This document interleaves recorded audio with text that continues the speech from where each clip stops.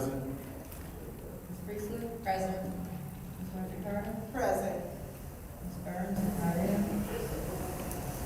Ms. Shell? Present. Mr. Piper is not in. You have 5 members present? There are 5 members present. Are there any changes or additions to the agenda? Yeah, Madam Chair. Yes, Mr. Mays. Yeah, I want to talk about the metal detector and what's going on with that. And I either want it before public speaking or after council response. Okay. There's a motion on, would you like to make a motion, because I will not order it there, I will order it at the end, but I won't order it at the beginning.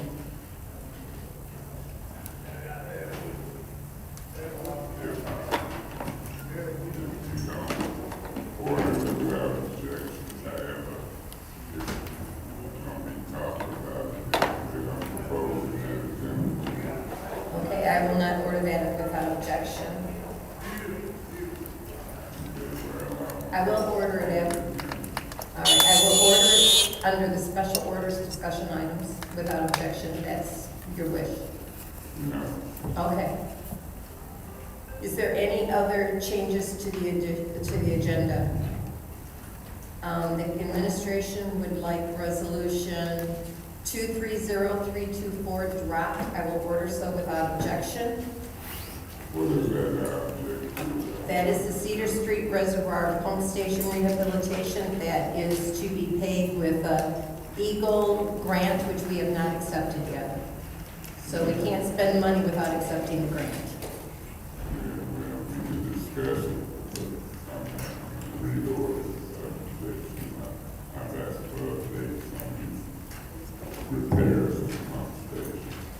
Okay, so that will not be dropped without objection. I also have an add-on that I'm making. Add-on number 1 is passed out by the clerk of resolution. I was going to add that. Electric or technical service change to city council change renovation. I was going to add that on without objection. So we can add, we'll add that without objection. The add-on resolution. That's add-on resolution number 1.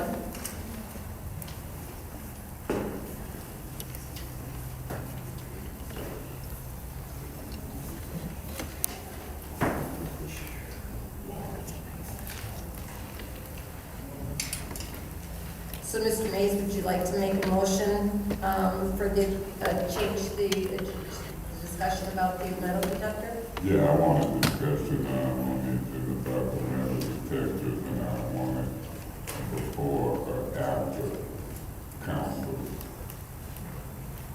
Well, before public speaking and after council response. So, Okay, there's a motion on the floor to have a discussion item regarding the metal detectors either before public speaking or after council response. Support. It's been moved and properly seconded to have a discussion item. I've got to get my notes there. Let me write this down, please.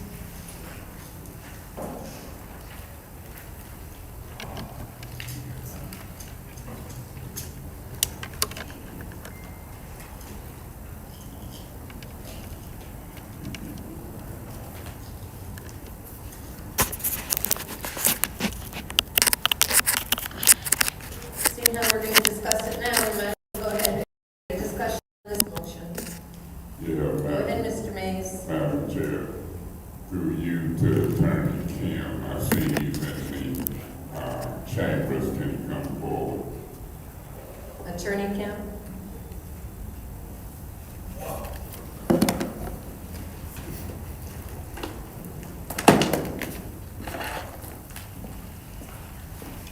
Attorney Kim, was you involved in the discussions on this metal detector outside the council chambers? What discussions? Any discussion, if a metal detector out there, you are the chief legal officer, did the mayor, anybody have discussion with you and your office about it? I've had discussions with many people about the metal detector. Beg your pardon? I've had discussions with many people about the metal detector. I'm talking about this one. I'm not talking about many metal detectors, I'm talking about this one. Yes, I've had discussions with many people about the metal detector. Okay, but that wasn't my question. I'm asking you about this one. I repeat what I said, I've had discussions with many Who people. did you have discussions with about this one? On That this council or in the administration? is essentially asking me to disclose privileged information. So I don't want Okay, to I'm answer. gonna ask you to disclose it under a subpoena and an investigative hearing since you wanna come up here and play patty cake. I'm not gonna play patty cake with you or the police department. So you talking real smart right now. I'm gonna see what I can get done. Through you, Madam Chair, to Ms. Burns, you had something. Yes, I did speak with Attorney Kim regarding the metal detector and the legality of it being placed. Can we enforce it, not enforce it? So I did have a conversation. It issued a legal opinion because I received numerous calls about the metal detector. Did he issue a legal opinion to you?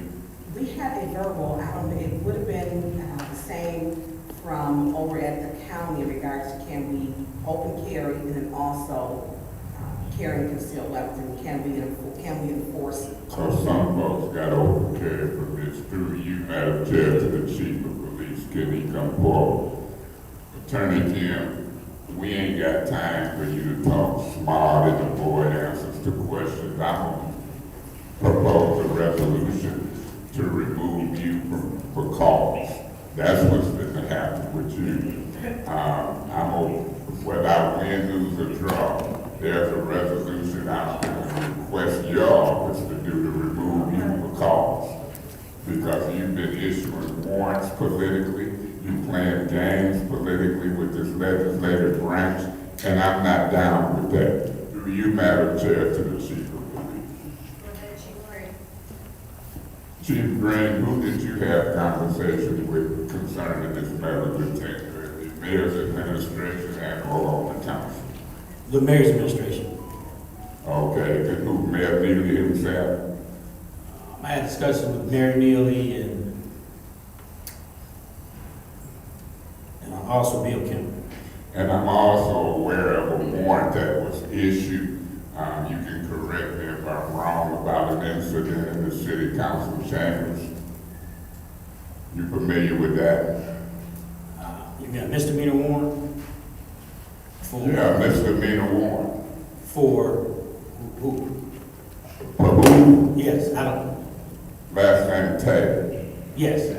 Okay, and that warrant was issued by the city attorney's office, this city attorney. That's my understanding, yes. That's my understanding how it works too. I'm concerned.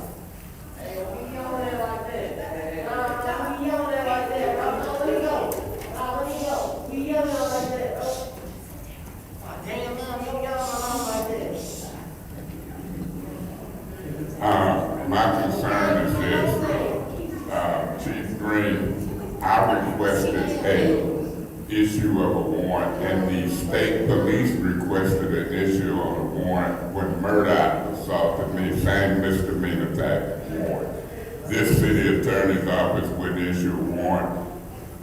Do you remember those incidents? Any part of it? Part of it, yes. Okay, I do remember it well because I went to early hospital. This politics between the police department and the city attorney's office and the mayor's office in this council chambers, I'm not gonna have it. Now, I've just told the city attorney I'm going to present a resolution to try to remove him for cause. You would be next on my list. If I find out that the mayor, the chief of police, and the city attorney is playing politics with this legislative branch, win, lose, or draw, we'll all make headlines. Because this administration, you remember the incident when 5 or 6 police came to the dome and wanted to put folks out? Ed Taylor was involved. You remember that? I remember the incident. I remember it very well. Time-wise.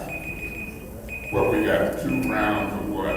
2 rounds of 5 minutes. Okay. I'll be back with you. Is there any other discussion? Madam Chair. Go ahead, Ms. Burns. Chief Green, before, I don't want you to have to walk all the way back. Good evening. I do want to touch on the fact with the metal detectors in regards to, I know we are having, were you asked about the best location to have the metal detectors? I wasn't, no. Okay. So if you were to advise within, because you are our chief of police, ideally, Booth would have been the best place for you to talk about the safety of the residents. Well, the point of access, the major point of access would be this front door or the lobby downstairs. But I there's agree. different points of access downstairs. And I agree, and for me, it's not that we have a metal detector, it is the point of access, which we should be making sure, for me, all residents are safe. Every resident comes through the front door. Your office has been doing a great job, the police. They've done a great job making sure keeping people safe. So we take one incident, and that's not, it was 2 incidents. We have the first person, which was Jasmine Stanley. You were here, no, you weren't here in council chambers that night when she was hit by someone. And then we had one, which was a photo, which was taken with the cell phone, where someone, she did not lose contact. She, according, and there were witnesses. There is a witness who actually saw it. And I don't think she knows this, and this is really, I feel publicly going to make it difficult for your department. This person stated, which is why we have this metal detector, that Officer Metcalf was at the back, the person got up to go to the bathroom, this other person was taking pictures, the pictures were being taken, of this person in this person's face, they asked this person to stop. That person didn't stop, they went to grab the phone. And that person hollered, we were up here during session and you could hear it. And that person stated that she did speak at the podium, but that person was not hit. I don't even think she knows there were 2 witnesses independent, and I know you don't know. You don't know that yet. But my concern is if we're using your police department, which I haven't counted how many calls today. I know you have a better use of your officers than the cell phone pics. You just do. When we look at everything that is happening, you know, in here, people take pictures and cameras in here every single day. We have them over here. Paul got about 1,700,000 on his setup over there.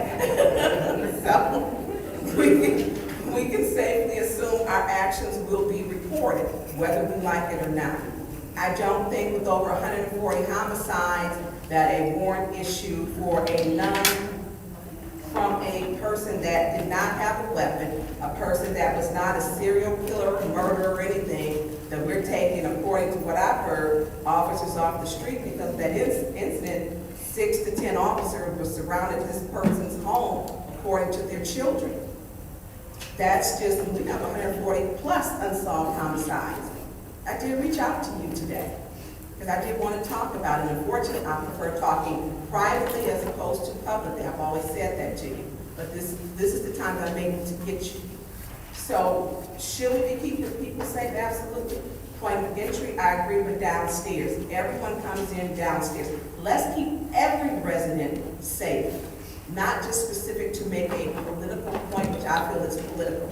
These council chambers are not dangerous, like people say. They're just not. But it is the assumption and the look of it that it is dangerous to have a metal detector. I carry a gun. I'm licensed to carry. You know that, and all the other officers do. It's no secret. And when we take away people's rights, I have a problem with that. Because it's my right and others' rights. I did speak to Attorney Kim and asked him, is it something we can't afford?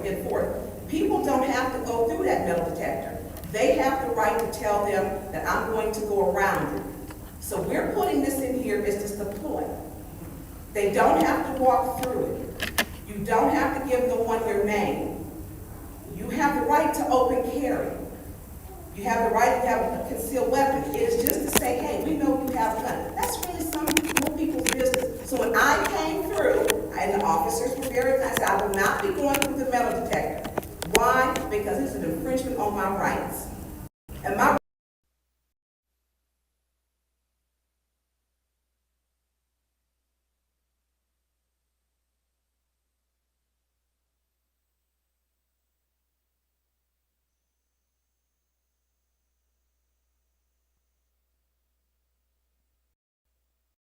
Thank you. Any other discussion? Any other discussion in the first round? Discussion in the second round? Madam Mr. Chair. Mays? Yeah, Madam Chair.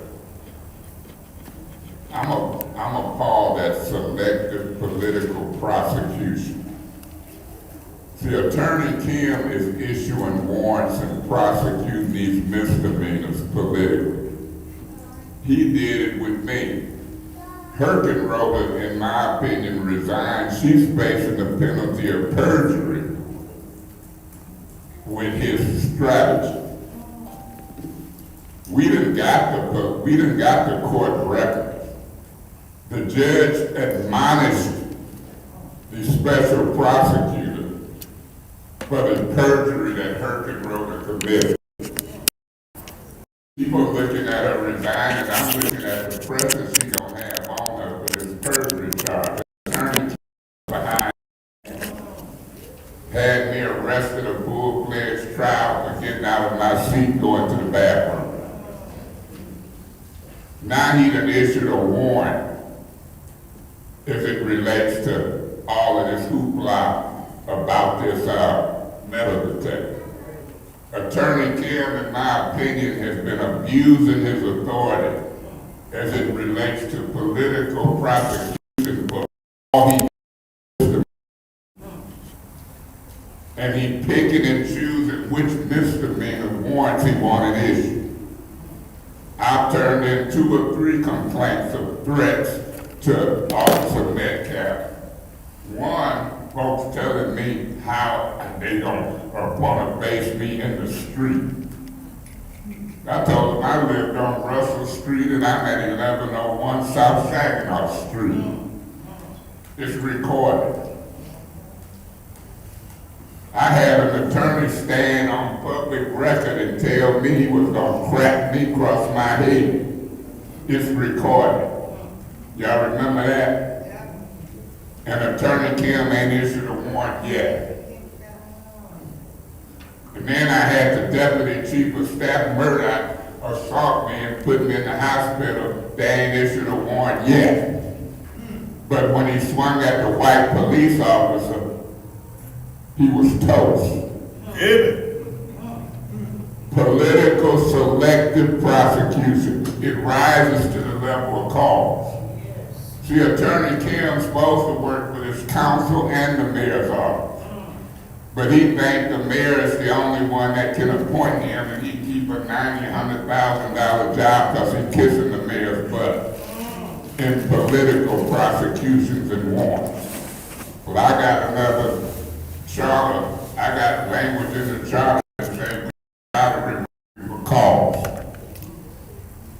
And I'm going to show try. And then next on my list is going to be the police chief if in fact somebody don't get a handle on this prosecutions and selective prosecution and selective enforcement. You can be back there laughing and chit-chatting if you want to, Attorney Kim, but I ain't studying. I ain't studying. And Liddell Lewis been missing in action for 2-3 meetings. She had something to do with causing some of this mess. Yeah. Had something to do with causing it and then running over to the preachers at the NAACP and folks of that nature, like Clarence Thomas running to the NAACP all of a sudden. Well, I called a meeting with the concerned pastors in Liddell Lewis. She ain't showed up yet. And Neely and Chris Martin is in the middle of it. Oh my God. Yeah, I'm gonna name names. politics and politics. And then I gotta look at them on the news with a baseball cap on talking about public safety. Get some police over there, metal detectors on Pearson Road, Flint, DuPont. Don't play politics with this legislative body. This legislative body is one short of taking back control of this city. And I think we're gonna straighten that out when we get rid of evil wording. Recall petitions is about sign. And I'm gonna name folks. When I bring these resolutions to remove these political prosecutions for cause, I don't care what some folks do, I'm gonna name them. We gonna get the 5 votes we need this month or 6 months from now. And the target is on you, Attorney Kim. Thank you, Mr. Mays. That is your time. Is there any other discussion? I'll take them one by Madam Chair. one. Go ahead, Ms. Attorney Burns. Kim. Before I get to this part, and I know that because the staff does walk up from the back. Here's one of my concerns, where it states, governing law states that open carry of a firearm is permissible in Michigan subject to certain exceptions detailed MCL 750.234D, specifically 750.234D, regarding possession of a firearm on certain premises prohibited applicability, violation, or misdemeanor penalty, except provided in subsection 2. A person shall not possess a firearm on the premise of the following: a depository or financial institution, a church or other house of religious worship, a court, a theater, a sports arena, a daycare center, a hospital. An established license under the Michigan Liquor Control Act, number 8 of the Public Act of Access of the Michigan Control Laws. So when you, and this is from a law firm, so can you tell me was there a legal opinion given before they put it up at council chambers? My office has not released a formal legal opinion on the metal detector or on possession of firearms.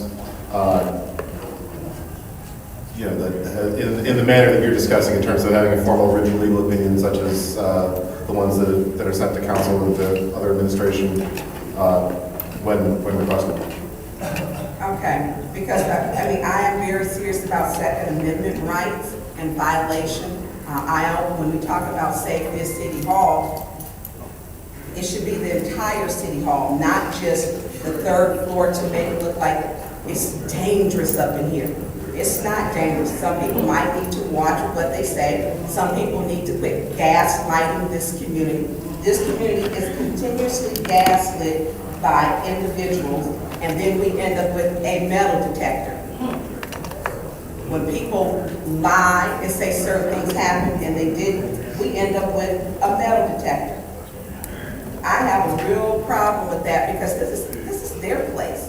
And if we don't want to serve and we're that scared, then resign. That's just personally how I feel. Well, thank you, lady. You know, we have got some serious problems where now it looks like, and I know Chief Green back there, the police department of Gestapo. It's not a good look. You have people who saying that the city attorney is using his power, which would be you, because everything falls underneath you, that you're using your power to go after other people. Since when do we issue warrants for someone taking a picture of somebody? And then someone saying, don't do that. And them going back and forth. We have 140 homicides. Over 140. And we are picking and choosing this. Not many, I'm going to say this. This has upset me on so many levels. When we have, I know Councilman Pfeiffer has gotten death threats. I don't even know how serious that has been taken. When someone is literally calling his home and threatening his family, and his children's infant pictures were put up. I have so many problems with all this and this, you know, I'm scared to come in. Stop creating mess and stop gaslighting this community. Stop it. But when they use your office, if you take an oath like we do, then it comes into question. Having someone's home surrounded by Flint police, if we had 10 police at this person's house, do we have 10 police on the streets? We need to have them police every day as they're shooting over at Regencies or now Midway. We have shootings in areas where we have these problems. We take 10 officers, 10, and this is where we decide to get one person. This person is so dangerous that we're going to send 10 people and get a warrant. Bypass Layton's office. The Genesee prosecutor did not sign this. The prosecutor did not sign it. It was your office. You didn't follow your normal process, which is to send it over to Prosecutor Layton and let him review it and decide it. That is actually not the process, ma'am. Oh, it's generally it is. It would depend on the charges that are That sought. almost Danielle Green. Thank you. Any other discussion? Any other discussion? Okay, go ahead, Mr. Murphy. Thank you. So I'll be voting no to move forward on discussing this matter because we're discussing it now. I appreciate the metal detectors being installed for whatever reason, whether it's for weapons or anything else. I also appreciate the officers being here. I do believe we work in a hostile work environment, whether it's on council or members of the audience not agreeing with some of our votes, which they have a right to, because that's what democracy looks like. So I embrace that. But on the other hand, as a council person who's been here going on 2 years, it concerns me the environment that we are working in, dealing with some of the emails, and then to listen to some of my colleagues. I just heard my colleague Pfeiffer last week, I think it was last week, when he talked about some of the threats that he, and some of my other colleagues who have received threats and emails. It's very concerning to me. That's why I'm kind of hesitant to get close to some people, because I don't know if you one of them that's call yourself, you know, I done recently got some calls, they gonna meet me here or whatever, so I don't know. So you just have to be prepared at all times. And not that we want to have to go there, but we might have to go there one day, because somebody might try one of us. And I don't know about my colleagues, but I'm gonna protect myself by all means necessary when it comes down to if someone tried to approach me in an inappropriate way that may come across where I feel like I need to protect myself. So I appreciate the metal detector. Whoever decided, whether it was the mayor or some city council working behind closed doors with the attorney or whoever y'all decided, I appreciate the fact that you guys put the metal detector back there. I appreciate the fact that you guys come to city council to diffuse. I know it's a gray area, and it's when it comes down to do people have a right to come in and bring in guns and weapons and all that different kind of stuff. So I won't get into that, but I appreciate the effort that you guys are doing to make it more safer. This is a nice meeting. You did a beautiful job in the building department, remodeling the council chamber. So while we in this nice chamber, I also want us to feel safe. And if some of my colleagues feel like they don't want to come to city council meeting because they've been getting threats and people saying that they gonna do something if they see them, I mean, we don't know because we're not that individual or whatever. But in this political world, on a national level, you see what happened in Washington, D.C. on January the 6th when they tried to overturn the election when Trump didn't win.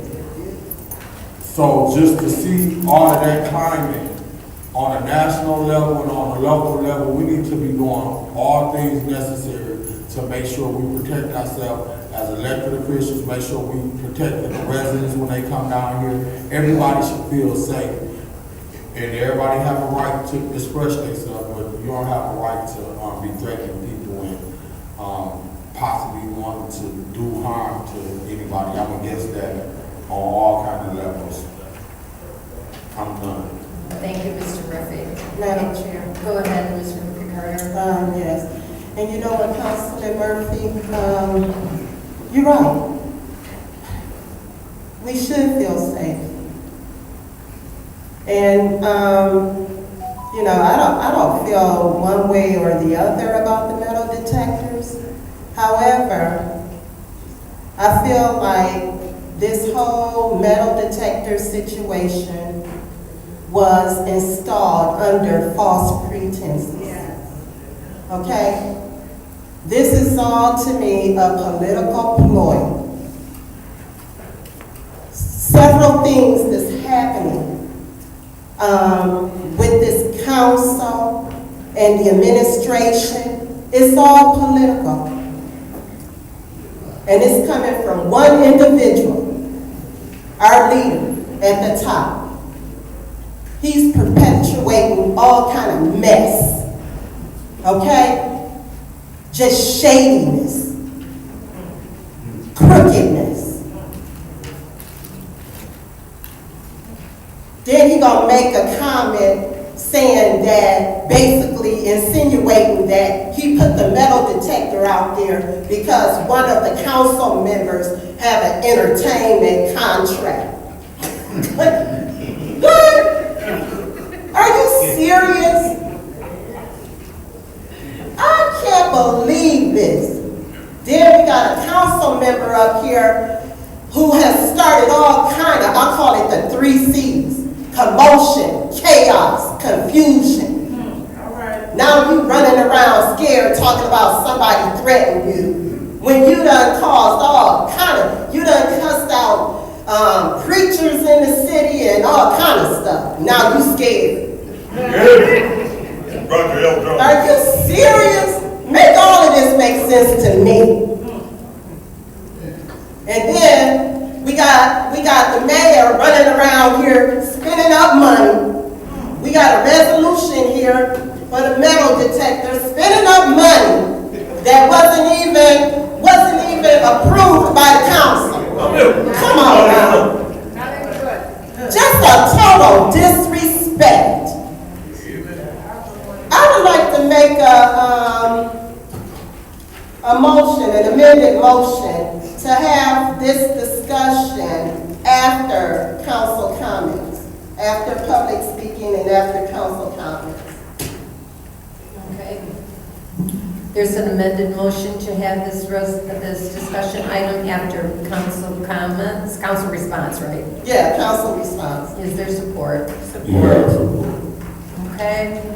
There's a motion on the floor. Amended motion, and I believe that is one round. Let me double check.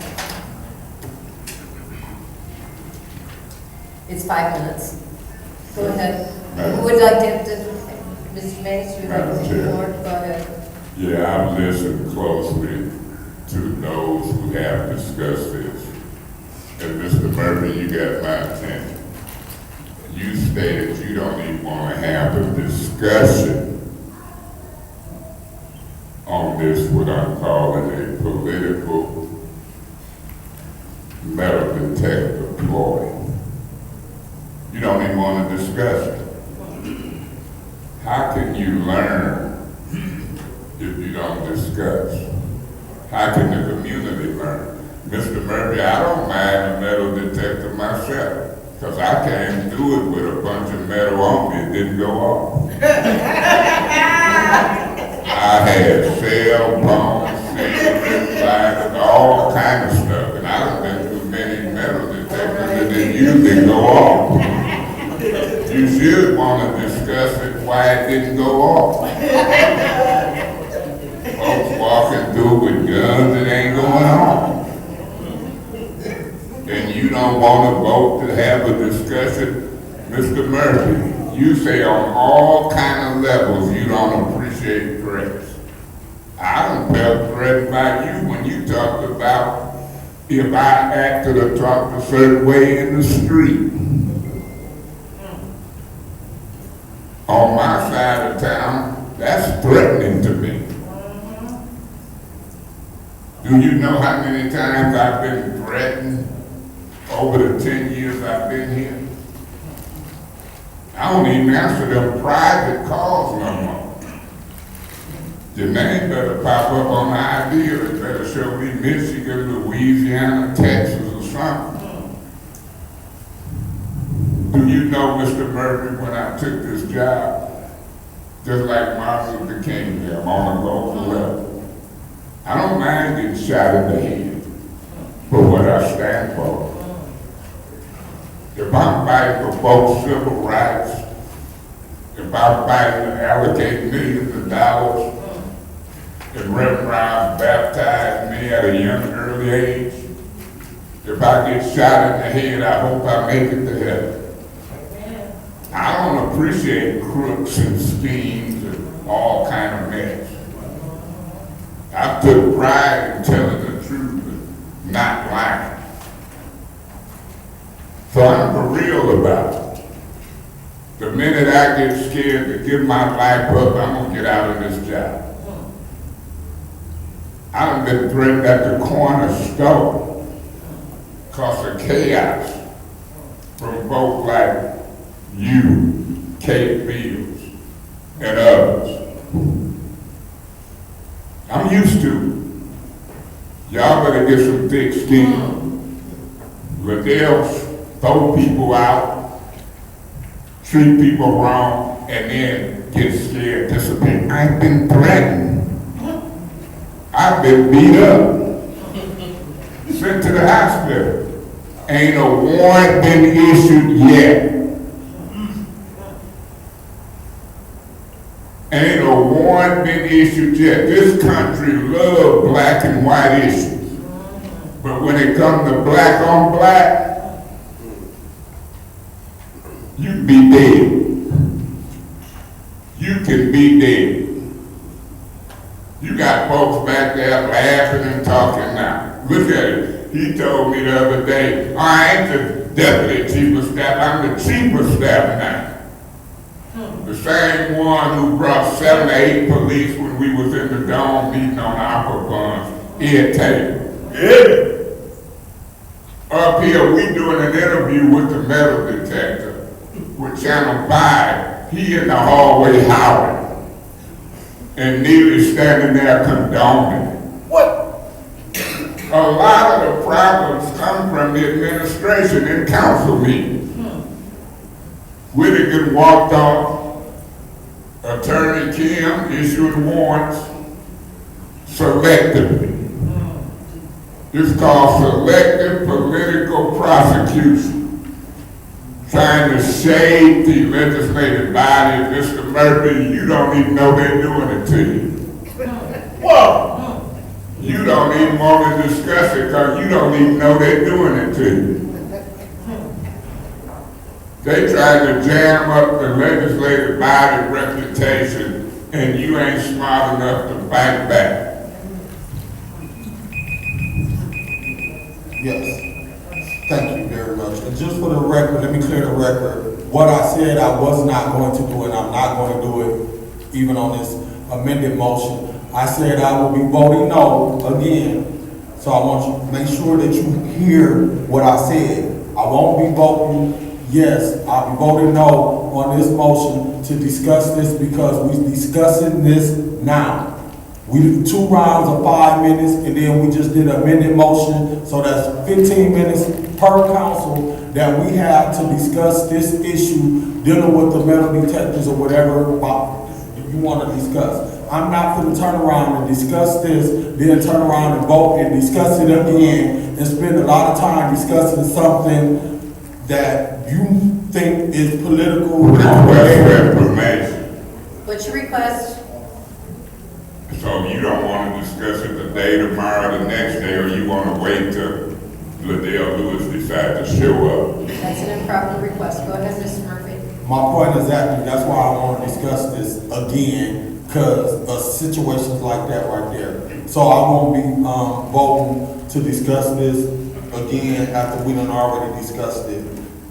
If y'all want to, 5 of y'all want to vote to discuss it again, yeah, that's on y'all, I'm not. And I don't need 5 minutes to say what I just said. Thank you. Any other discussion? Madam Chair. Go ahead, Ms. Burns. I'm gonna say, and I'm gonna be very clear with it, because when we were up here, Mayor Neely, and it's really hard to not, when they want you to stay above the fray and to keep it nice when someone else is going nasty to you. It's hard for you to stay, as I promised to Ray King, to stay classy when someone else is classless. It's difficult. So we were up here, Mary, and it's on video. He makes the remark and brings my children into it in regards to the metal detector. My kids have no place in this. None at all. He tells me to raise my kids. My kids have mortgages, 2 of them. And the youngest one is going to college. He has a 4.0 GPA. He's on his way to college. How dare him bring up my kids? He's a low person to do that. And it's on video. And I didn't go off like that. But the community needs to know who it is, because gaslighting is what he does. He can't control us on the 1st floor. He ain't got no business on the 3rd floor. He got problems keeping personnel. We got 6 or 7 CFOs underneath his leadership. We have no DPW. No one wants to job, no one wants to work for him. He's had over 30 key positions with people who quit. What? Not because they don't want to stay. It is because he gaslights this community. So what is gaslighting? Gaslighting, there are 4 types. It can be divided into 4 different types. Outright lying. That's Mayor Neely. Manipulation of reality. He's trying to get everybody to fool. It's so dangerous in here. We got to have a metal detector. It is political optics, scapegoating, and coercion. Some people don't even know what's happening to them. You don't even know. And then what he's good at is very cunning, is turn around and twist the words to make you feel like you would cry. He told that to me, he wanted to get rid of our city clerk. We had the right to do it. Why is he peddling this at a community meeting? He said that Clyde Edwards didn't fire or terminate the CFO. When Clyde Edwards stated she was terminated, he said no, she went to another job. That's outright lying. So when gaslighting is a form of psychological manipulation in which the abuser attempts to sow self-doubt and confusion in their victim's mind. Typically, gaslighters are seeking to gain power and control over the other person by distorting reality. Our reality is distorted. Like, this is so dangerous that we have to have a metal detector. Put it at the front door. That's where it should go. I'm not against the metal detector, but put it at the front door. By distorting reality and forcing them to question their own judgment and intuition. So when you begin to question your own judgment and intuition, when they cut off the news, the only news you got is coming from a person that's a gaslighter. A person who was using our police department and resources as their own personal Gestapo. This is wrong. And when you sit in silence and don't say something, it's going to continue to escalate and change and evolve. He sent to someone's house for a cell phone. If I come take somebody's picture, they take mine, and they just grab, I'm not going to be in anybody's face with a camera. I'm not going to be in their face taking pictures, and they ask me to not take pictures. Personal space is appreciated. If you don't want that to happen, stay out people's face. You weren't hit. And there's 2 witnesses that I just had to tell Chief Green here. Mayor Neely mentioned my kids. I have zero self-respect. And I didn't have baby daddies. I have fathers who have some words to say to him. And that I'm not letting up. It's on video. You don't bring up people's kids. You do not bring up kids. And he has no problem. So this is what our mayor is doing from the leadership top down.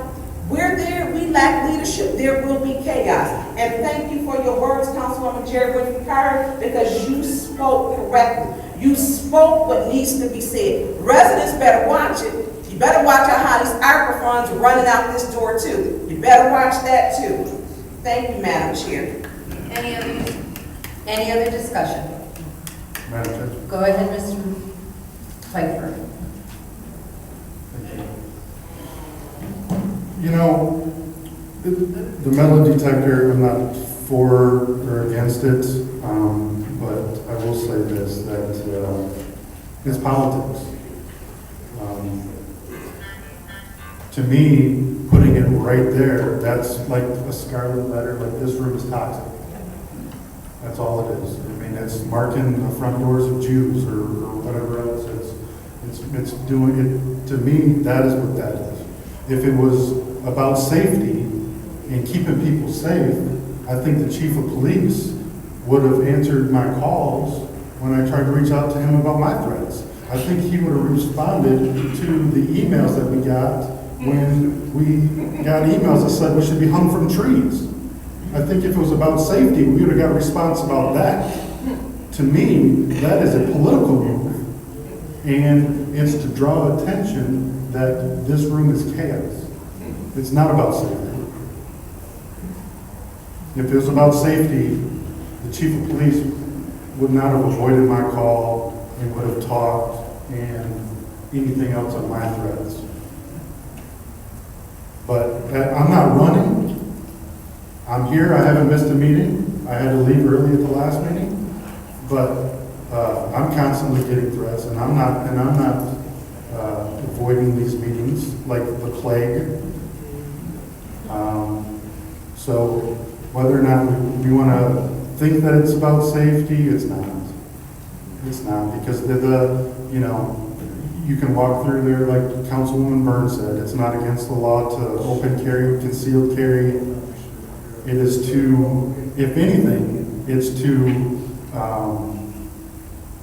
what do they call it, stop and frisk, or to point people out. That's all it is. Profile. Thank you.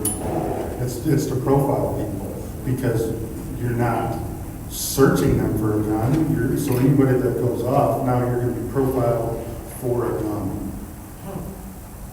I don't understand it. I'm carrying a gun right now.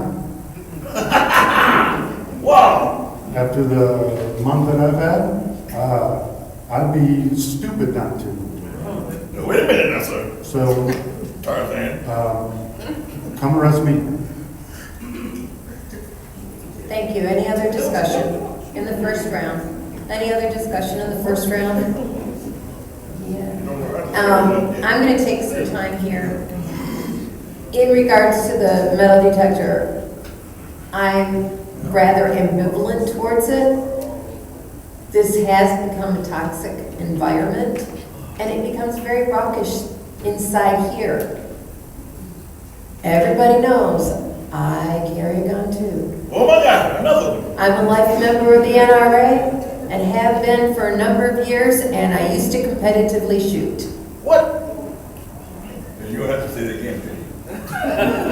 I'm also a member of the Gun Owners of America. So I'm just going to lay it all out there. My concern about this metal detector is that if you are able to carry legally, there's nothing anybody can do to stop you. So it is kind of profiling, Mr. Pfeiffer, because people who come in, and if we're stopped and asked to see our license if we're carrying concealed, or if you're carrying open, as long as it doesn't get concealed unless you have a concealed weapon license, what are you going to do? What is really your profiling? And so I have an issue with that. But because of the toxicity that exists here and on this council and towards a council member, because I suspect that almost every one of us have gotten death threats. There are some people I don't know for sure, but I know at least 7 of us have. So, and that's ridiculous because we're just trying to serve our city. That's all we're trying to do. If you don't like the way I vote, don't vote for me the next time if I represent you. That's fine. But we're just trying to serve our city. As I said, I don't know how I feel about the metal detectors because I don't know how enforceable the whole thing is. So, any other discussion in the second round? Madam Chair. Mr. Mays. Madam Chair, the point of this whole discussion is because of the council rules.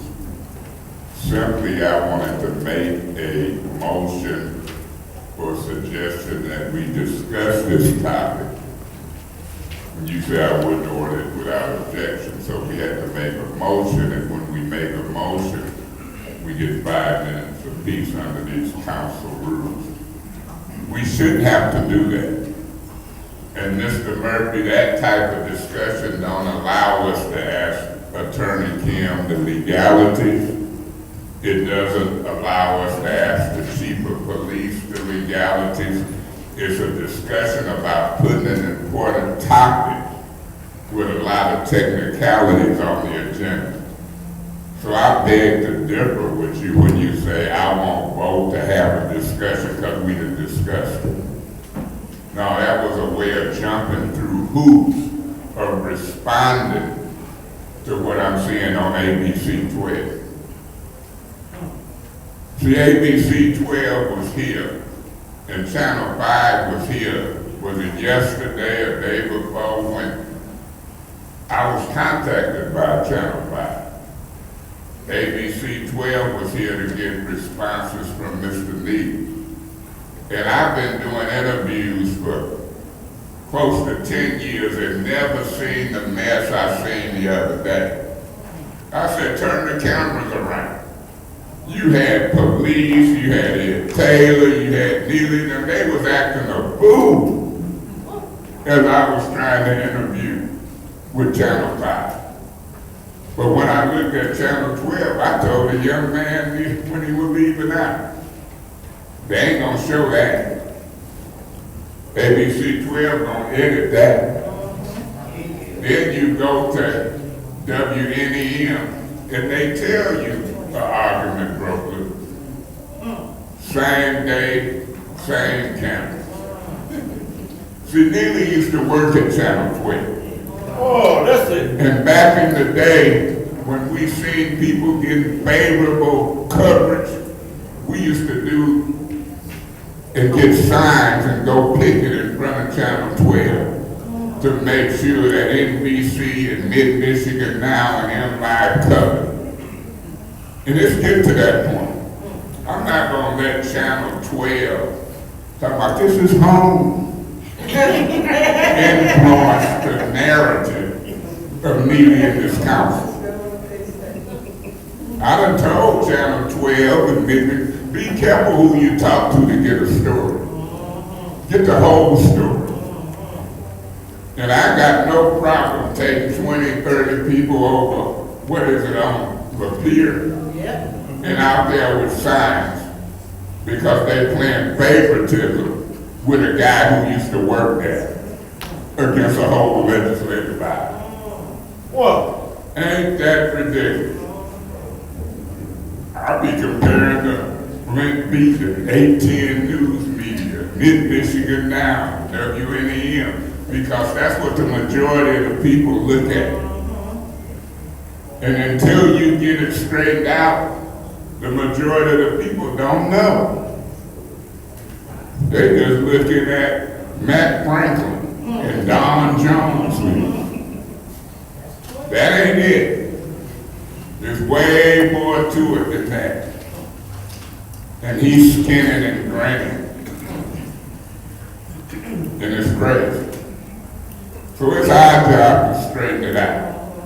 And we shouldn't have to do that alone. And Mr. Murphy, we shouldn't have to discuss these important topics in a maneuver for an agenda change. We should be able to put it on the agenda, and the council should support us. If we have to subpoena the city attorney and put him under oath and swear him to tell the truth, the chief of police, we need to let the community hear these laws in the debate. And I don't care what ward you're in. When you vote not to put these important topics on the agenda and let a mayor stand on Channel 12 and not tell the whole story, I'm thinking, what y'all doing? You thinking you're gonna hop from council person to chief of staff? You think you're gonna hop from council person to Department of Public Works? Right now, you're a council person. Stand up for yourself and stand up for what's right. Thank you. Any other discussions? Yes. Go ahead, Mr. Thank you. Murphy. Once again, I won't be supporting, this discussion because we are discussing it now, and we don't need to add it on the agenda to discuss it again after we've been already spent this much time discussing it now, and we ain't even got really into the agenda that's in the, resolution. But, this is an add-on. We still don't add on. We have not even gotten to the agenda, so no, I won't be, supporting discussing this again. Thank you. Thank you. Any other discussion? Any other discussion in the second round? Any other discussion? Seeing none, roll call vote to change this motion to have it after council response. Point of order. Go ahead. Can you state the full response or the full question? Sure. The initial, would you like the initial Yes. motion was to have a discussion item for metal detectors either before public speaking or after public response. Ms. Winfrey Carter amended that motion to have it after council response. So this is to have that discussion, but potential discussion after council response. Mr. Mays. Yes. Ms. Lewis is not in. Mr. Murphy? No. Ms. Priestley? No. Ms. Winfrey Carter? Yes. Ms. Burns? Yes. Ms. Shad? No. Mr. Pfeiffer? Yes. Ms. Worthing is not in. The vote is 4 yes, 3 no. The vote is 4 yes, 3 no. That motion fails. We're now back to the amended motion. We were in our second round of discussion. The only people who have not spoken are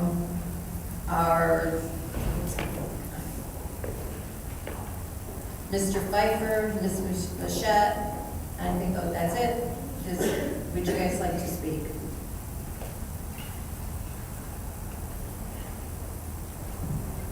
Sorry, can you state this motion? This motion is to have the discussion item either before public speaking or after public response. See no movement, this is the vote for the original motion. Madam Clerk. Ms. Lewis is not in. Mr. Murphy? No. Ms. Priestley? No. Ms. Murphy Carter? Yes. Ms. Burns? Yes. Ms. Shad? No. Mr. Pfeiffer? Yes. Ms. Worthing is not in. Mr. Mays? Yes.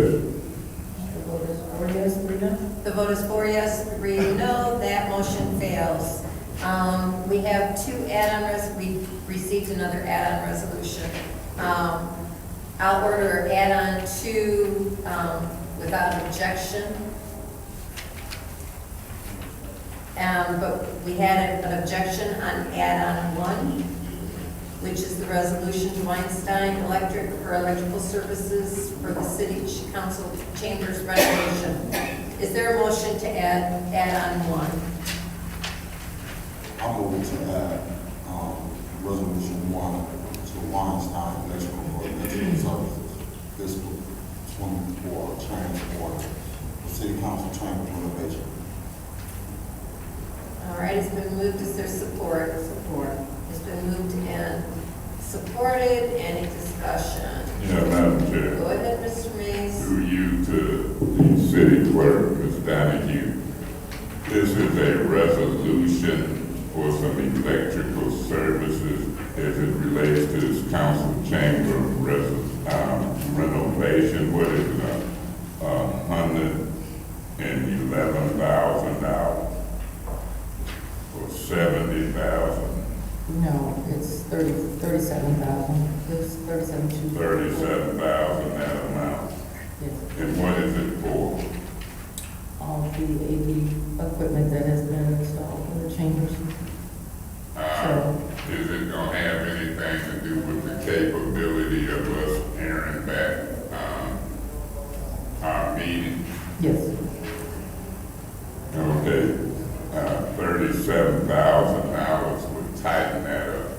Yes, that'll pay for everything that's been done so far in the chamber. You know, I'm gonna emphasize and say real loud that, you know, in my opinion, Gina, when they put me out wrongfully, they voted to fix up the council chambers.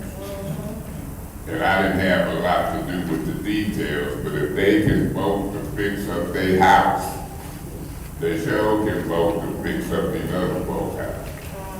Yeah. I had a person call me today. He was the group that bought 190 houses for foreclosure. Through you, and I can wait till later, but you know, that's not germane. Yes, it is when you talk about spending ARPA money. Yeah. Fix up this house or other house. Mr. Mays, this resolution is to add it to the agenda. Please I stay know what on it topic. is. I know what it is, but if you don't discuss it now, you might not never get a chance the way you Murphy and Machette vote. I know what it is. I know what the other one was, but I just didn't know how you, Machette, and Murphy was gonna vote. Oh, yeah. So believe me, I'm 10 years deep in this business, and I know. I'll wait till Murphy quit talking to you. Go ahead, because I don't think you can get two people at the same time. Madam Clerk, the time has stopped.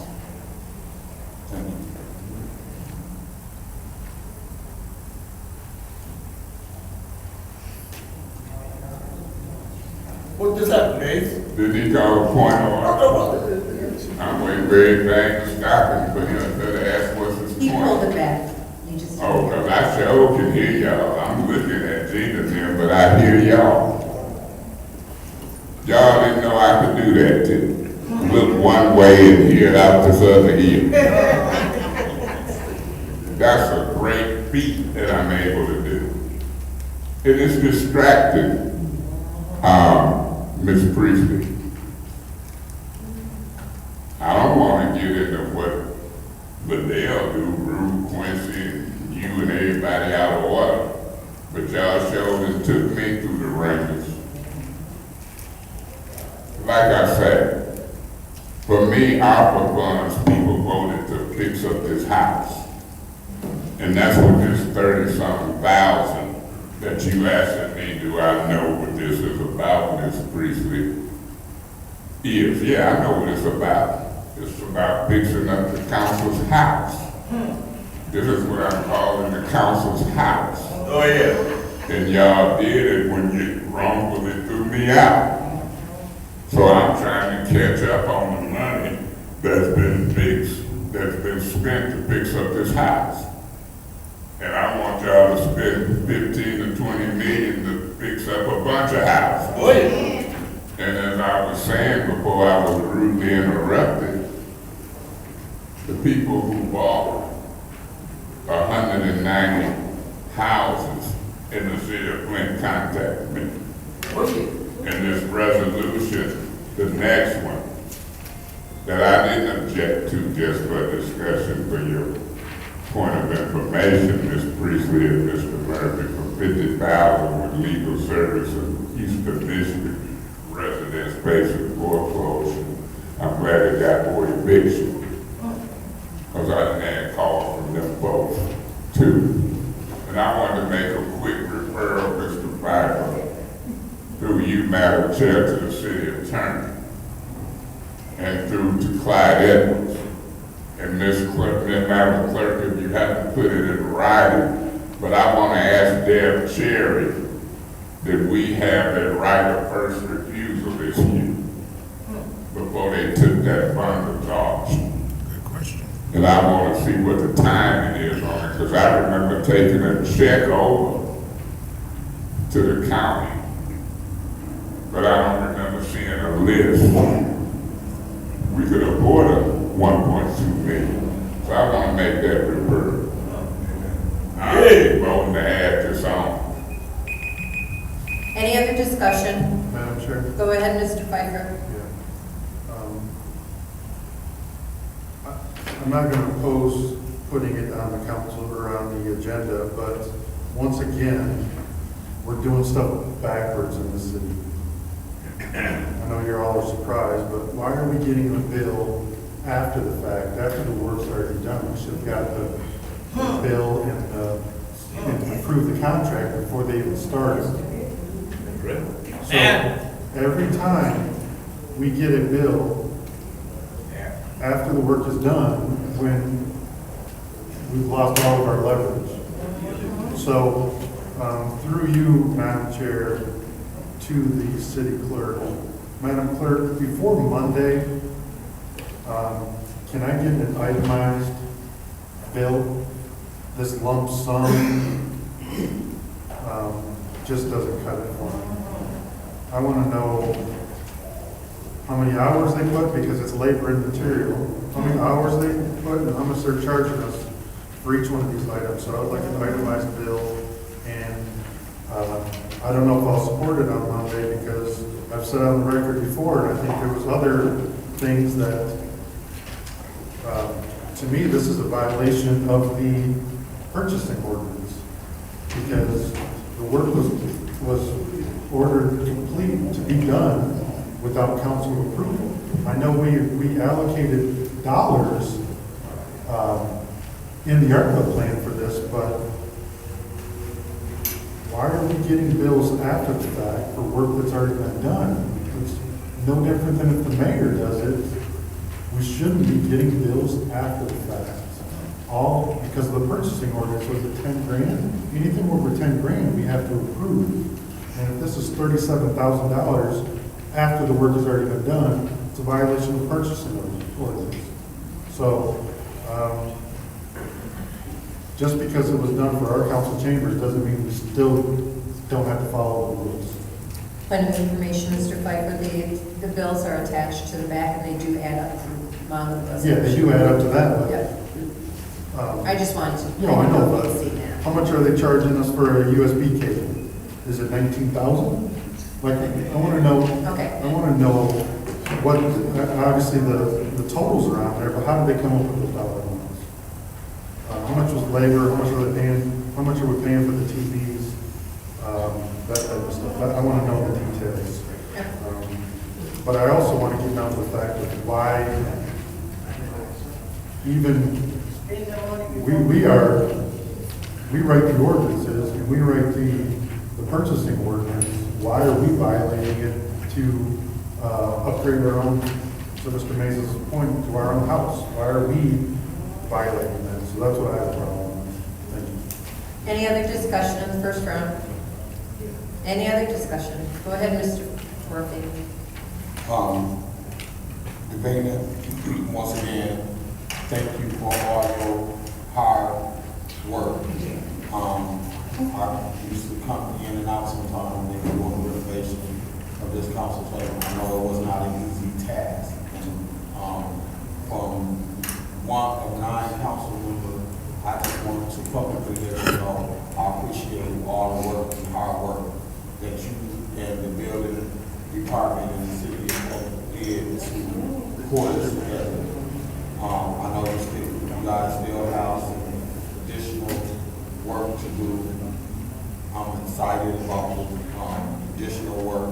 I look forward to you being able to finish putting all the pictures up and the murals on the wall and all the other work and things. And I look forward to the final grand opening that you're going to do when the council chamber once again is done. So I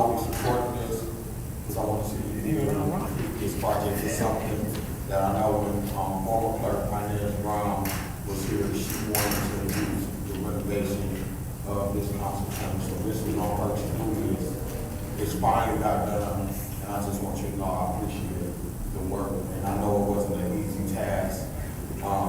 So I'll be supporting this resolution for you to finish doing what you started. Thank you. Any other discussion? Any other discussion? In the first round, Mr. Mays. Any other discussion? I'll take a few minutes to my time. And Mr. Pfeiffer, I believe when the emergency manager came in, and this has not been overturned by council, is that they changed the amount of money in the purchasing order to $75,000 before it came to council. It has not been, that's an order that needs to be changed. We had discussed it when we first came on council, but that's $75,000 is still in effect.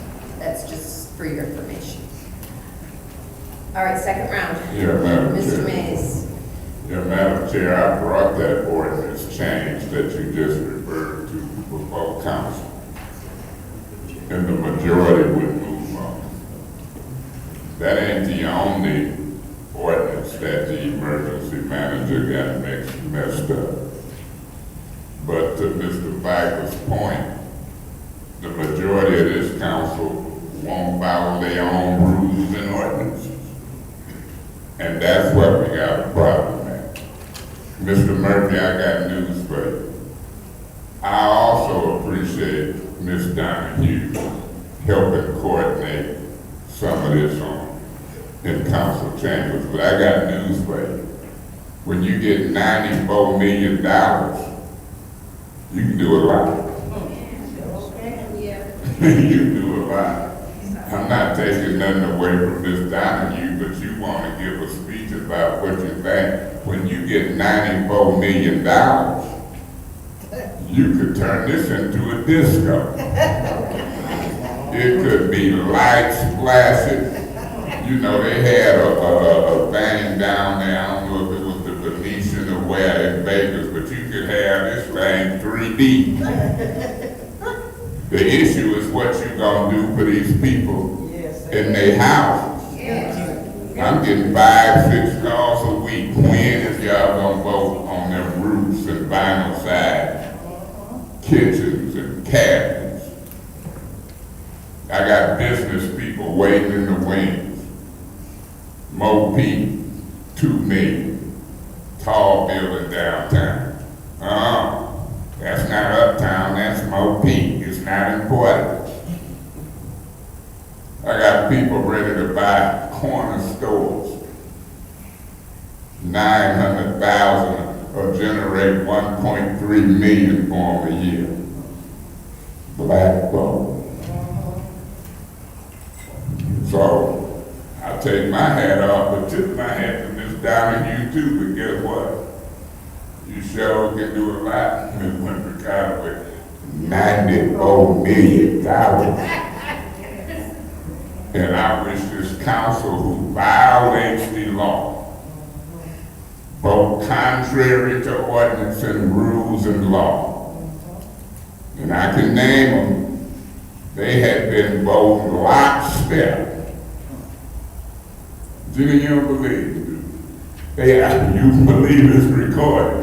They would be both lockstep. But before Herkin wrote a letter, she was both with it. Now the Shack both right with it. Quincy, Liddell, Shack, Herkin wrote the word. Reason. Both lockstep. Mr. Viper, you learned something. Because Liddell will trick you. She done tricked me. She done caused confusion with you. I mean, I take responsibility for some of what I say and do. But guess what? You better be careful who you roll with. Because they'll stab you in the back, the side, the neck. You have water dripping out of you like Jesus. This is a dirty group. Don't and the law. Don't run with it. Try your best. The best advice I got for council people with me and after I'm gone. Try your best to vote right. Amen. Try your best to independently read and vote. Yes. Don't get in no clique. And whoever the mayor is, don't get excited if he call you down there, because all of them ain't right. They're tricky, but they all good. People will chase money, lawnmowers. If they don't do nothing, I'm gonna give them a Cadillac. Watch yourself, boy, watch yourself. So I'm gonna have fun with it. I'm gonna talk about it, and I ain't gonna bite my tongue. I'm gonna point out who's who, what's what, and we gonna get 5 or 6 votes. Y'all work on them words and recall. Thank you, Mr. Mays. Madam Chair. Go ahead. Just real quick, I didn't want to do a point of information, but we also, to your $75,000 point, we also passed a resolution that every cent, no matter what of ARPA, needs to come to us before it's spent. Right. So, I'm aware of it. multiple things that we need to improve on. That's all I have. Any other discussion, second round? This is to add on. Any other discussion and, Yes, I do have a question. go ahead. In talking about renovations to the household chambers, the metal detector, what budget did that come out of? Madam Chair, through you to Clerk Donahue. Do you know, Clerk? It's my understanding that it's coming out of the maintenance budget, it's not coming out of council's budget. Okay.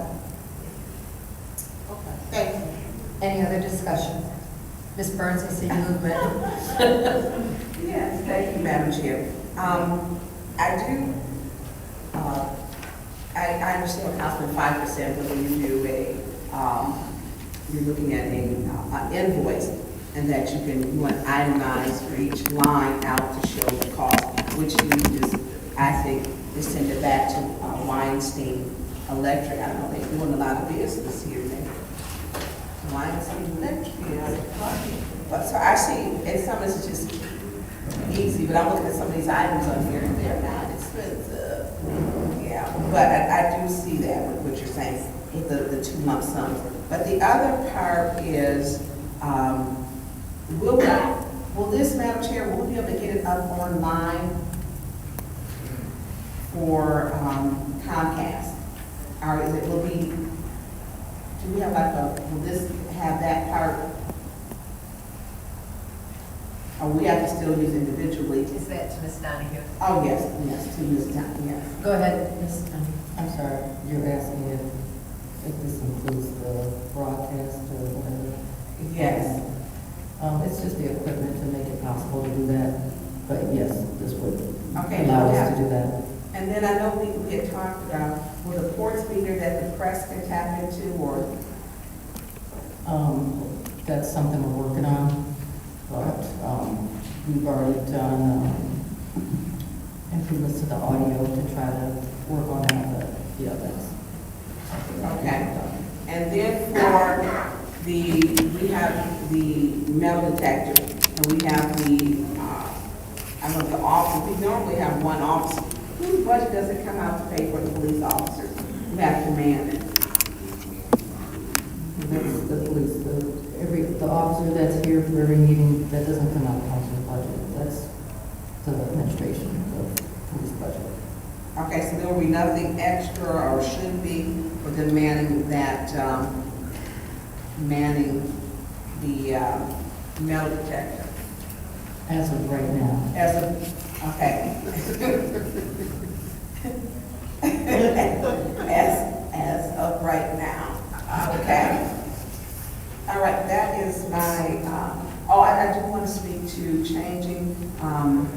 Madam Chair, when I think when I had a conversation over a year ago, changing that threshold, that 75,000, I know that our prior clerk had suggested before it was $3,000, that we need to lower that threshold because of emergency management.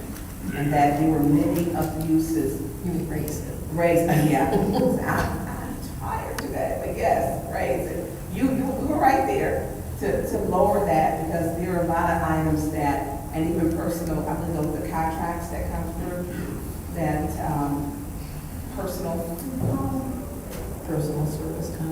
service contracts also can be funded without coming to council if it's underneath that $75,000 threshold. So that was one, I think we do need to look at that. Ms. Burns, in response to your comment, I had spoken with Mr. Whittigan in regards to that, and I think we might need to change it to 50,000 and not lower than that, because otherwise we could be very much inundated with resolutions, and we are stymied already in what we are getting done. And I know, we had that conversation, that was one of the concerns, which was, he felt it would be too many, but he's gone. And I think if maybe we do, when they do, maybe bundle them, so that we can see, because there's a lot of things that are gonna slip through that we don't know. Well, the check register was being put online. They're taking it, it's all coming out, isn't it? Don't know. Yeah, I know it was off, I know Mr. Moore is still new, so I have been very kind to not have him come and ask questions that he's got to fill himself out with. So I just want to say, we need to take a look at lowering that threshold again, because there was a resolution that was brought forward by Councilman Mays, and we do need to take a look at it. It was underneath the Ms. Burns, the check registers are still there. It's just further down on the page. It's about Okay. 2/3 of the way down. Okay, thank you. So having that lowered, I think is important. I think we need to look at that again so that we can have those, and I get we don't want to do like $1,500, or some people may not, but maybe bundle those in. But I think we need to watch, because we just got a metal detector at our doorstep and we had no notice of it. Thank you. Thank you. Is there any other discussion? Any other discussion? Go ahead, Mr. Murphy. I know, we do have a, budget, the emergency manager did the $75,000. But that $75,000 threshold was, here prior to Mayor Neely becoming in office. It wasn't a problem then when the, previous administration was, utilizing the $75,000 threshold. And I'm not saying whether it was or not, I'm just using that as an example. If it was a problem, it should have been a problem then, and it should have been brought up then, even by the public, or for those who've been on council for 10 years. Request for information. What's your request? There's only one sitting up here, been up here for 10 years. You can do like they said, the rap song, say my name. That's improper. Go ahead, Mr. Murphy. Thank you very much. I'll be willing to look at the $75,000 threshold, but I'm not looking at trying to lower it down to 25,000 or 3,000. Because what will happen is you will have a whole bunch of resolutions start to be added onto the agenda. So we move it down to 3,000. So that means every finance $3,000 or more will be on agenda. So you'll get 5 minutes per agenda, per resolution. So that's gonna add more time onto us already discussing. And I'm not fit to be in here but 5 o'clock in the morning discussing financial issues of $3,000 or more. So it won't. I do 50,000 or 65 or 60 or something like that, but I'm not going out to no $3,000 and have a whole bunch of agenda items on the resolution talking about finance, and then you get 5 minutes per two rounds, and no. discuss changing the 75,000, that's what y'all want to, but not to no 3,000. Any other discussion? Seeing none, this is the vote to add on resolution, add-on 1 to the agenda. No, this is add-on number 1. No, it was not. Add-on 2 was ordered without objection. Add-on number 1. Go ahead, roll call vote, please, Madam Clerk.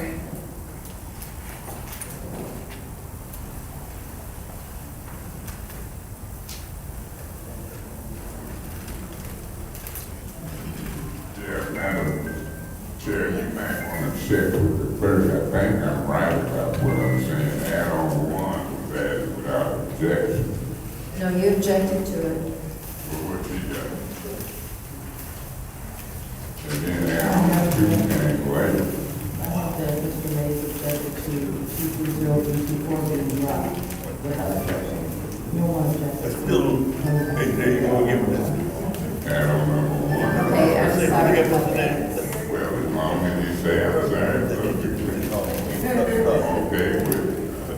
I'm old, but I can mess up as well. Okay, so add on, all right, so just for clarification, then, so we did have a motion on adding this on, so we have to vote on it, and add on 2 if there is no objection, correct? So what we vote on? We're voting on add-on number 1, because there is a motion on the floor for add-on 1. Like nerds.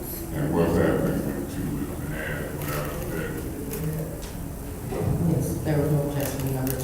The only objection was to drop the 230.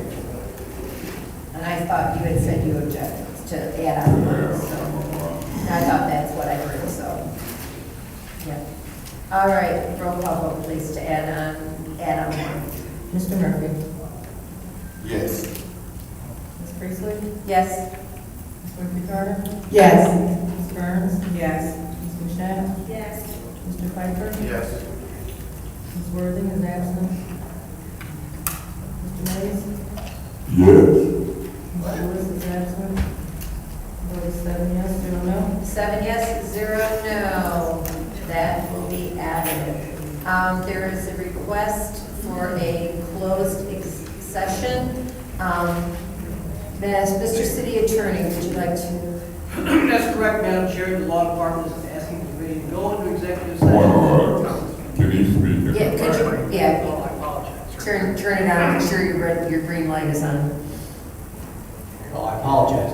Thank you, Madam Chair. Tom Sparrow, the law department is asking the committee to go into executive session for the purpose of discussing a settlement strategy in connection with 4 pending cases. You do need 6 votes to go into executive session. Is there a motion to go into executive session? Madam Chair, Yes. put a motion on the floor to go into executive session to discuss,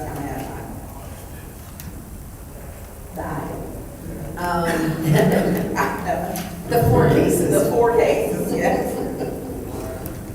Okay. Is there support? Support. It's been moved and properly seconded to go into closed session. I believe we have discussion on this. Madam Chair. Go ahead, Mr. Mays. Yeah, Madam Chair, I'm gonna do an amended motion to put this closed session after council response. I'm gonna try to table it to after council response. I wanna hear public speaking in council before we go in the back and shut the door and have folk out here for 4 different cases. And I'm doing it not only because I don't want folks in this game to be out here for 4 different cases. But I'm tripping off the legal department in the first place. As I say, I'm fixing to present a resolution when to withdraw under section 4-603B. Trying to get rid of the city attorney. I'm not gonna go in closed session, I'm not gonna go in it. I don't get no trusted legal opinions in some of what he's doing. And so I'm not gonna condone it. He issued warrants, doing certain things, giving advice, talking slick. That's what we used to say in high school, coming up here talking slick. I'm asking him who he talked to and who making decisions, and he talking slick to this council. But then he get downstairs and I'm not there, but I'll be willing to bet you money. He kissing needles them butt and ain't talking slick. Now he sitting back there wanna be slick. And I'm gonna try to get it to go. So I would tell you didn't get 5 votes, Attorney Sparrow. I'm not supposed to go into closed session. And maybe he can do it later. But when attorneys talk slick and give bogus legal opinions, half truths, I ain't studying. It's time for a new city attorney. And we might get there. Might not be in the month of October. But watch us get there. I done seen department heads and council people come and go. You know how you go to a party and they say you gotta work the room and say, I'm working the room. Folks got to come and folks got to go. And when people see that, this city will be more respectful. And I don't care if they're on the council or in this administration. If I'm the type person that who is scared to say who needs to come and who needs to go, ain't no use for me to be here no more. People want me to point stuff out. Now I'm sitting here, Pastor Grail Kelly, I'm starting to get concerned with myself. I'm the president of the Flint chapter of the National Action Network. It ain't used it yet. Whoa! Because I'm being very careful on what I pick and choose. I don't like it when the NAACP quiet. I don't like it when the concerned pastors get half information. I'm sitting here as the president of the Flint chapter of the National Action Network, and ain't used it yet. Whoa. But don't think I'm gonna wait too long. When I choose to move, I move. And when I shoot, I don't try to miss. Oh yeah. What's your point? Did our colleague, in the first ward, did he do an amended motion to this? I thought he was going to, I don't know that he has made that. Yes, I don't know if he did an amended motion and need a second for the amended motion. Mr. Mason, did you make the motion? No, I ain't made no motion. Okay, thank you. So he has. I'm speaking on the motion, and the motion was to go into closed session. I'm speaking on what I won't do and why. Point of order, you, Mr. Murphy, talking about something I need to know? Nope. Oh, I need to know about it. Oh, yeah. You might not want me to know but I need to know.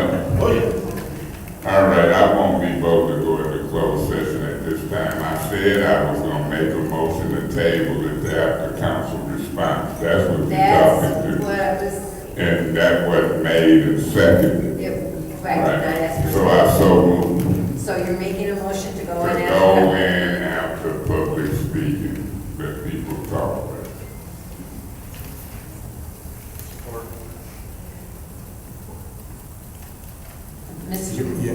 Mr. Pfeiffer, you supported that? Okay, discussion?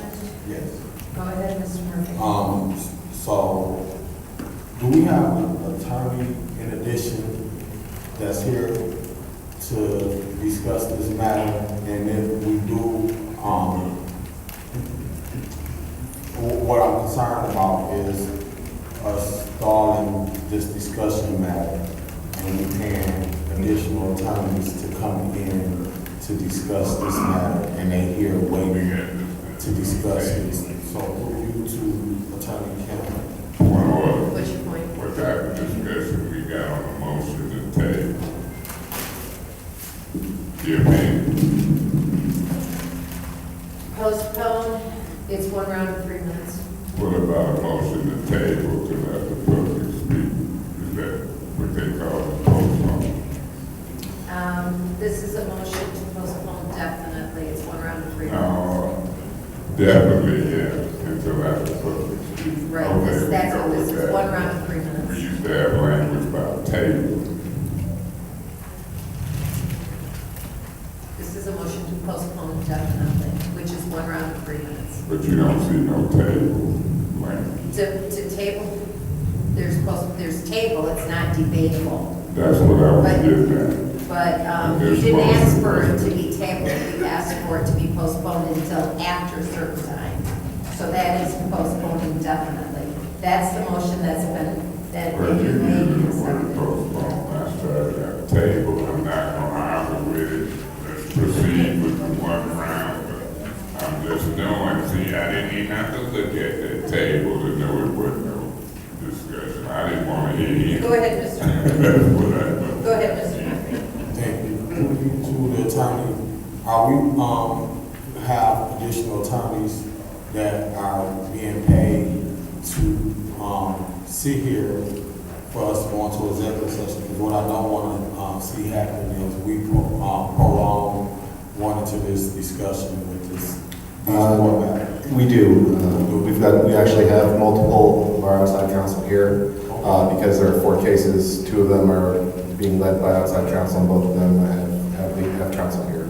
Okay, thank you. So, seeing that we have additional attorneys here, that is on the books, I will refer to going to executive session now, so I won't be supporting, moving this to after, because I want to go into executive session in order for us to be able to, get those attorneys out of the way, because as long as they, sit and wait here, they still get paid, and that's money that we spend. I'm gonna have to vote no on this, but I will vote to go into executive session in order to be able to get this off the way. Madam Chair. Go ahead, Mr. Mays. Yeah, Madam Chair, I'm a little different than Quincy Murphy. You know, Quincy Murphy don't want to lower the threshold from 75,000 that the mayor can spend with no questions. He want to go to 50. I want to take it to 3,000 like it was under the old mayor. So he's a little different than me. Now all of a sudden he don't want to spend money because 3 or 4 attorneys got to wait until the public speaks. Or, you know, maybe I just really want to try to pull this off and be made or cater to Attorney Kim. I don't care what he said. It ain't gonna hurt them attorneys to sit here and listen to the citizens of the city of Flint speak. And I tell you what, if I had more than 1 vote, it takes 6 to do what Mr. Murphy want to do. I ain't gonna vote for it. 1, 2, 3 votes. I see 6 more. But y'all ever heard that song? I'm wishing on the sky. I'm walking on a dream. You know what I'm wishing? That if he ain't careful, it might be no closed session today. See, I done said let the public speak. And he want to buck against it. Seems like everything I say, he's trying to prove something. And I don't know how Mashat and Priestley and others don't vote. Tanya Byrne, Councilwoman Byrne. I hope this don't have nothing to do with me. Because I done made my my motion and I'm standing by. If they hadn't objected to the discussion on the metal detector, we'd already been in public speak. But the way they got it set up, requesting changes for agenda, Mr. Murphy was part of these goofy rules. Now, what I'm gonna do, call Attorney Kim back up and say, out of the 3 attorneys that's here for these cases, how much are they making per hour? How much will we lose if we let the public speak? Man, look. If they vote this down and the public don't get to speak first, and we going in a closed session, you guess what I'm gonna say when they get ready to vote to go into closed session? I'm gonna beg a couple people not to do it. Any other discussion? Madam Chair, Go ahead, Mr. Burns. I will be supporting this, because I do want the public that's been sitting here, and I know we're going over 4. I know this council really gets into the questions in there. And so I don't want the public to further wait. We can come back and handle our business. I mean, we look at public speaking gets 3 minutes, and we can go through that. The public isn't often put first, but if they're here, we have the opportunity to put them first. And so I'm voting to keep the public first. Sorry for the attorneys, but they've been through this before. But I want to make sure, we have residents here who are concerned about ARPA funds. And residents have concerns about when they're going to get their roofs fixed. So I hope there would be some understanding for that. But I will be putting the residents first this time, because that to me is something that's important. We are now used to that clock there. We're at 6:55, and these residents, our session started at 5 o'clock. The residents have already waited 2 hours, and if they're doing it by numbers, there are more residents here than there are attorneys here. And so I am putting the residents first today. Thank you, Madam Chair. Thank you. Any other discussion? Go ahead, Mr. Pfeiffer. Ms. Burns, I don't appreciate you, but when you looked at me and said, allow people to ask questions, I seen that. And they thought it was me. I seen that, put me on blast. I will be supporting this because obviously with the short council, members missing, I hope my other colleagues realize that there needs to be a little bit of compromise so that we can get the business done.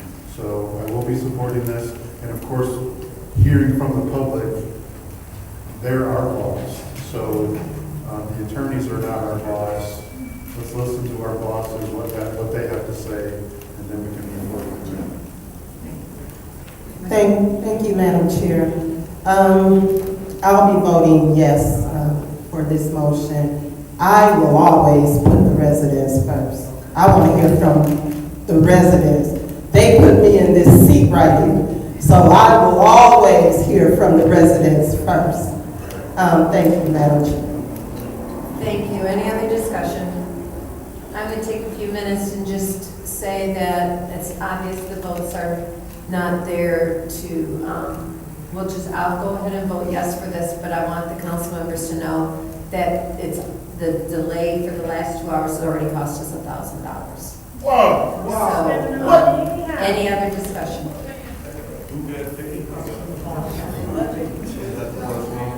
No welcome round. Madam Clerk, this is the vote to go into closed session after council response. Ms. Priestley? Yes? Ms. Carter? Yes. Ms. Burns? Yes. Ms. Mashat? No. Mr. Pfeiffer? Yes. Mr. Mays? Yes. Mr. Murphy? Yes.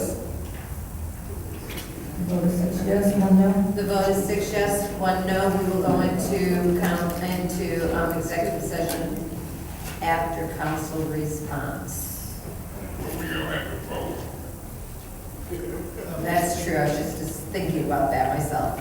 All right. So this is the vote to go into closed session after council response. We'll vote to go into closed session. Now's the time for public speaking. Members of the public shall have no more than 3 minutes to address the city council on any subject. Only one speaking opportunity per speaker. Yes, Mr. Mitchell. Yeah, my name is Mr. Mitchell, L. Mitchell.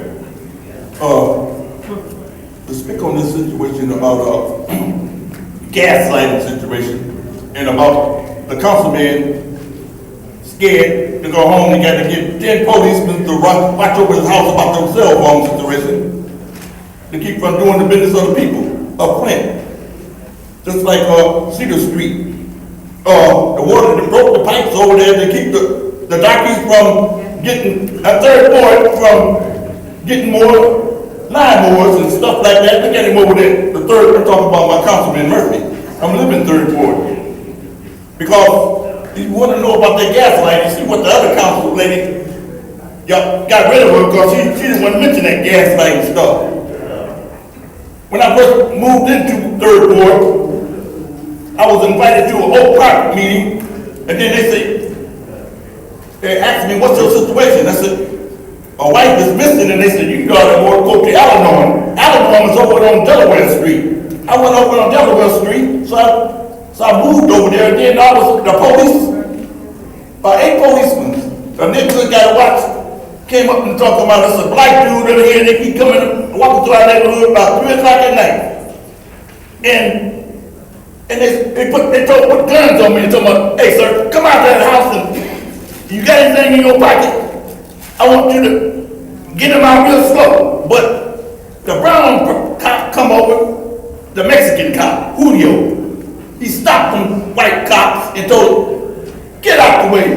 He said, Mitchell, get him out my tie hole. He put me in the tie hole and dropped me off back way across the river. But that's what this chief of police we talking about, maids calling him out and beat up maids and stuff and all that. And people like, look at him.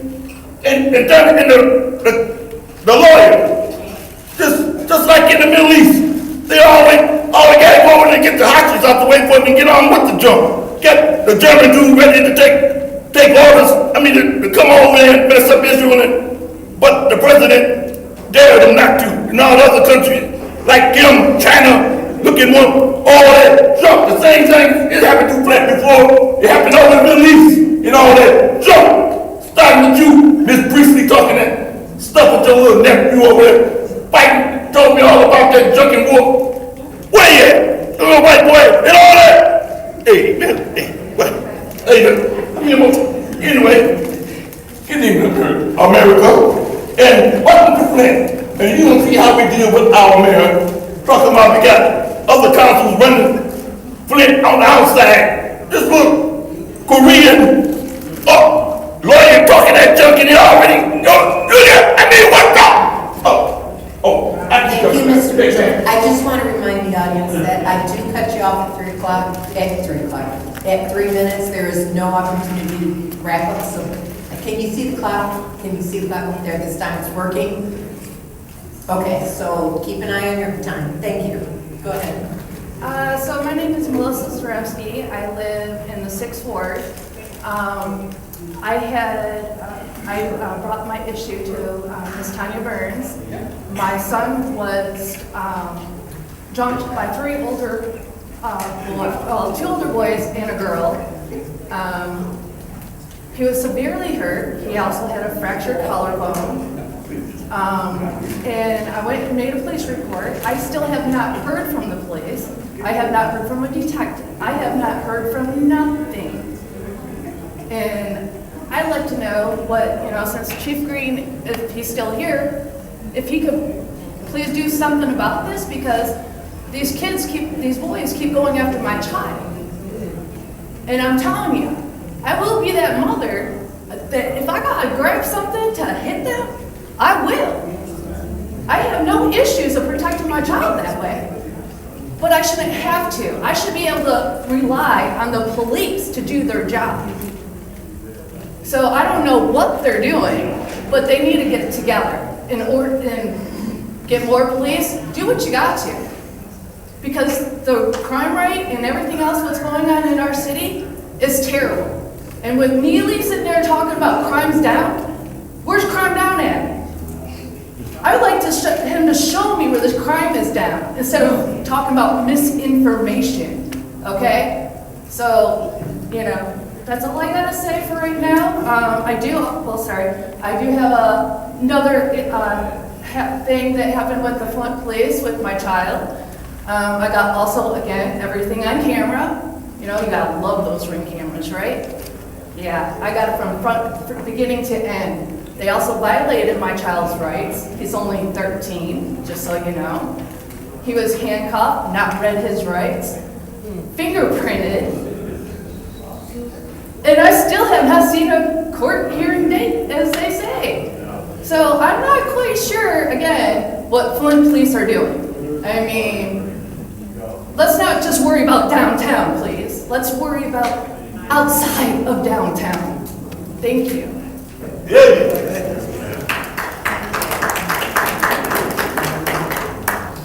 Hello, my name is Cohana Mack. I stay in the 7th Ward, and I'm reading this about wanting to extend priority waste 2 years past the time. And I remember the mayor getting on the news talking about recycling bins when we need money for our houses that are falling apart. And that's what we need to deal with, not keep tabling, not keep going into back behind closed doors session, and not changing what the application requirements was for the ARPA funds. Now it's like, call those agencies. We came down here and filled out the application about what you needed to do to your home. Now they're saying siding is cosmetic, blah, blah, blah. We already been mistreated because of the water poisoning. We don't want to be mistreated by our own council. That's all I have to say.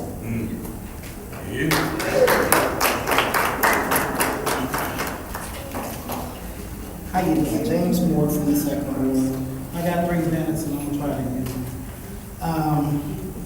I ride down Fleming Road. They put a new road out there, at least a new top on it. And somebody at the corner of Fleming Road and Stewart has done tore up the road. They didn't dig a depot, but they tore enough to tear the surface off. I'm just wondering why would this here happen? We're fixing places all around the city, but it come over there where we're at, and it looks like somebody took some heavy equipment and dug out some of the road. So on behalf of the city of Flint, I'm asking all 9 wards in your car, if you get a chance, ride by and do it slowly so that you don't end up over on the grass. And that is at the corner of Fleming Road and Stewart. And then, my second point before I'm already here, is that a maple tree sapling growing on Pearson Road? Because it don't look like a pine tree that's coming out that hole that's been there since the mayor's first term. And I think we can get around to fixing it. If not, we're gonna have to get some bricks and throw in that hole and kill that little innocent tree. And last, I would like to say, before my time run out, I don't have a hat on, but if I did, I would tilt my hat to Saginaw. Saginaw, Michigan, because they got on the news and said, with our ARPA funds, we're going to be replacing roofs and furnaces, because we know it rains in Michigan and it gets cold. And in the city of Flint, and I hate doing this to my people because I live in Flint, I'm a Flintstone. I hate the fact that we are using excuses and not getting nothing done.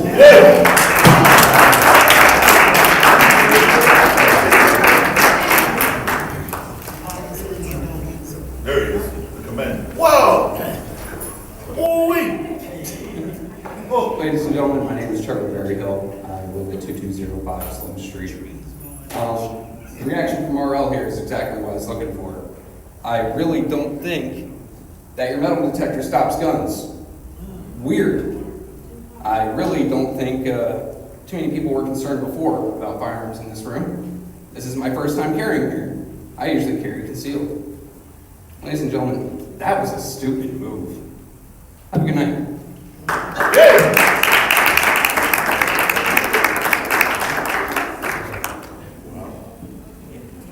can talk now? Time for me to talk? Yeah, good evening, City Council. My name is Mr. Martin. I'm up in the first ward. I'm part of Mr. Mays' ward up there. I'm gonna start out like this. First of all, this briefly, you might not remember, but the last time I was here, I was talking about my military service, and I don't think you liked the way that I talked about the white man disrespecting me, you know, by not coming to the meeting, calling and saying that he needed to reschedule that. But I was trying to coordinate a thought for you. It's not that I don't know or I'm not intelligent enough to know the difference between the county government and the city government. I didn't get a chance to tell you that because I think you got thrown off by the way I said the white man disrespected me. And from looking at him, I don't think he ever really served in anybody's military. So I just had to throw that out there at you first. And then I wanted to know, like I've read some information about the ARPA funds and all that, you know, being for the city residents. And I called like maybe 4 agencies about that. One agency answered, I think it was a Genesee County Network, somebody or whatever. They said that they didn't have a process set up from city council or whoever they needed to get it from to actually disperse the money, you know, to the residents. I found that kind of stupid or, you know, non-productive or whatever. I'm thinking like, why would a pot of money be set up with no process set up for, you know, dispersal to the city residents? You know, and then also just bouncing back to you, Ms. Priestley, I don't think you probably really know what type of man I am. You know, I spoke to Miss Lewis, you know, out in the hallway about, you know, how he was talking to me after I had sat down, you know, on your mic, and I think I threw you off when I ran back to the mic right here to talk back at you, you know, because I saw you doing that. And accolades to you, Council Lady Burns, you called her out for doing that, you know, talking to me after I had sat back down, using a process, you know, that she didn't want me to throw back at her. So, but anyway, if anybody on the council can explain, you know, why is it also that, who is this group, Ashley Capital, or whoever, why are they paid $3.2 million to manage some money that you all are supposed to be dispersing to the citizens? I mean, somebody kind of explain that for me if you could. And then really, I remember when I was overseas, we had a wall. You know, in Germany, I was over there serving in the military, and we had a wall all through Germany, blocking off us from the East Germans and the Russians and all of that over there. And I'm trying to correlate this and say this. When I called about the funds, the ARPA funds and all that stuff, you know, being dispersed to the residents, I got nothing but wall talk. Wall talk. Thank you.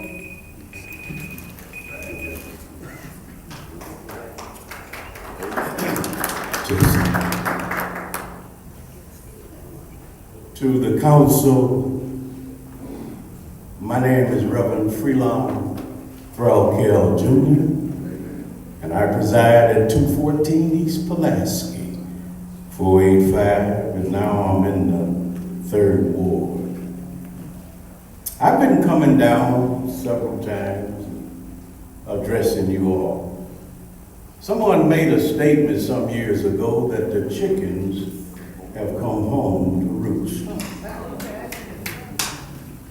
And when I look at each and every one of you all, elected officials,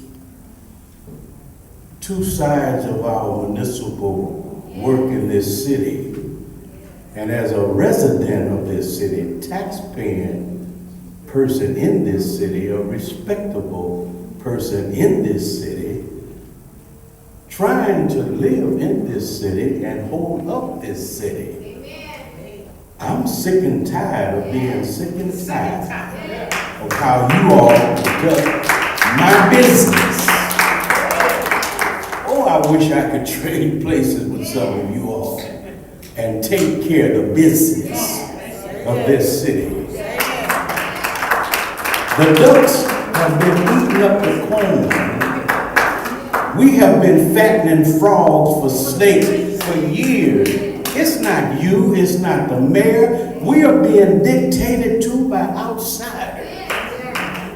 And I'm sick and tired of it. The charter, everybody refers to the charter, who's right and who's wrong. What about the ombudsman? I want an answer from you all tonight. What about the ombudsman, which was, I understand, was inducted in the charter to help check and balance the council and the mayor? We wouldn't have this problem if the ombudsmen were active in doing their job. And they would straighten it out. I wish I had that power. But as a citizen, I can't do nothing but sit here, stay at home, buy me some popcorn, and laugh at how y'all take care of business. But it's ludicrous, y'all. I just heard Miss Priestley, oh, we just lost, it just cost us $1,000. Yeah. Well, if you would straighten up and fly right and do what's right, we wouldn't lose no money. We would be making money. We stood before this council, the North Flint Food Market, and you denied our request for money on the North End. But no harm against my brother, they took care of yours. Yeah. So straighten up and fly right. Thank you.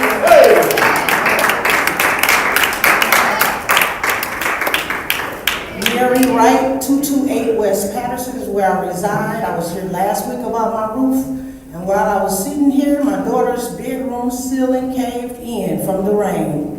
I just want to know how y'all able to vote on taking care of this room for $50,000 or $75,000 or whatever y'all say it costs before y'all able to get the residents taken care of. Our ceilings are falling in, and y'all sitting in here in the lap of luxury, and somebody done did the job and y'all ain't paid them for yet. They bill y'all after.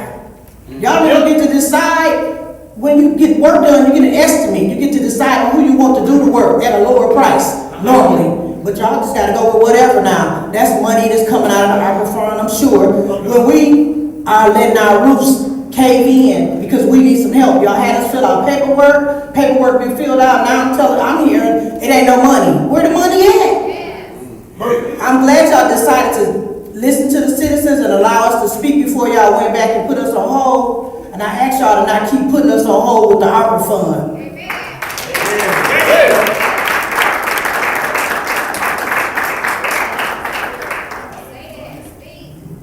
I'm Pastor Timothy Hicks. Address is 1708 East 2nd Street. My church is also at 3202 Flushing Road. So I'm in two different districts and feel like I've been bamboozled in both of them. All right. Because so many times we come up on the short end of the stick when it comes to the community being supported, and churches have taken the biggest hit out of the COVID and everything else. Everybody made provisions for nail salons, you made provisions for barber shops, you made provisions for a lot of things, but there were no provisions made for churches. And churches were hit harder than any other organization in the entire nation. Because if the people don't come, if they can't make it to church, guess what? The church don't survive. But yet everybody else can go on. Businesses are going to be business. Businesses are going to make money.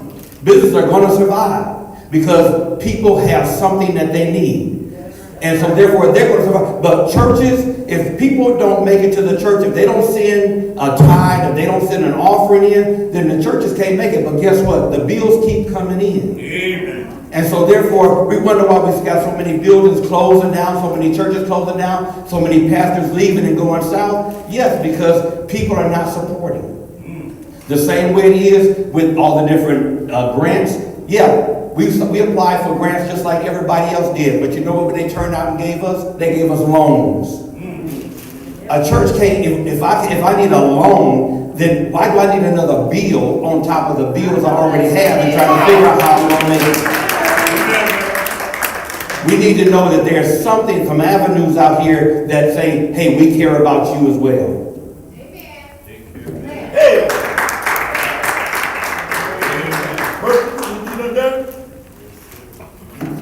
How y'all doing, council members? My name is Dante Goodlow. I'm from everywhere in Flint.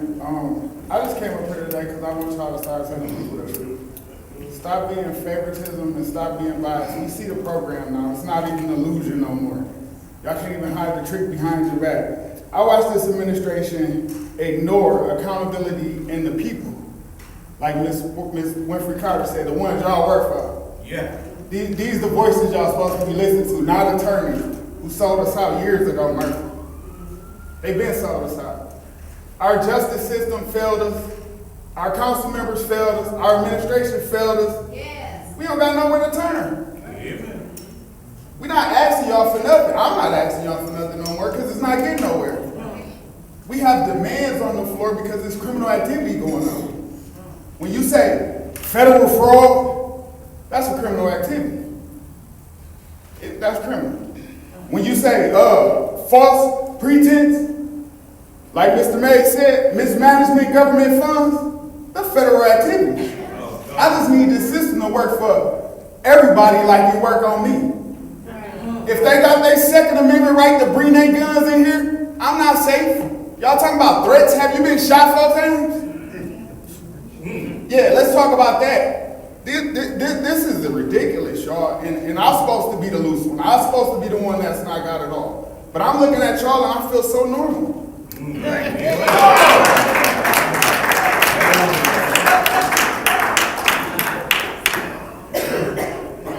Hey, how y'all doing today? Man, it's been a rough one, but I just want to reiterate this again, that if y'all can spend $15 million to tear down houses, why y'all can't spend $21 million to help people fix their houses?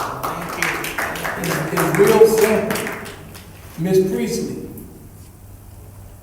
when you said at the last meeting, y'all gotta do something, because I'm going to hurry up and write a resolution. I've been telling you ever since you've been sitting up there to write a resolution to help the people. Yes. And you got 4 of your friends that's going to vote with you if you write it up the right way. So why don't y'all write something up and just help them just do what the people say? Yeah. Just, you know, and then another thing, the main problem I have, y'all got what, 2 minutes to address everybody that came up here in this public stroke? And then y'all have 10 minutes to argue a point of order. That's kind of backwards. Y'all should have at least 10 minutes to address the public. Y'all got 2 minutes to address the public and 10 minutes to argue, and y'all shouldn't be arguing because Mr. Mays be germane most of the time. Sometimes I had to do a little figuring, but he's smart enough to know how to go in between the lines, so I'm going to trust his judgment that he do be germane. But I'm going to give you a perfect instance while we here and got this security camera and all of this, what happened. Eric Mays as Miss St. Louis. Did she not hear Eric Mays' point of information when he went to Mr. Pfeiffer and said, did he mean to say elephant in the room? Right. You wanted to give him a warning for that. And it was so germane because she was throwing an hissy fit. She was throwing a fit and she had that was the most proper point of information I ever heard. And you wanted to give him a warning for that. Yeah. So, all the people been coming up here saying the same thing.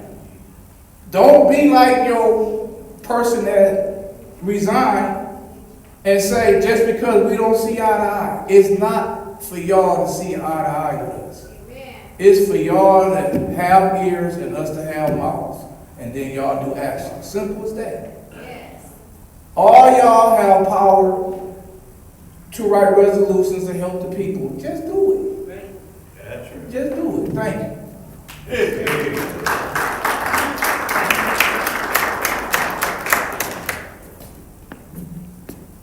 Good evening. My first name is Frederick, last name Brown. I reside at 1219 Oleander Drive. I'm going to be real brief.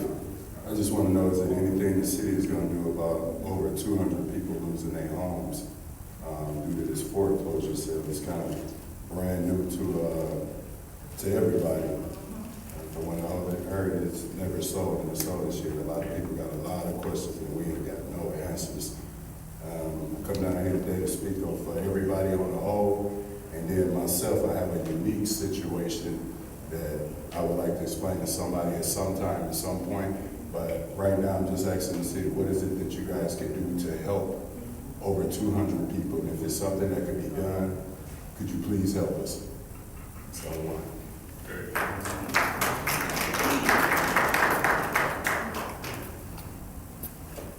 Farland Green, literally talking about Lemon Road. You know, each one of you councilmen, your members love you. But you know what? You're not getting the job done. You sit up here and argue amongst yourselves. That should be done in the back room just like you do at home. You don't bring your garbage out here for everybody to be the joke of the country. Point of order. Come on, get it together. You know, you sit up here and argue with each other. These people want their money. They want their money. They're not coming here to see y'all point of order and argue amongst each other. They're not. And if you believe in me, what I'm saying, let them know. You talk about somebody with a lawnmower. If it's criminal, it'll come out. It don't need to be done in here. Don't argue with each other. Get the bills or whatever passed. Because it's crazy. We got guns, we got councilmen talking about the crimes in the city of Flint. But you promoted yesterday about people coming up here with guns. You promoted it. But you said we got crime, people shooting people in the north end, can't get a police officer there. But hell, you got a ball in there. Sounds like you're clicking it back there. Yeah. Y'all gotta get your priorities together. Each one of you, I think y'all good councilmen. Argue amongst yourself. How can we have our youth do the right thing and y'all sitting up here holding the seat, elected official, and get it done? Amen. Yes. You know, listen, I don't know if Ms. Priestley, you know, I hear things, but damn it, take care of the stuff in the back room before you come out here and air your dirty laundry. Yeah. Get it together. Ms. Priestley, take that.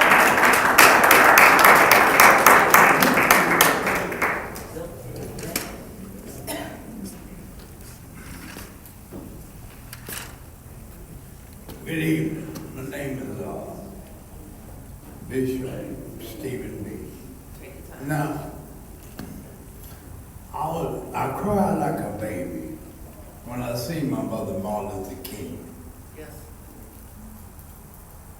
dead when he got assassinated. Now, I cried, oh no, why did this happen? Because it was unjust, just like John F. Kennedy and Robert Kennedy. From the old school, my history this past April the 10th, when I was hospitalized, I died 3 times on the operating table. God saved me. Right. He put me in his arms and he rocked me. He said, my son, you got work to do. I said, Father, whatever it takes. And I'm like, well, I got to do it. He said, yes, you will do it, son. If you love me, you'll do my will. And I said, yes, sir. He got the highest military, bigger than man's military, bigger than Putin over there in Russia. Russia's supposed to have the biggest military there is. But besides, what's happening here in the ghetto, in Flint town, Chicago, Detroit, New York, all these ghettos, the drug wars that left for the poor people, killing up each other. It's crazy. You know, we're bunkers. And we're killing up each other. It's time for it to cease. God don't like it. If you get a chance, pick your holy word up tonight before you go to sleep. And read Psalm 94. And the verse go, oh thy God, oh thy God, oh thy God, vengeance belongs. All power is up there. Up there. So we have to always remember what we do to others come back on us, whether it's good or bad. And also, Malcolm X, Mandela, they days. Now, that was cruel. They locked Mandela up. They keep his mouth shut. say no name, but I know who is responsible for that. That means you don't have nothing to worry about. Don't fear. God got this. I don't have nothing to fear. We know who behind it. Anyway, I love y'all, and y'all have a blessed night.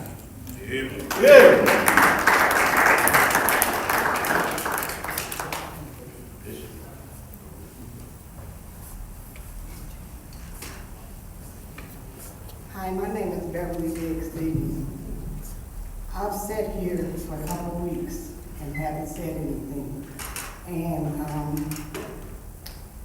Liddell Lewis is a Karen. If you notice, you never heard anything about threatening until Pfeiffer said his family was being harmed. Y'all need to get that Karen out of her seat and start doing something for the people. I'm on Evil Worthy. I'm at 485 signatures. Only need 510. She's got to go. And I'm not ashamed to stand up here and say it. Murphy had the audacity to say he don't have a problem with the things out there, detectors. That's fine and well. But when I said to him, I'm low class to him, and I said to him, he liked them little boys. The very next week, he brought his nieces, his sisters, and everybody else for me. But to tell you about me, if you want me, I'm like Pfeiffer. I live at 744 East Philadelphia. Anytime they want to come, I'm there. Have a blessed day.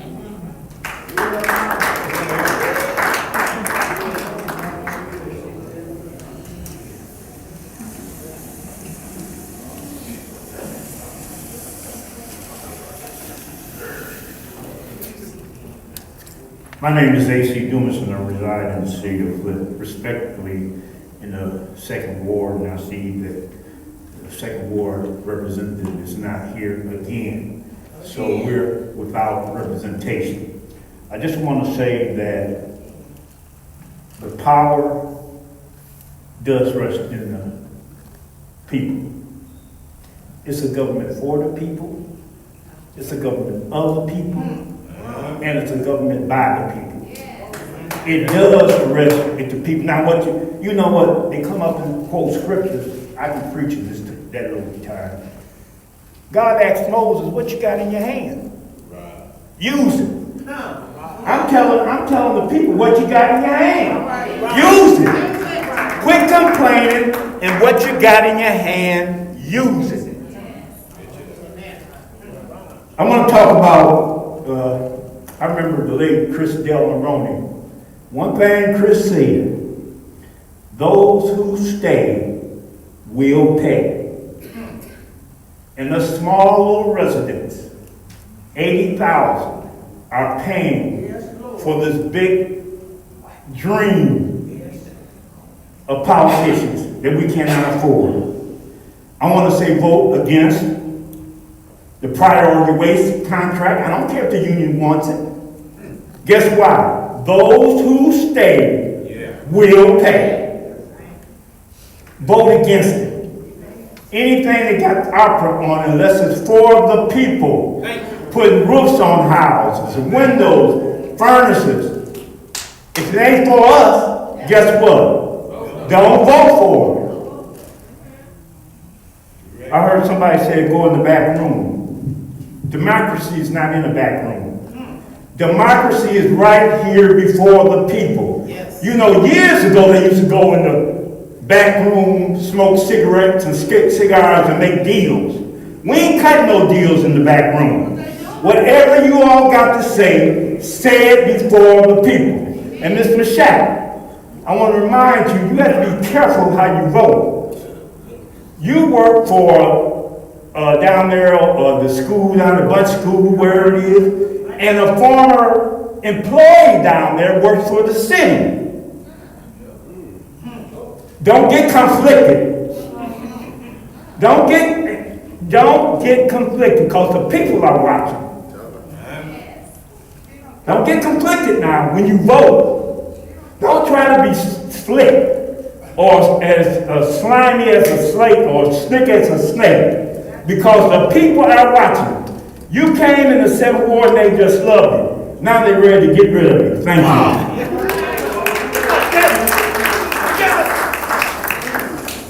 Is there anyone else? Okay, I see another one.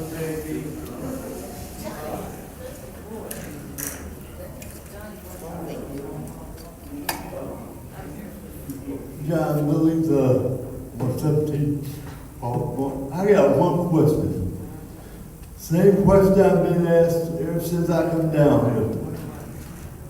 How many people have been paid off the water, if any, besides the lawyers? Nobody. And let me put it another way. Can y'all give us an update on the water? Maybe that's the word I should use. Every time I've been down, it's been the same question. And no one of y'all have answered it. So give us an answer tonight. All right.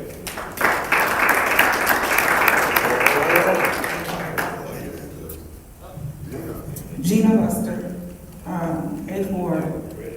My first question is, where's our money? Where's that ARPA money? I remember when Councilman Mays, they was on him so tough about where the money was, Weaver them stealing money. He brought Mr. Ananick in and itemized it. We saw where every single penny went. Why we can't see where this ARPA money going? What's up with these secret meetings? And if you ain't on this sorority or you ain't on this fraternity, you get nothing. This makes no sense. That is a joke. I just went outside and came back in. Ain't nobody standing there manning that thing. That's a joke. I went outside on purpose. Went to my car. I grabbed cigarettes, not a gun, but some people go grab guns out of their cars. We know. But the bottom line is, where is the money? We want to see an itemized list. Thank you to the 3 people who want to give the public, the 3 council people who want to give the public a chance to speak and not keep making us wait. Who made their boss wait to talk? Some of the decisions y'all do, they right, y'all done forgot who the boss. I'm so thankful that my 8th Ward councilman has seen the light. Cause he's been blinded. Ooh, it runs deep. It's called being a narcissist. This administration reminds me of a narcissist society. They never wrong, and we the people never right, and we don't supposed to deserve nothing or ask for anything. If we do, it's a problem, and it get personal. You get blocked by city council people because you just want to know, can I get a roof? Can I get some railings on my porch? And Mr. Pfeiffer, quick question. Can you give us an update in the 8th Ward? I've been over there 6 months. My daughter's a new driver. We done got side swiped, those cones on Atherton and Van Slyke. I see a whole bunch of energy companies there, but I don't know what they're doing, but that, not only is it an eyesore, it's very, very dangerous. Thank you.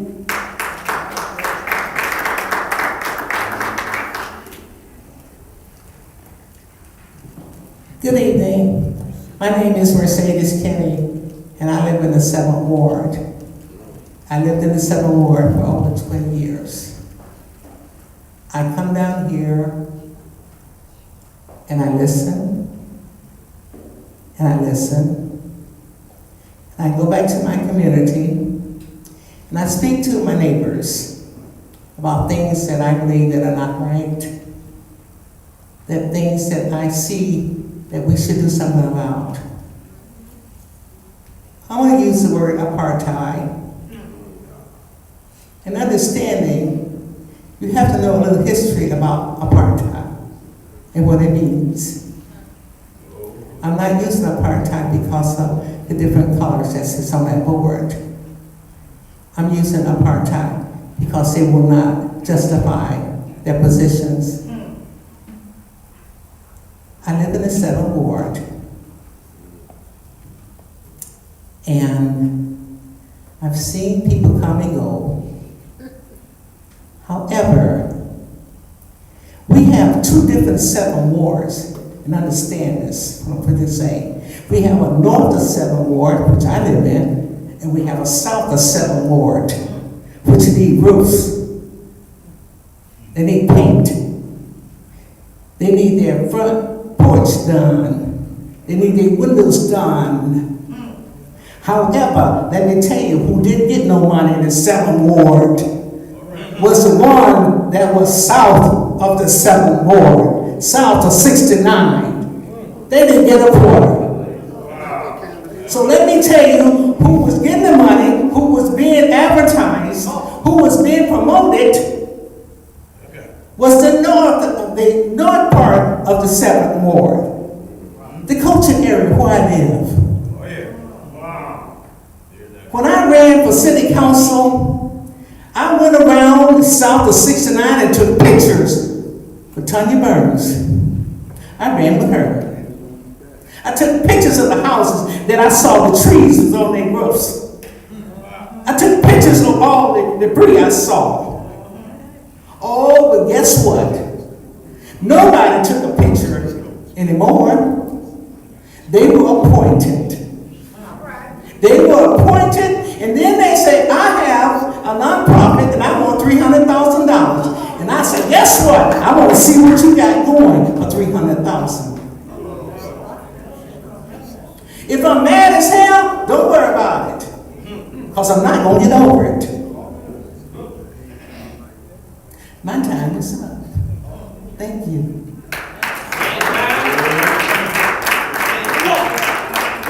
Is there anyone else who'd like to address council? Is there anyone else? Seeing no movement, it's time for council response. Yeah, ma'am. Mr. Mays, go ahead. A lot of interesting speakers spoke. And somebody said you can't address all of them in 2 minutes. And I won't. The gentleman about them houses, we exchanged numbers. Miss Mercedes, keep watching that 7th ward. Mr. Dumas, you spoke about our funds. And in the 1st ward, you spoke about our funds. That's the hot topic. But I want to demonstrate something to the people. And Mr. Green, you put your time in here to sit. You got the right to demand that we do right. You got that right. I got respect for it. But I'm going to spend this last minute or 2 talking about a guy who I wasn't scared of when I seen that automatic weapon. Usually I see a white man with an automatic weapon, I get scared as he. In some cases. Black ones too.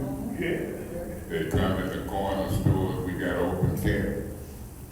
But I know the guy. I know what he would do.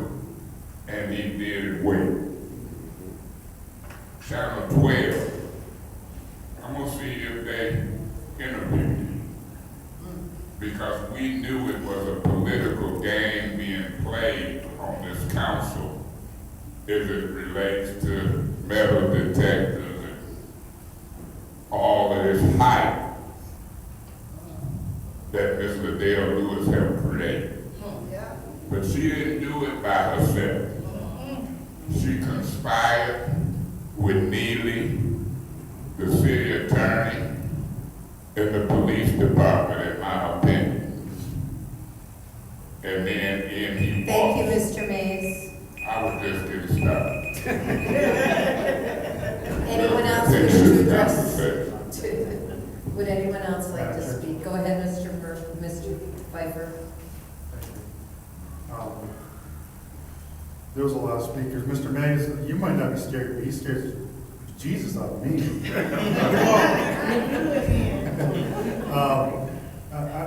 There was a lot of comments from the public. Like Mr. May said, there's too many to address each one of them, but was it Frederick?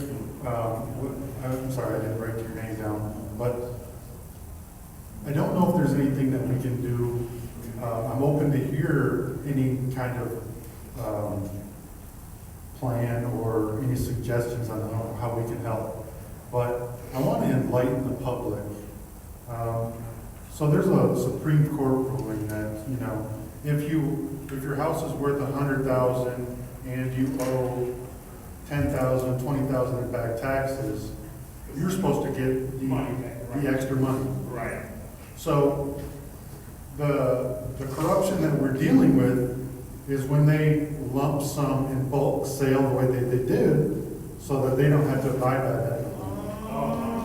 So that's what a lot of people don't understand, is that bulk sale was to take the money that you would have got for the excess value that you have in your home from the taxes.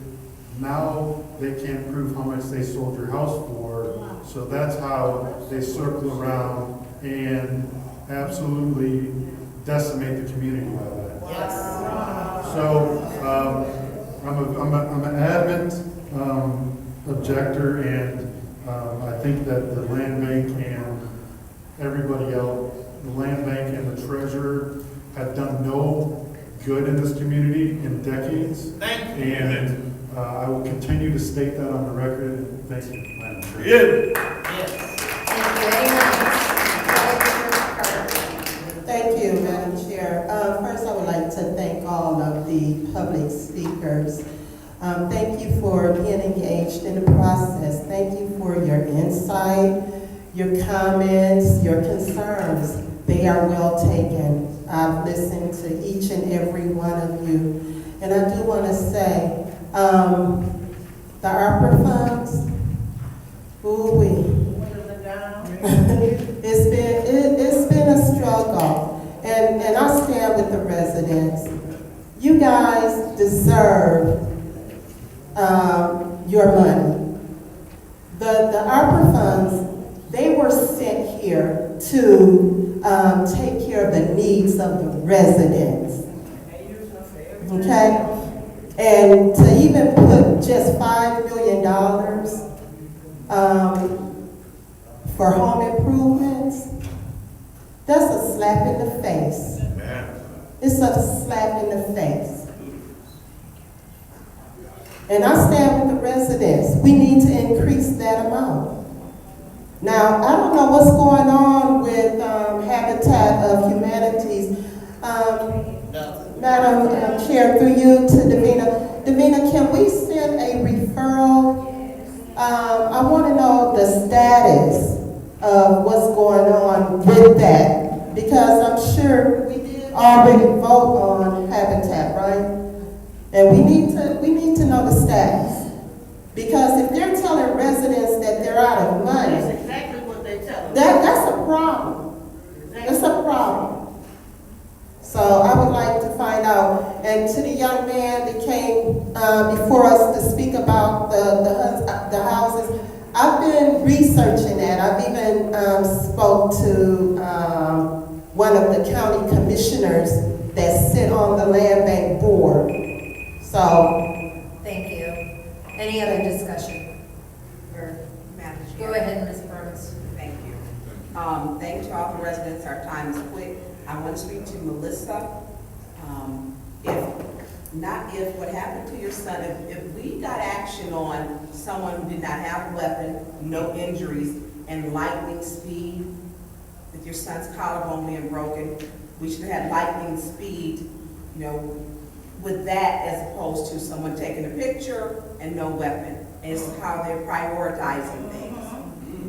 That's a problem. I will be calling Chief Green again to talk about this, to see what's being done. Also, that tree on Pearson Road that everyone talks about, that's in the middle, believe it or not, I did actually inquire.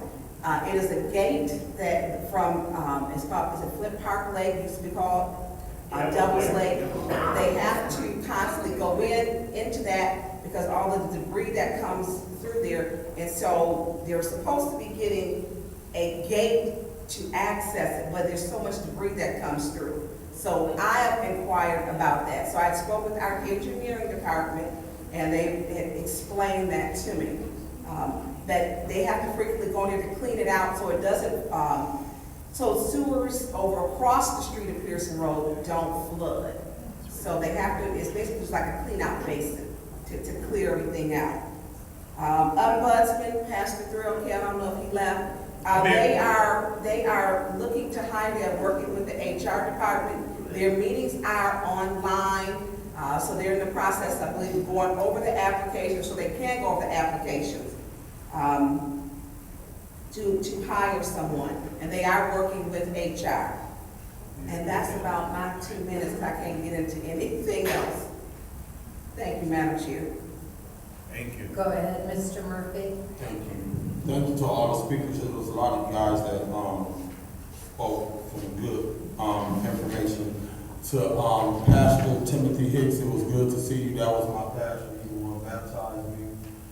Probably over 20 years ago. I'm like, wow, it's been a long time when I first got into going to church and stuff. So it's good to see you, Pastor Hicks, with Christian over there on Procedural. What I did do is I put a referral into the administration to see what we can do, because like you said, there are a lot of churches out there that didn't really get no kind of support when it came down to supporting them with the water crisis. They had to shut down too. So I'm putting a referral in to see what we can do on that.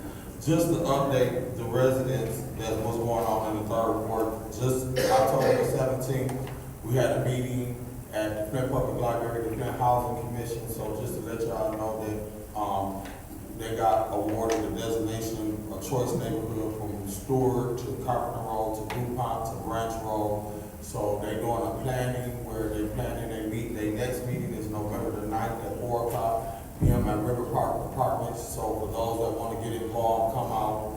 They had a good meeting at the Flint Public Library. They get input from the community. Plan to either build some houses or renovate River Park Apartments. We don't know. It's up to the residents.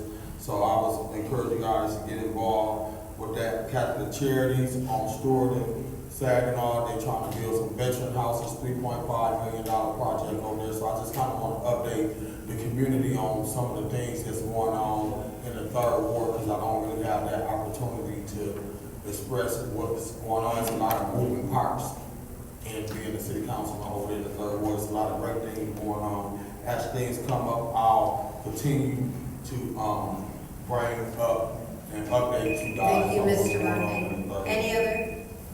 Any other? Seeing none, I'm going to close public council response. I'll entertain a motion to go into closed session. It's been moved. Is there support? Support. All right, it's been moved, properly seconded to go to closed session. Is there any discussion? Seeing none, roll call vote.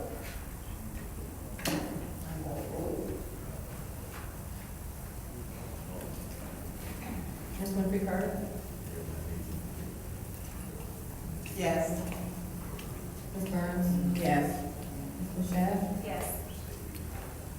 Pfeiffer? Yes.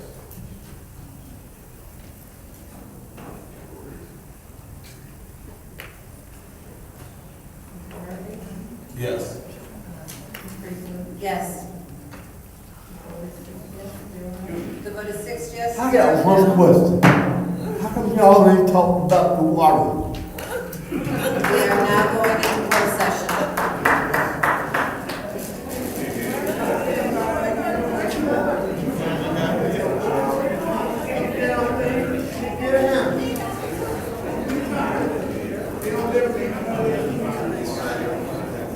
I think we're going behind us. Right, Dr. Dana? Are we going behind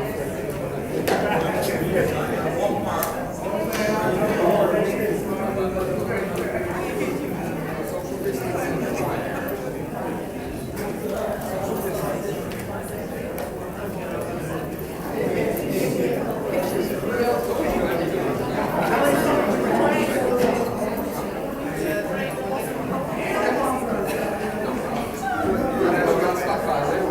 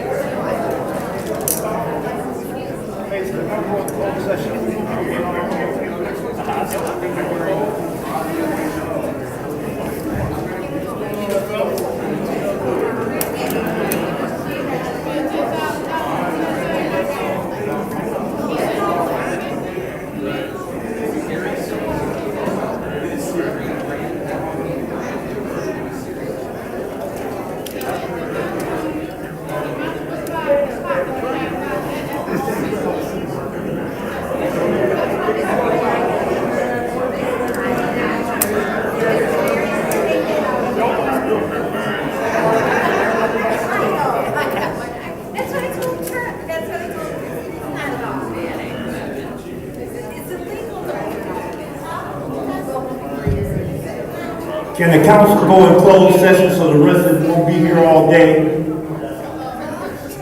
Can the council go in closed session so the resident won't be here all day?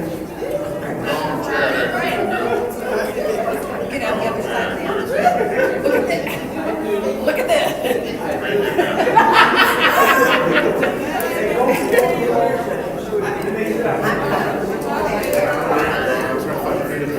Yeah, all right, she told me. All right. Come on, shoot, come on, what up? Come on, talk, what up, come on. The people want to know what you think about the open carry on the web. Oh, yeah? The open carry is, hey, that's been going on. Okay, hello. Hey, look, hey, I'm out there with the open carry, she said, that's been clearing on there ever since 30 years ago. From Emerson on 2nd Street. You see that old black church rolled up? That's gas light. That's my trail. They sent me over on Delaware Street, and the only one that broke that up was Julio, the brown people, a Mexican. He's a base 8 white policeman, and so he drove in his house, he went in his house, he didn't got business going on right now. This boy right here, he the only one he had a chief that's been going up one time in the air. He's scared to pull the trigger, you don't have to shoot at nobody. In order, you can do it, and that'll, everybody in the whole world, wait till they just get them out of the world. The man, be amazed on the phone. I mean, you know, hey, I ain't don't talk, I really do stuff that goes on that junk like you're junking, ride by generation, you ain't nothing but, just like that, watch this, just keep on watching, keep the film on, keep it real.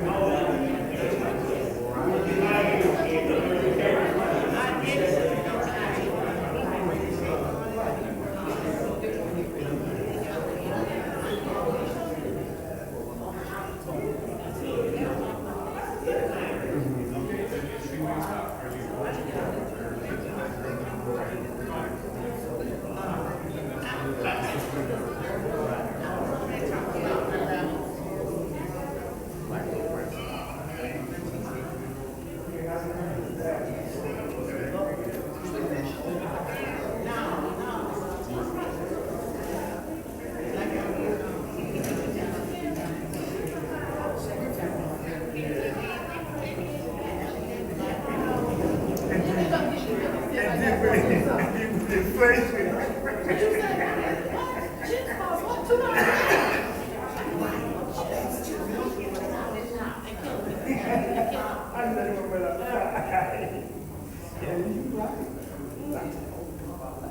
I'm sad about that because a lot of old, like, my parents, I'm glad they got out of the north side.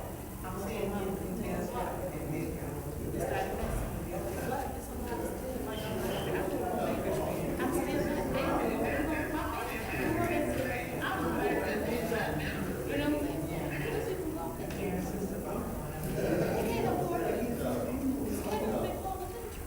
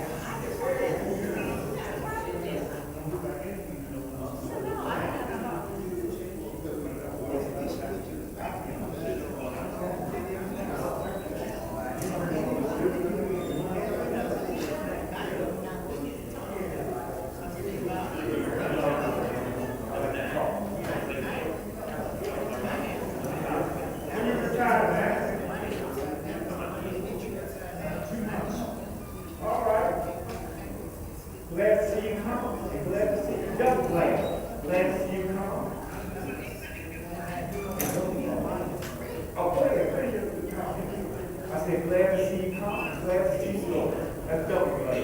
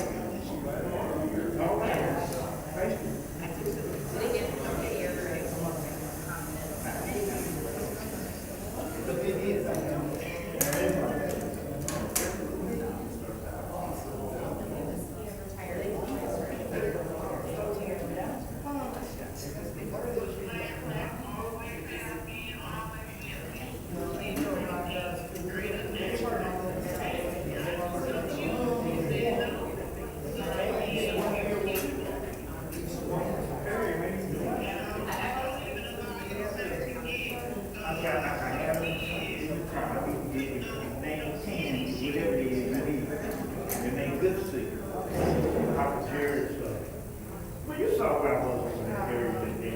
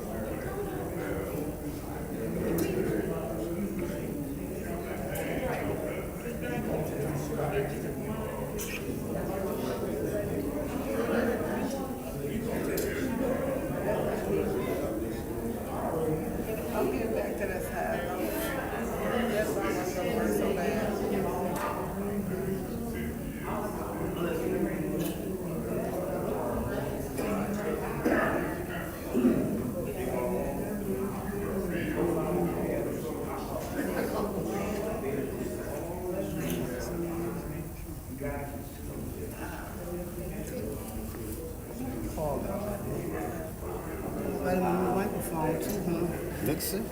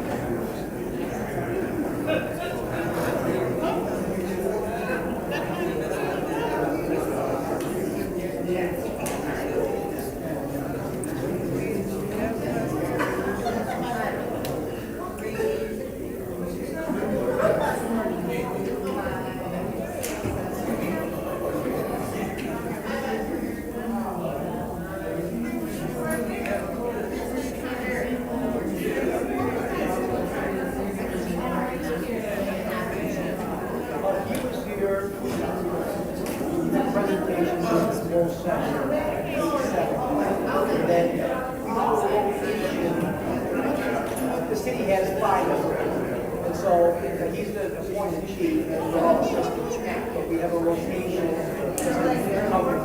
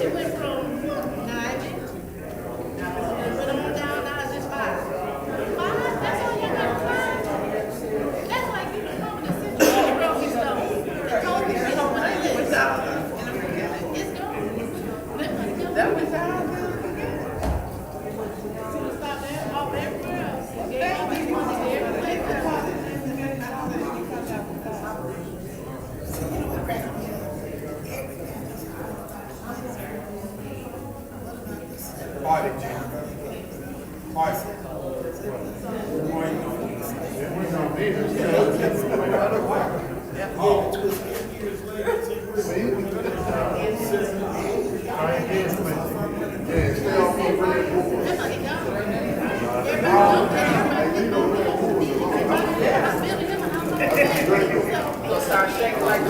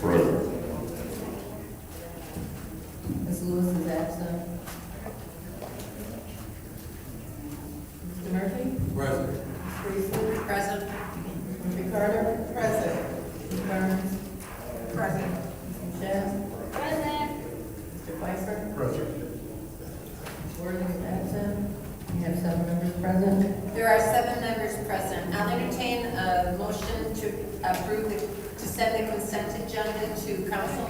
So moved. It's been moved support? It's been moved and properly seconded to send the consent agenda to council. Is there any separations? Madam Chair. Yes, Mr. Mays. Yeah, I want to separate 230, 239, change order number 1, contract dealing with priority wages. I'm also going to separate 230, 324, that's dealing with the Cedar Street Reservoir Pump Station. And I want to separate 230, 362, that has something to do with ARPA funding, Department of Housing and Urban Development. And do I want to separate add on 1, 2? I want to separate both. This is a committee. I want to separate add on number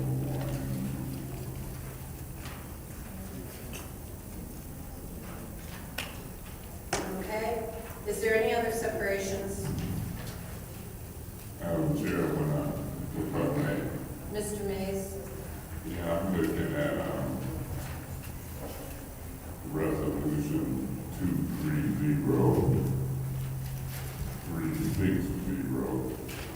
That's a change order for the same Western Electric and electrical services is add on number 1. No, it's a separate one. It's the same company. Yes, but it's separate resolutions. Separate. The way I can know the details is by separating. Okay. Underneath the 230, 360 separated. Okay.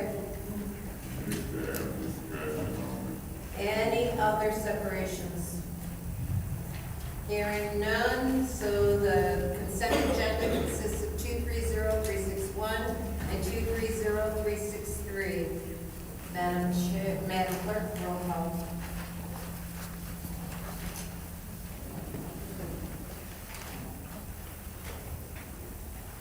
Ms. Burns? Yes. Ms. Michelle? Yes. Mr. Piper? Yes. Mr. Mays? Yes. Mr. Murphy? Yes. Ms. Priestley? Yes. Ms. Murphy Carter? Yes. Vote 7 yes, 0 no. The vote is 7 yes, 0 no. The first separation is 230, 239. Mr. Mays, you separated that. Do you have a motion? No, I'm going to pass on the motion. There's the motion.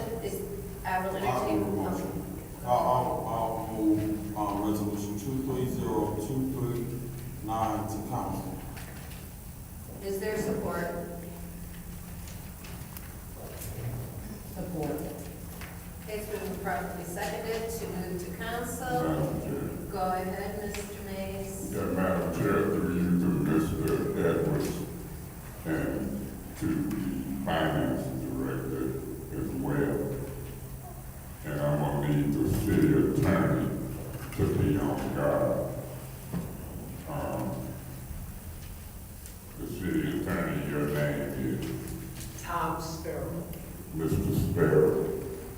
I need you to kind of listen to be on guard. Mr. Edwards, I raised an issue a while back. I might be wrong, and you can correct me. Just want to offend me. Heather, you and the gentleman that's approaching, you're welcome as well. I just don't know who's who, but I know you're involved. Mr. Edwards, you can facilitate who I need to talk to. It doesn't bother me. But my concern is that you mixing two subject matters together in one resolution. I raised that issue. You've got the grants for the recycling mixed in with an extension. And I might want to vote yes on the grant and no on the extension. And so between now and Monday, I'm gonna try to have this resolution separated. Do you understand my concern? Through the chair to Mr. Mays. Mr. Mays, the council already took and disposed of a portion of it that deals with the grants. This is merely, all of this particular resolution is addressing the contract and the contract. Let me tell you what I see. I'm holding in front of me, and you're welcome to come up here, and you pull up the chair. You come and look at it. But I'm looking clearly at a resolution 239, and you can see where I've highlighted the 2 grants in there with the extension. If you want to show Heather and the finance director, they can look at it. Attorney Sparrow, there's language in the charter that tells me about one subject matter at a time. If you can kindly find it, what do you think? Yeah, you can. Just don't get away with my paperwork. So I'm trying to get that correct, because I'm not gonna vote on the 2. When I read the details, as long as we've got something in place for 2024, that's what the grant is requiring. Okay, well, she says no. Tell me that I'm not reading something from, I got it right here, the recycling partnership. If I may, Mr. Mays? You may, but Yeah. I can't do this in a minute and 43 seconds. I'll be quick. As I always, I'm gonna figure out how to get more time. as I always inform my staff, this particular resolution that you've given me, what's important to note about the resolution itself is the part where it gets to it is resolved. What you're acting on, or as the council as a whole is acting on, is the measures that are discussed and described in the it is resolved. The stuff that comes before that is really to bring to your attention and to allow you to have a reference point. Okay, let me bring it back to me. I'm gonna read the result. So I'm reading a recycling partnership. I'm gonna change this, and this letter is dated October 17th.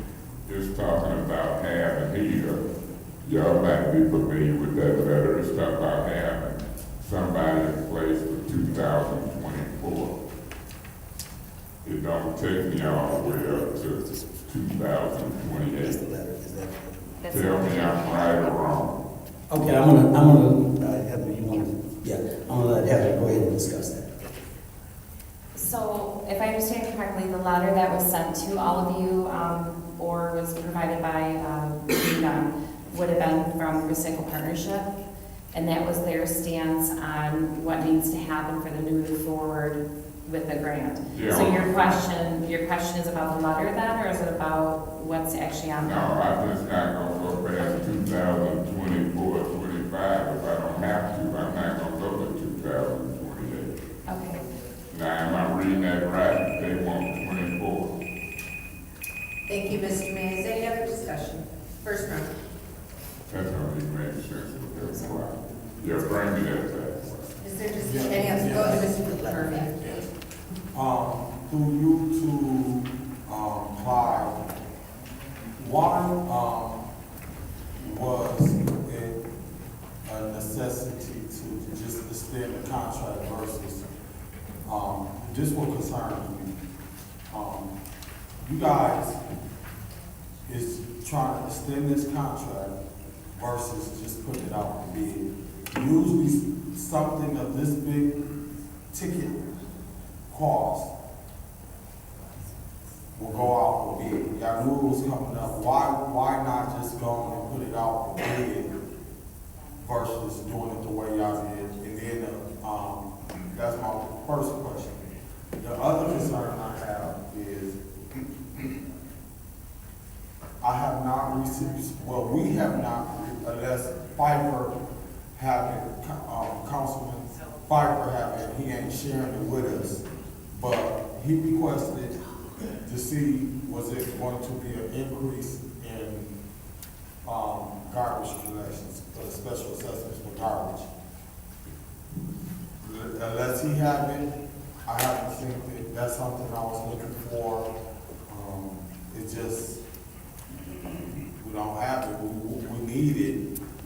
The other request, whether y'all like it or not, I requested to get an estimated cost of how much it would cost to bring back the garbage in-house. We never got any figure amount with that. But you guys, even the union, president, you know, they did a press conference with the mayor and he want us to vote for this. So just like the union president want us to vote for this, we want the request that we ask to be honored so that we can make the best decision when it comes down to knowing how much taxes are we going to be asking the residents. Because, okay, y'all giving us some free cars on one end through a grant that we gotta accept, but we also gotta accept this contract for 5, 6 years or however long you guys want without putting it out for bid. And usually things like this, of this magnitude, we just think that when Priority and Republican was going headed up with each other, when Karen Weaver was the mayor, about who was gonna get the bid. Yeah. So now, it done changed from that to now you guys just wanna do an extension, or we'll just do an extension and don't even put it out for bid. Make it make sense. So, one question, if y'all can answer, is where is the, request that Councilman Pfeiffer requested for how much is the residents' taxes gonna be raised due to the shortfall that we may be in the garbage collection already? Because if we do this contract, then when is the resolution coming to be like, okay, oh, I forgot to tell y'all, we need to raise y'all rates. So while we promote to the residents, oh, we at jeopardy of you losing some trash cans, I can buy my own trash can and my own recycling bin if I know it'll save me from having to get my garbage collected because, taxes raised because y'all giving me some free, because sometimes free ain't always free. On one hand it's free, but on the back end, you go raise my taxes. And that's not what y'all really being honest with us to just tell us how much it's gonna cost. I'm not saying we gonna support it or don't support it, but where's the numbers? The other one is where's the estimate on how much it costs to bring it in-house? How much would it cost to give us 4 or 5 garbage trucks so we ain't gotta go through this 4 or 5 years from now? Because other than that, we're gonna be beholden to contractors, being, whatever, and they can charge us whatever. And when is we gonna own our own stuff? Just look what the emergency management did to us. So, I don't have that figure, and I'm going to yield to my colleagues. You guys, I know they're gonna ask some questions, but those are my concerns, why I'm reluctant to just want to say yes and vote for this. Not because no union president said, go vote. Yes, Mr. Pfeiffer. That's twice. This is your warning.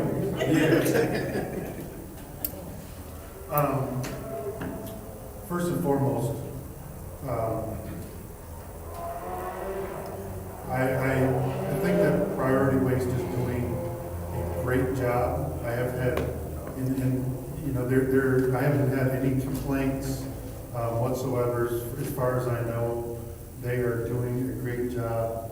My other colleagues can speak. So your services so far have been good. Through you, Madam Chair, to Mr. Mr. Moore. Last time we spoke, you were going to do some kind of presentation for us. Yes, that's actually later on the agenda. Oh, is it? Oh, okay, that's a special order. Okay, perfect.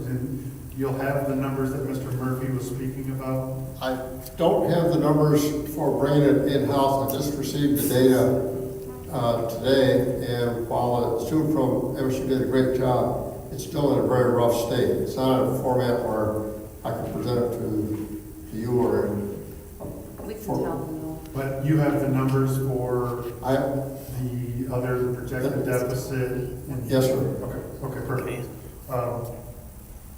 But that's we're expected to vote and move this forward before we hear those numbers later in the meeting? I'm sorry, we're expected to move this before we hear the numbers in the meeting? That's up to you all. Okay. And I guess we can make a motion to move that forward or extend time to have that debate during this. Mr. Murphy, to your point, free is never free. I'm interested to see the numbers to see how we're going to pay for this, or what the projected deficit is. But I keep hearing over and over that it's just a great deal. We got to move it forward. It's a great deal. We got to move it forward. If it's such a great deal, why do we have to allocate $2 million of ARPA to pay for it? Come on now. If we're getting 3 carts and we're worried about a $2 million, $4.3 million grant that is helping the community, why do we have to backstop it with $2 million of ARPA funds? How is 3 carts going to cost us $2 million of potential home upgrades or whatever we? I'll be discussing that later.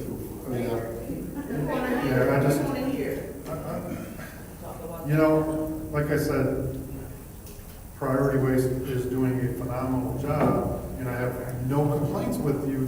I have complaints with the numbers and how we're going to pay for it. No, I understand. No, I'm speaking to I'm sorry, I'm speaking to the gentleman behind you because he's been here several meetings, and I don't want to keep wasting your time. And it's not this honestly, this resolution and this stuff has nothing to do, in my perspective, on priority waste. It's one, how are we going to pay for it? And 2, why are we doing a potential 9-year upgrade or extension to get recycling carts? Because it's a 4-year and an additional 5-year. Why do we have to tie the city down for up to 9 years to get a $100 recycling cart? It doesn't make sense to me. How would we make it, like, in the words of Mr. Murphy, make it make sense? And to Mr. Muma, who come out and stated that he wants to outsource it and not provide, whether or not it's cost effective or not, that he wants to outsource it and not secure and get more union jobs, that is troubling as hell. I don't understand how that agreement, to come out with that statement, is very, very, how you want to tell your union members that it's good to outsource and not expand the union. I'll never understand that. My grandmother, who worked for 1600, would be rolling over. Yes. If she knew that. Madam Chair. Yes, thank you. Any other discussion in the first round? Yes. Go ahead, Ms. Carter. Okay, I have been saying 6 years, an extension of 6 years, being confined to a contract with priority for 6 years, but you're saying it's 9 years through you, Madam Chair, to Councilman Pfeiffer? Well, the current, this is for till the end of fiscal year 28. Right. And then it has an additional till the fiscal year 33. No, I don't think it's feasible to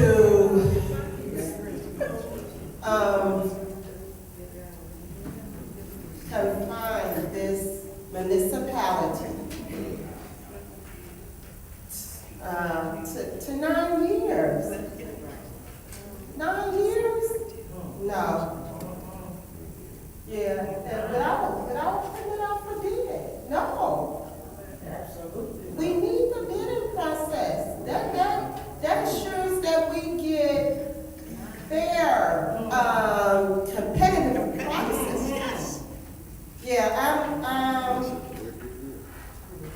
don't know. And then we don't have the information that my colleagues asked for. Over and over.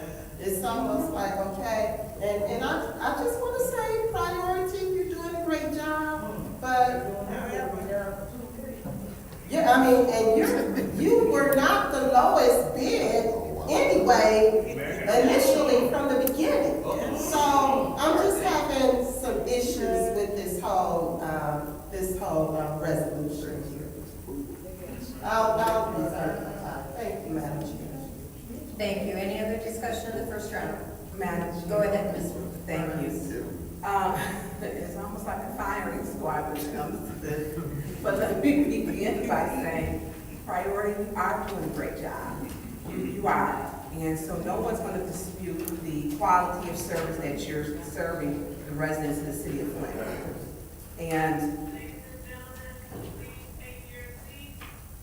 And so I appreciate that. So here's a couple things. When I'm listening to what my colleagues are saying. One, for the administration, if you want to be further along in this process, please give the council members, Councilman Murphy and Councilman Pfeiffer, what they're asking for. Because the administration department, if you have not given it to them, you're holding the process up to push it out so far to where they can't get it. That's not fair to council. It's not fair to council for, and what is your name? I don't want to call you Mr. Priority. Dan, I know you've traveled here several times and that you've been here, and it's not fair to you. They've been asking my colleagues for specific things. The administration needs to give it to them so we can make a decision. Now, on this letter, the recycling partnership and the importance of it, which states the grant package does not require the city of Flint to select any particular hauler or cart manufacturer.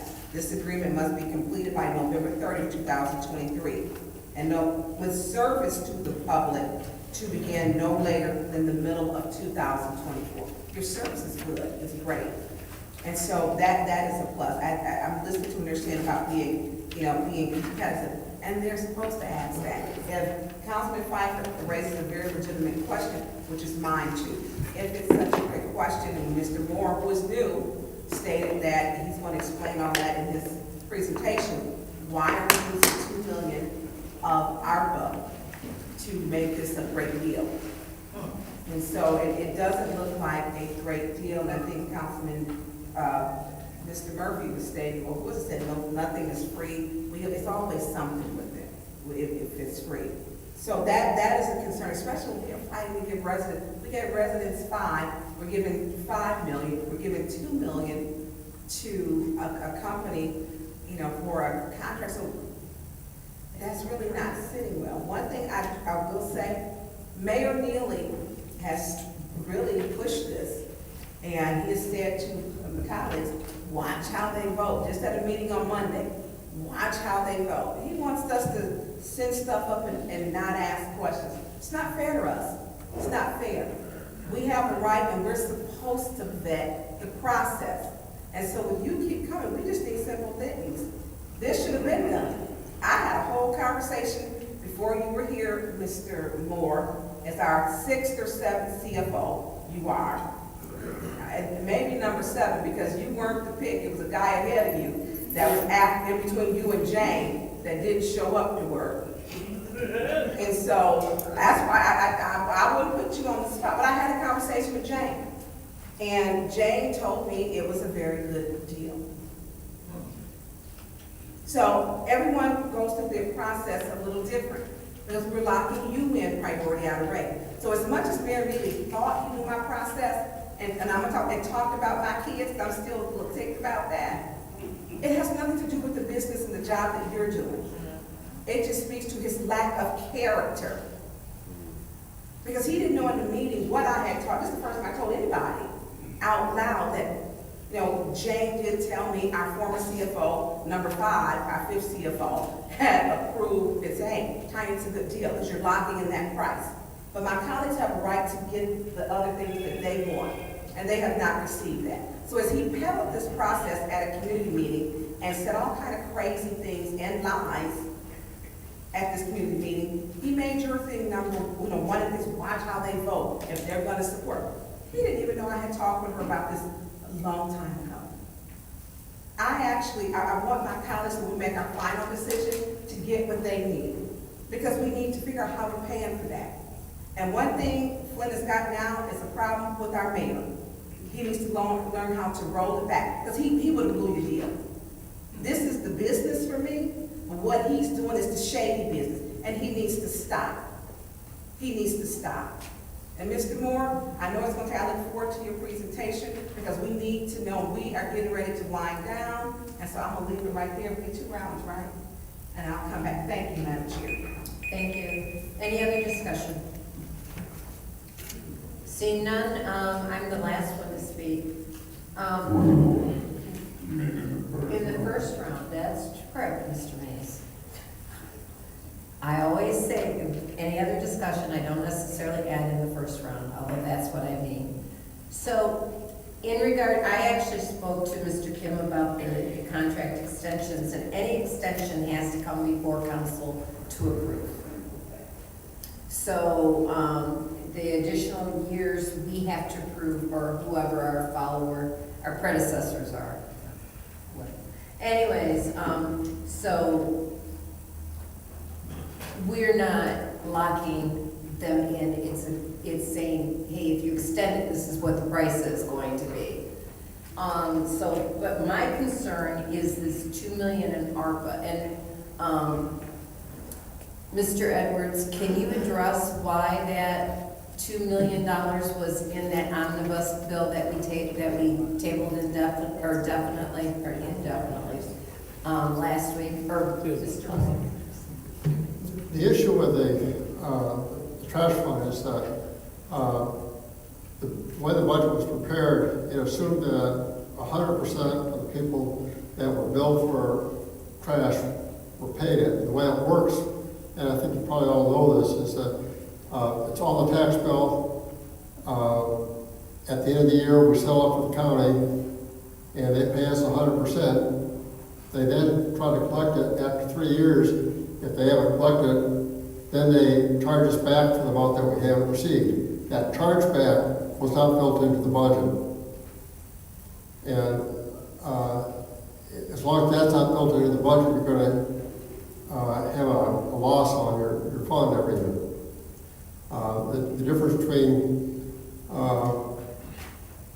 breaking even what we have right now, it'd be roughly 80 cents a month per residence, if you want a rough number. So we're using ARPA, or trying, the mayor wants to use ARPA to balance this fund. Right.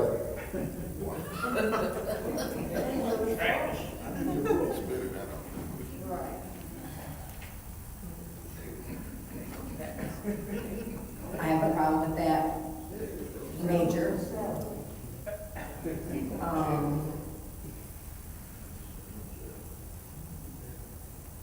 That has never been communicated to me as finance chair. I know it's not your responsibility, and in my discussions with Jane regarding the garbage fund, that was never communicated to me. I have talked with Heather and said, we knew that this garbage contract was going to cost us more this year. We didn't raise the rates, and that would buy all of council as well as the administration. Because because we should have raised the charge for garbage this year. And we didn't. That's not something that is something that the residents want to hear, but it costs us more money this year, and we have to collect that money somehow. And it is on the backs of the residents, unfortunately, but the residents are the ones getting the benefit. And so I have a problem with that, but I want to make a motion that we table this resolution until after the presentation. And I so move. It's been moved and properly seconded to table this resolution until after the presentation. Mr. Mays? Yeah, we got a discussion on that. Yes. Give me a second, please, to write this up. then I will ask for discussion.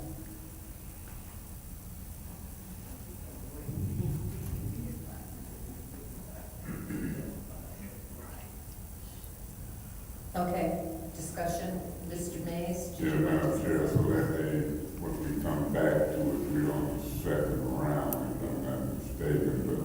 Correct. You know, I got a problem with the letter that Sam Loomer sent out, and I got a problem with Sam Loomer standing with management as a union person articulating this. That's just me.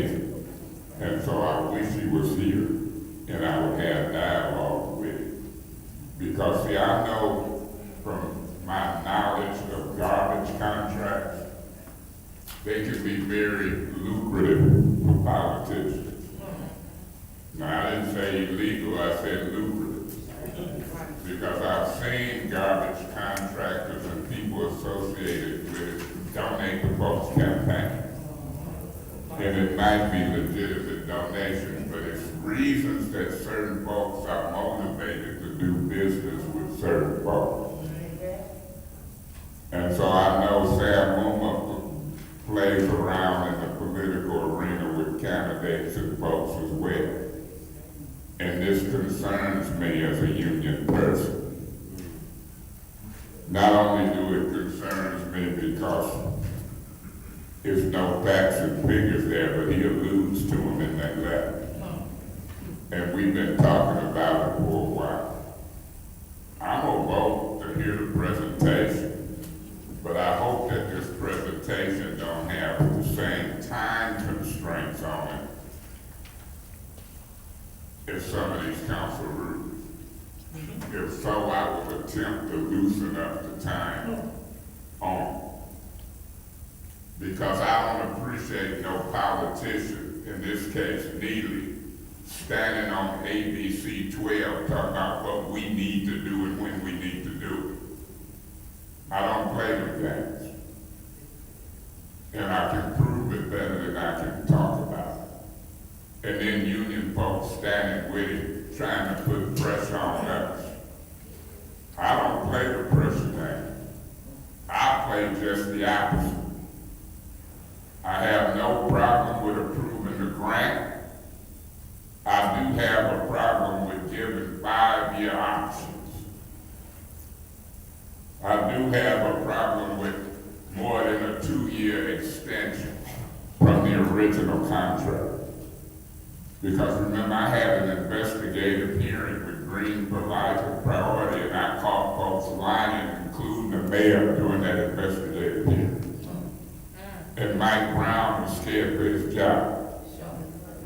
So I know politics and garbage just as good as some folks. And it won't be no games played with me. Thank you. Madam Chair. Yes, Mr. Vice President. 310. Don't go. Three strikes. Don't go. 3 strikes. My question, Dan. I don't have your last name, I said Dan. Dan, I'm going to ask you a few questions because I do my homework. So, Dan? Vinay. I'm sorry? Vinay. Vinay? Yes. Mr. Vinay, okay.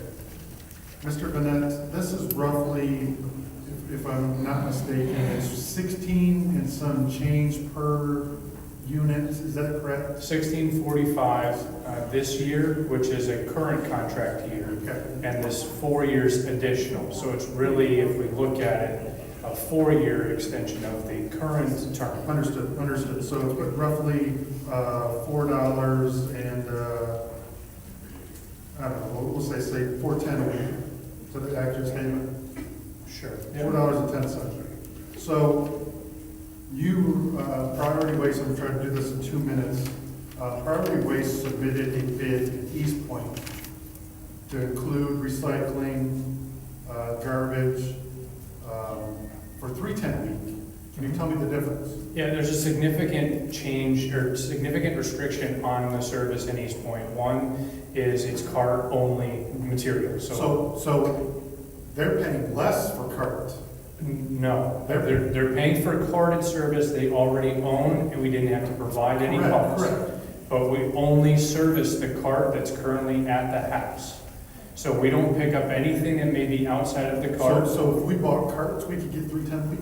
If you want one bulk item limited per week, we could probably do better than what we're doing at 1645. But with the city of Flint currently, we are a little bit more generous with bulky waste. Whatever you put out when it comes to bulky waste, as long as it's properly prepared, bagged, we take. So a house that we walk up to with 20 bags on the street, we will take it. We would not do that in East Point. Additionally, waste cost in Macomb County is 30 to 40% cheaper. Why is that? At the landfills and transfer stations. It's a more competitive market than it is up here in Genesee County.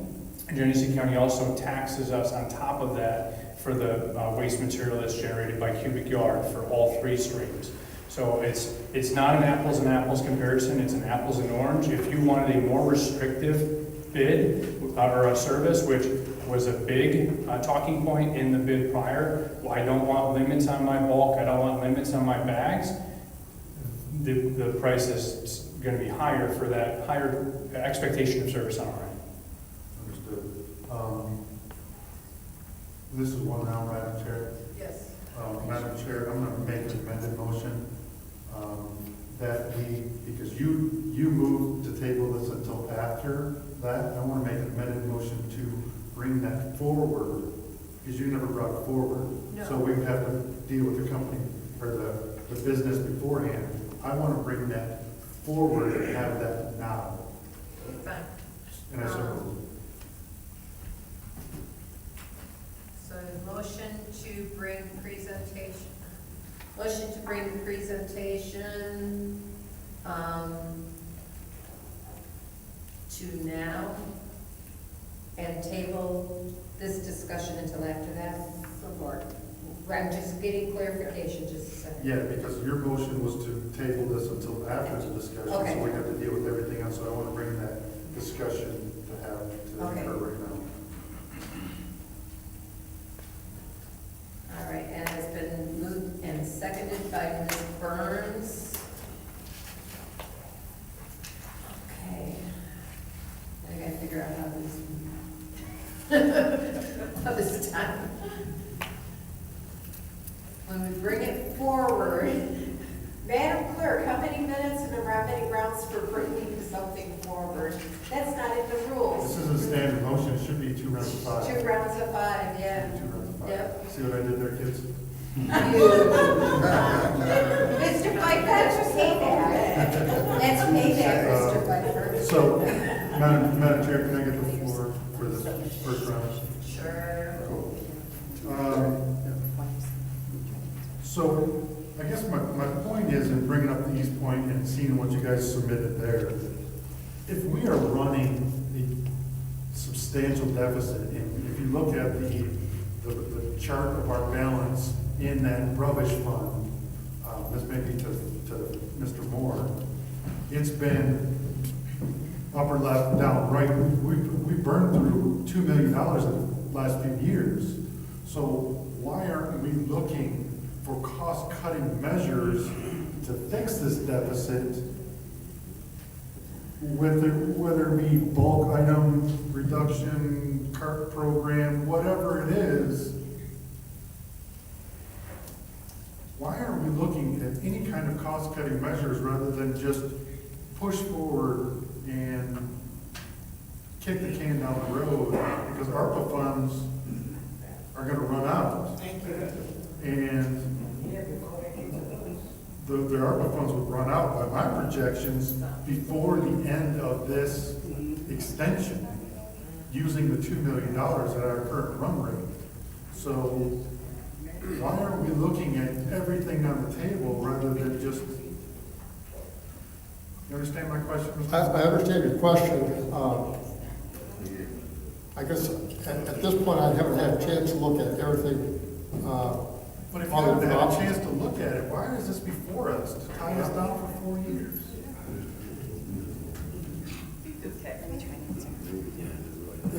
You have to work with the hand that you're dealt. I'm sorry, say that again? So we are always looking for cost-cutting options. However, So was any cost-cutting options discussed with Priority? yes. And what were those cost-cutting, and what were the cost-cutting? Well, it's not based on the current contract per se. Right, It's 'cause based. we still have one more year of contract. Correct, yeah, we are in that third year. Where the cost cutting comes in is that the city of Flint, at one point during all the dynamics and court cases and things that happened, it changed that, like, everything that was out there had to be picked up.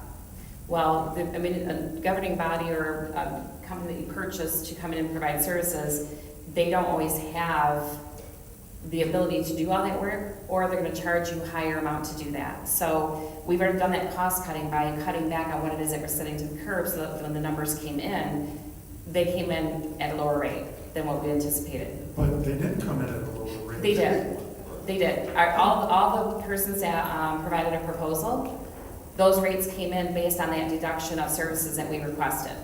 Because before that, we asked for much more service. But if we look back to the bid process, and it was, this garbage contract was approved by the prior council, there was bids at $12 per unit. They weren't eligible, they were not They were not responsible. eligible. They were not because- eligible for it, right. Because they couldn't start when we wanted Correct. to start. That is Well, correct. We're not under those time constraints now, so why are we paying, no offense, Mr. Velez, why are we paying that 25% more increase when we're not under those time constraints now?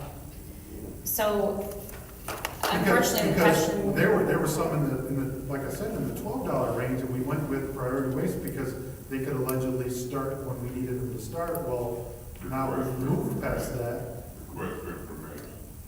What's your request? You did say allegedly, right? Correct, yes, sir. Some of us When, said- when they allegedly said that they could start and when they couldn't start.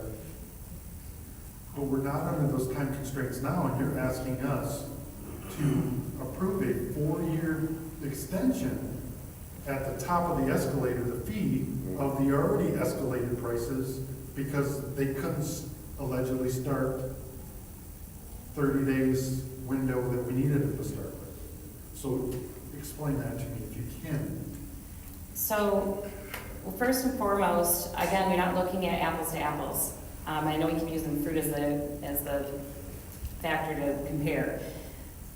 Each of the parties that provided a proposal, for example, they're basing it on that sheet of paper that we should be able to take the sheet of paper, put them next to each other, and look at 111. That's not how those work. The proposals for our trash, you have to look through the whole document. Is that a deficiency that we need to work on in the purchasing so that we can get apples to apples? Because- Without being disrespectful, I would have to say that the people in the garbage industry are crafty in doing their proposals.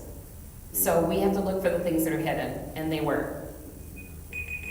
Thank you. Any other discussion in the first round? In the first round of this of this amendment, correct? No, Mr. Mays, this is a motion to move the presentation forward. We have 2 rounds of 5 minutes. Is there any other discussion in the first round on this? Madam Chair. Mr. Mays. So, if I'm not mistaken, and I could be, you did an amended motion to postpone, and it was seconded by what, Ms. Burns? No, Ms. Bichette. Okay, on your motion. Right. And that was to postpone until when? Until after the presentation, but Mr. Pfeiffer made a motion to bring the presentation forward, the special order. So that's why we have 2 minutes. I mean, 2 rounds of 5 minutes. Yeah, and I had to clear that up in my mind because I disappeared for a minute. Point of order. Can we restart the clock? Yeah, I was just gonna suggest that.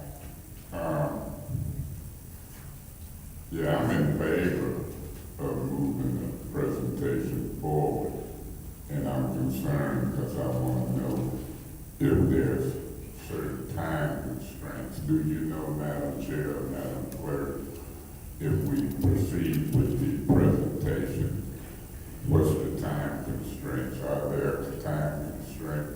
There were no time constraints placed on the special order, on the presentation, and so the only time restraints. So I'm gonna support moving it forward, and I'm gonna be listening and dealing with the details, because it's been highly publicized and criticized. And when it comes to the council, in my own way, I'm gonna protect this council against certain politicians. I'm gonna do it the best I can, but I need the help from council. See, I sit here during the investigative hearings and question other contractors have about when they could start it, comparing apples to apples and oranges to oranges and apples to oranges and all that. And to this day, I'm not satisfied with all the misinformation and lies that I heard during that investigation. As a matter of fact, I was appalled. I was appalled. And I believe that we spent $3 to $9 million more than we needed to. And at that time, part of my interest was picking stuff up between the sidewalk and the curb, whether people lived in that house or not. I'm not gonna blow the whistle as it relates to praise and priority at this point, because I know this Republic in the latter days of their contract service for me got a little much. And so when people trying to get money over 5 to 8 years, they know they better be on their best behavior. But I worry about it in the latter years. I also worry about putting stuff out for bid. And I don't like the politics folks play and have played with garbage contracts. No different than the politics with a metal detector, Ms. Davis. I've seen more guns in council meeting today than I have in the 10 years I've been here. With all of that Channel 12 publicity about a metal detector. See, I know Nita used to work at Channel 12. And I'm knowing the politics that Ms. Liddell Lewis played. Now I'm hearing, she told the media just talk to her. What are you gonna talk to her for if she ain't here? Her and Evil Worthy got the worst attendance record, and they listening to her and Neely. But we gotta do the heavy lifting. We gotta do the work. That don't even make sense to me in a community. Why would you talk and interview folks who ain't here? Right. He ain't here, and she ain't here. Oh, well, maybe their voice ain't as deep as mine, but I'm here. I'm gonna listen to your presentation. I'm gonna get all the details, Heather. I'm gonna get all the details of Mr. Moore. And you're here for priority, right? Look like we couldn't have a talk. There ain't no politician gonna pressure me between now and the end of October or November. He on TV talking about October, and the documents telling me November. What's the deadline, October, November? The letter says November. You ever heard of Pinocchio? Anytime Pinocchio told a lie, his nose was broke.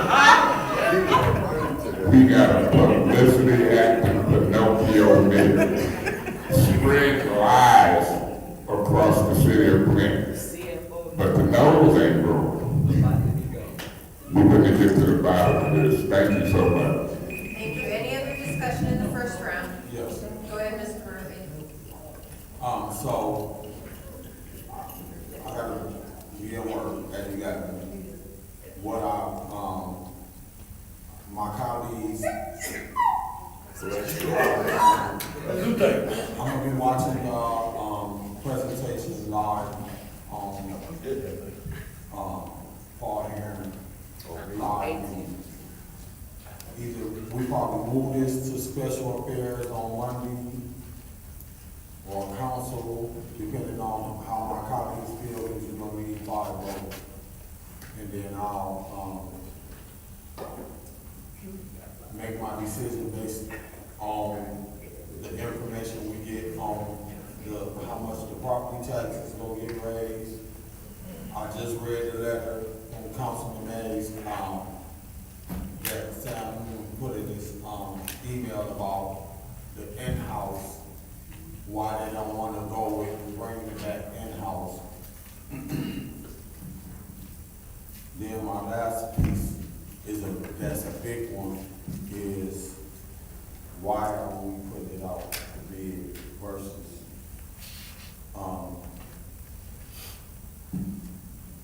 just going with a contract. So, other than that priority, you guys are doing a good job, I have no problem.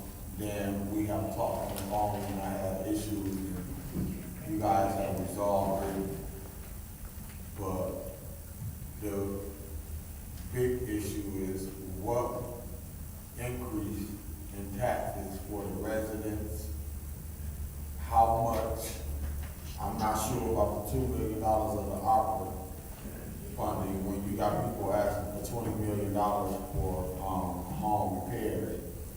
We shouldn't be using opera dollars to fill in the gap of the shortfalls of revenue loss or whatever going on in the garbage. So I'm not sure for that piece right there. You look like you want to say something. I'm hoping I can remember everything that everyone's saying so I can respond. For you specifically though, to answer the question about the ARPA, I wasn't familiar with that being placed in there until you guys started the discussion. I was only aware of what I've been sharing with you over the last couple meetings, which was either 100% of the people need to pay, so it keeps us in line.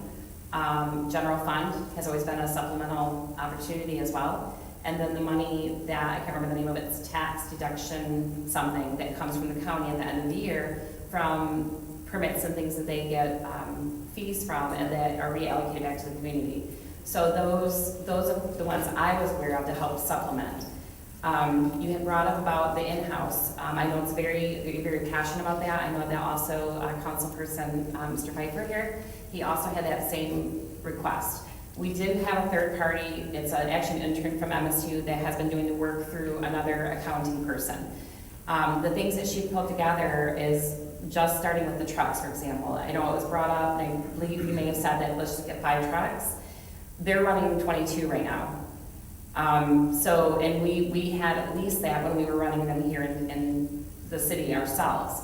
Those are gonna be out anywhere from 18 months to maybe 24 before they'd be even able to be come in, and that's if you can purchase it. The starting rate of those trucks are gonna be right around 300,000, and I don't have her paper in front of me. It was just an email of a little bit of information, is what it was, and that's why we only have a little bit to give you. So just the trucks alone, that's why Sam Lima had wrote that letter, and that's why he was in support. In that letter, he says that he wants to be able to bring that in-house. He's here to represent the union. I'm under his union. I obviously want the money to stay here for my people. The thing is, all of the monies that we're talking about just to buy the trucks, it's not even including being able to raise the pay scale, because the old pay scale is around 17. The going right now is 22 to 24, and that's if they have a CDL. We can't get enough people to do CDL. We're already short in literally every Department of Public Works. We do not have enough CDL holders. How are we going to get potentially 22 people to come in and assist in-house? So it takes time, and that's what Sam was trying to say, that it takes time. His idea is why we do that, get the cart system in place, because the state and federal government are asking that we become more conscientious consumers by recycling, and they do have expectations over the course of certain years. So I know 2028 is the first year that the state is asking that each municipality and county have a certain percentage of clean recycling opportunities. So that is something where Sam's going. He's saying, let's just get started and then go from there. Thank you. Any other discussion? Madam Chair. Go ahead, Ms. Burns. Thank you. Heather, so I guess you guys don't want to pick too far. I just want to say this. Do you see how great this meeting is going? Oh, hell. Break up. So this has been a good meeting, so we're getting a lot of questions, and I just want to highlight that. So CDL is a problem. I don't know why, just like we did with the police and with Michigan Works, to do something like an incentive for hiring people on wellness, like we do with the police department, because the DPW department and all of them throughout the city, people won't get the CDL. But if you offer a bonus like we did with the police department, that is an incentive to get more drivers, instead of us just always chucking it and saying, you know, we can't get enough. We got, I think, getting more ideas, you know, things that do work. But Priority is doing a good job. So one thing, Mr. Moore, how long was your presentation? I'm guessing 5 to 10 minutes. Okay, you have about 6 slides? More than that. You look like you are. Councilman Murphy, you look like it's gonna be 20 minutes. So, the concern with so we get $4.3 million in grants, and then we spent $2 million of our ARPA, which is to balance that. And I'm looking forward to the presentation. And so here's my question. Some people have more than, I've had those trash cans living in Country Club Hill, Chicago. And the trash cans, what if you need more? Some people may need more than one. Because initially what people, they go to is it is a one-person truck that used to come, and that gate lifts up that trash can. And I can't even remember, well, I only had one trash can for the amount of time I spent at my house in Illinois. I didn't have a lot of trash, because I wasn't there a lot. So, can they get a second can? I mean, how many cans are people limited to? Do you want me to answer? Okay. Yes. So with the current budgeting, they would be allowed one of each, a trash and a recycling. There are opportunities to purchase one if they want to, and or they can use their other trash cans. So they're not obligated to have to go to complete cart, although that's what we would encourage them to do, especially with the recycling program. Once you get people understanding how easy it is to recycling, a lot less of it goes to the trash.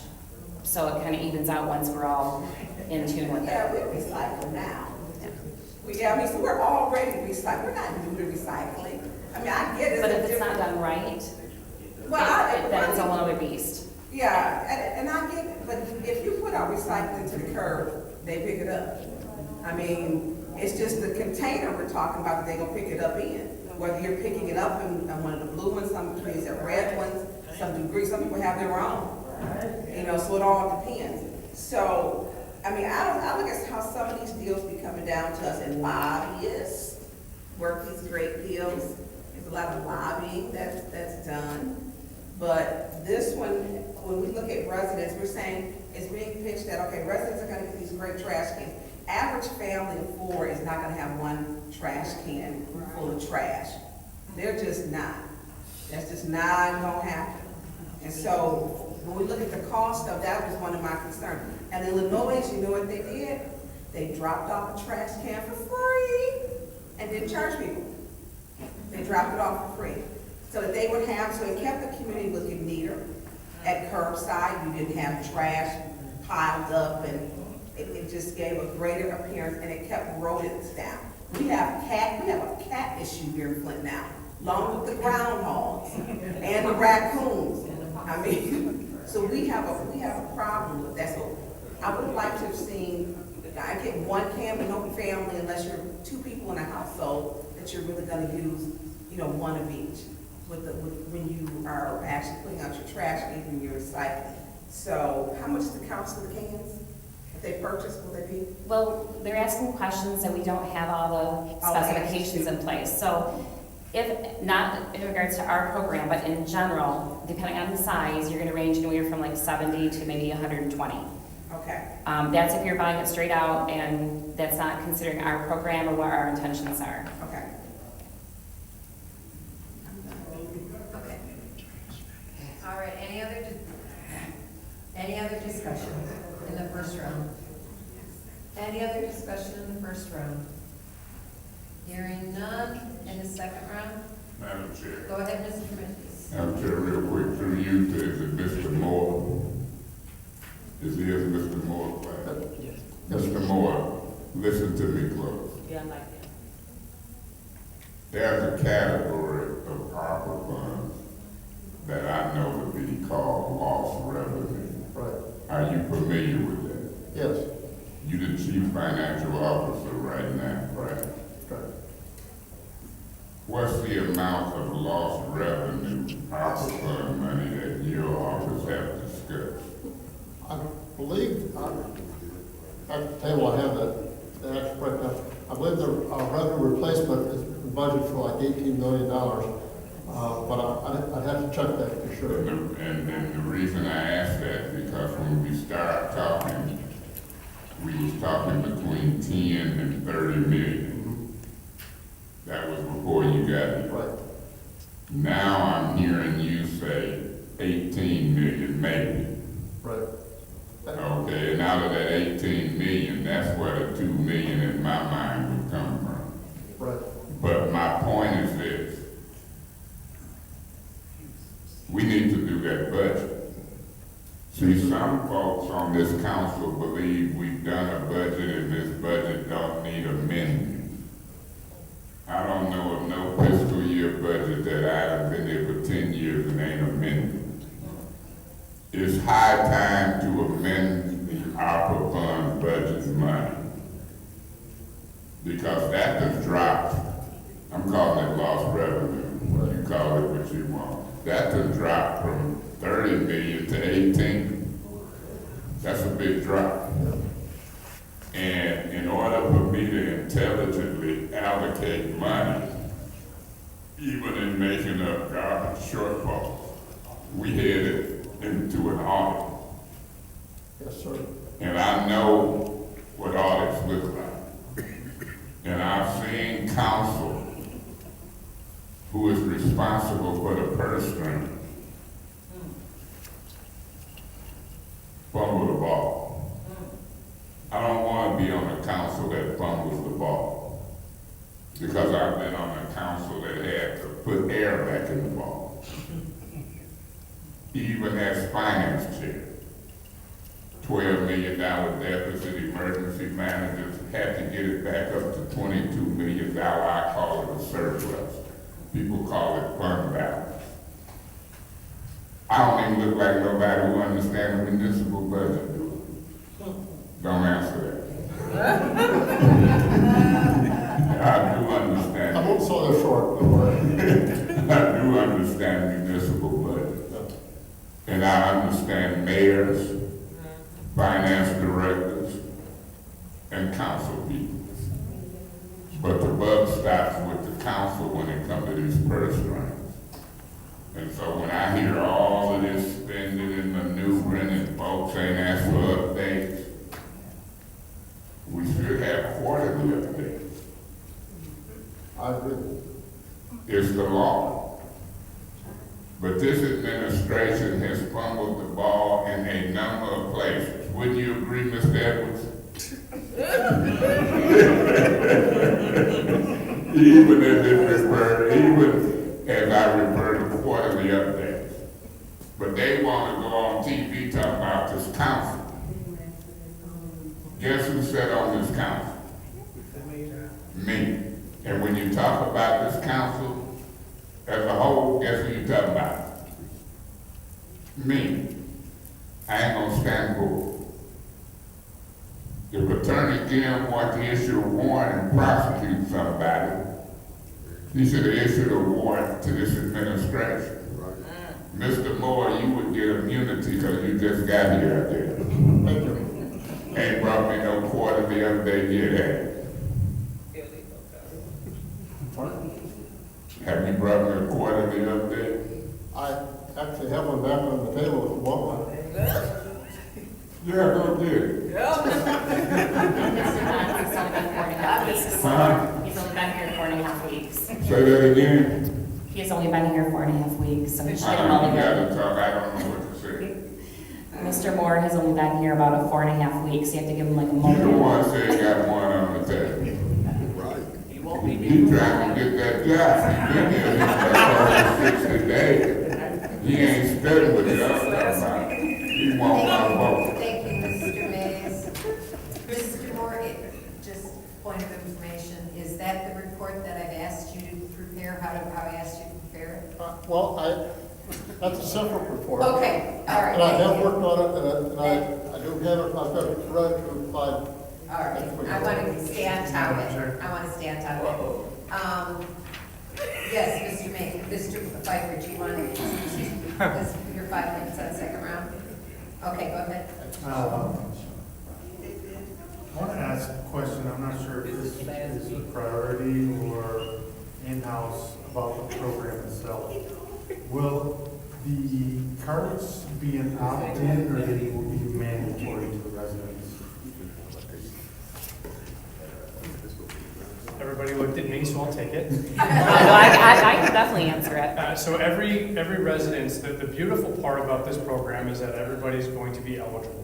So does that mean they're opt-in or is it? Everybody is going to receive the trash card and the recycling card. The recycling partnership's goal is to get 100% participation of these cards for the residents. Now, of course, there are special circumstances, and we currently already do this in the city of Flint for those that require assistance. Let's just call it assistance, where we provide a special service. And Heather had a log of those as we came into this contract, and we make those accommodations. So there'd be the same level of there'd be a qualifier that comes through Heather's office that qualifies anybody that does need that assistance, and those cards would work through those, let's call them system enhancements and glitches that would occur. So if there's somebody like my grandmother, for instance, that's 87 years old, who can manage the card, that's fine, but if she hit 90 and she couldn't, we would make those accommodations through the office of Heather. Again, Thank you. Real quick, my time is limited on this one.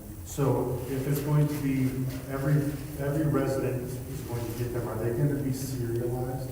Yes. Yes, every card is serialized, and you can have them even depending. So I'm familiar with the RFP processes with these cards, and the recycling partnership, we've worked with them before.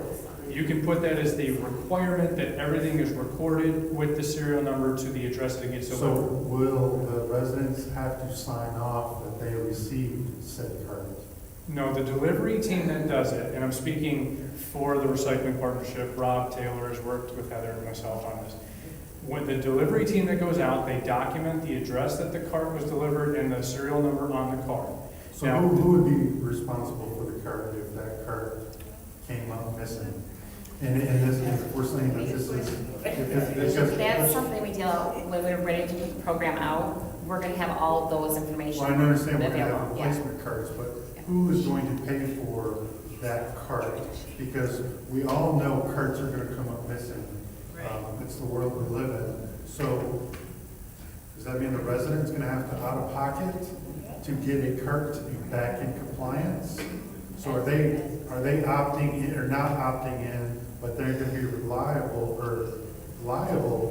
to then pay another $120 to get their trash picked up if their cart gets stolen? Every circumstance is going to be different.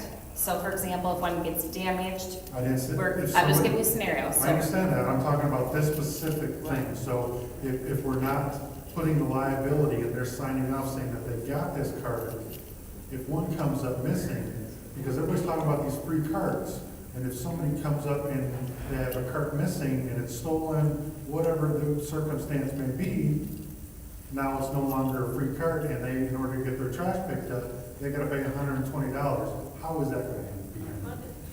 So again, we don't have the program written out to give you the definitive. My understanding of what we probably will do is if it is something accidental, we're going to look at replacing that cart because we have a surplus. We're required to have a surplus. Somebody said, your press conference, you said you're gonna have 300 extra, but, you know, I understand for repairs or maybe priority was handling the repairs if needed.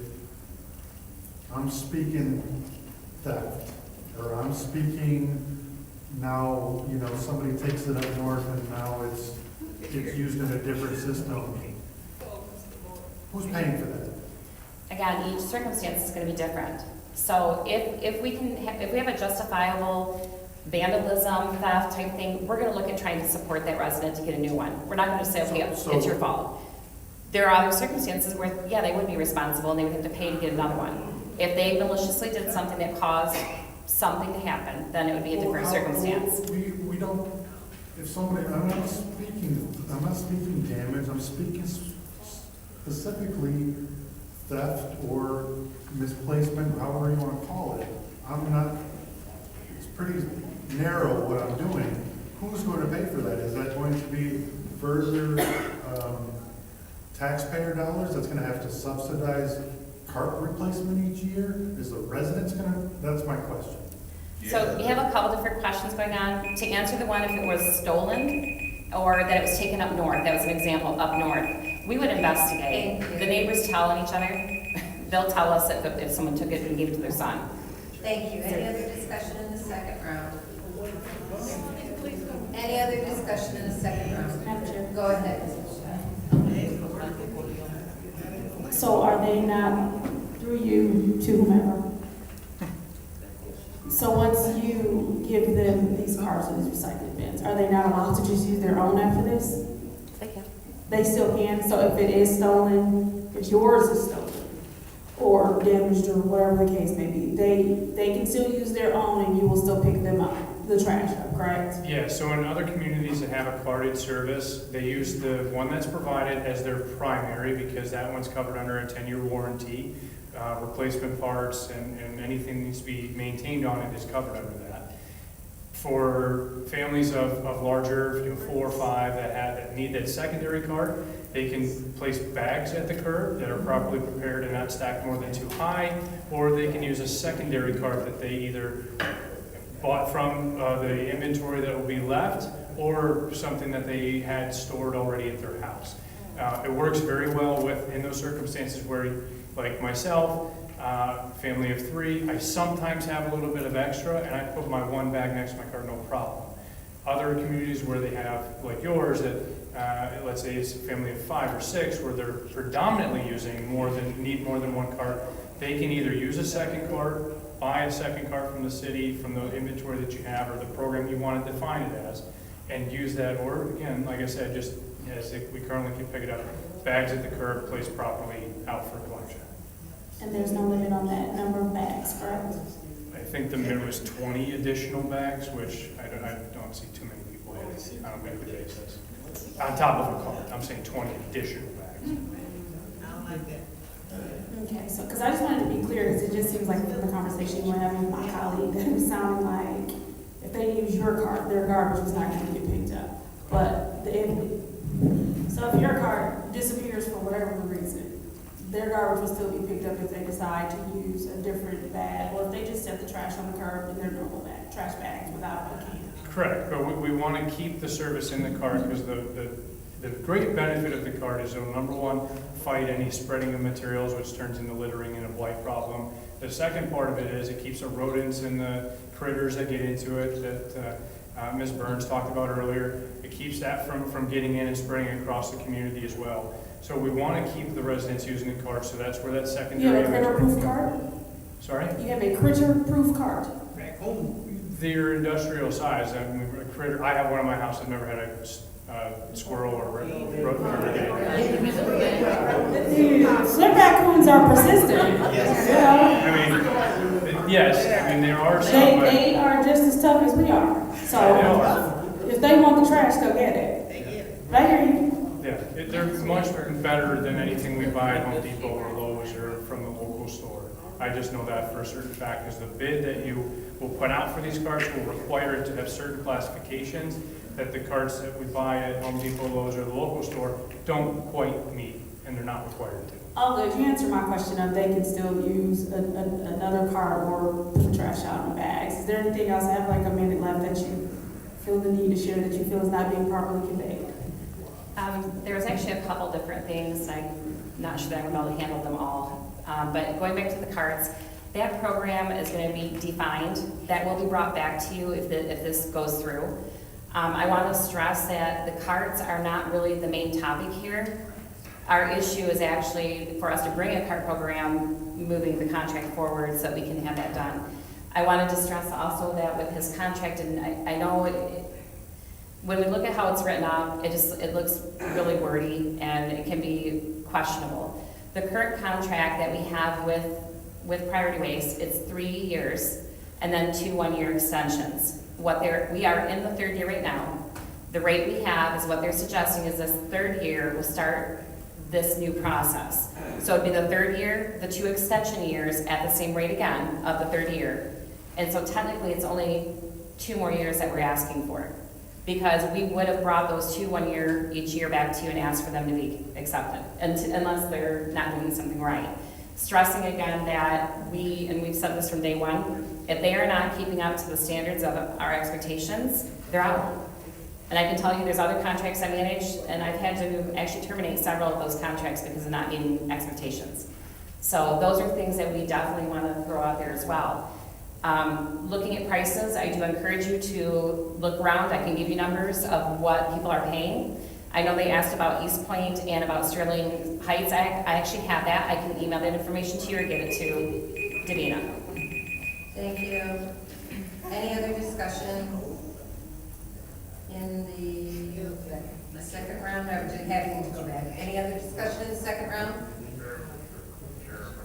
Seeing none, roll call vote to have the presentation up to now.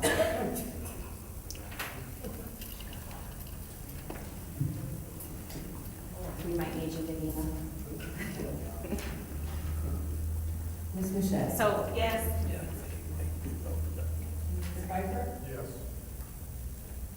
Mr. Mays? Yes.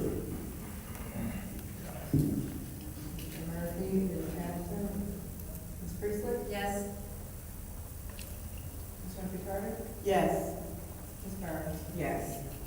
The vote is 6 yes, 0 no. The vote is 6 yes, 0 no, so we can go ahead and go into the presentation now.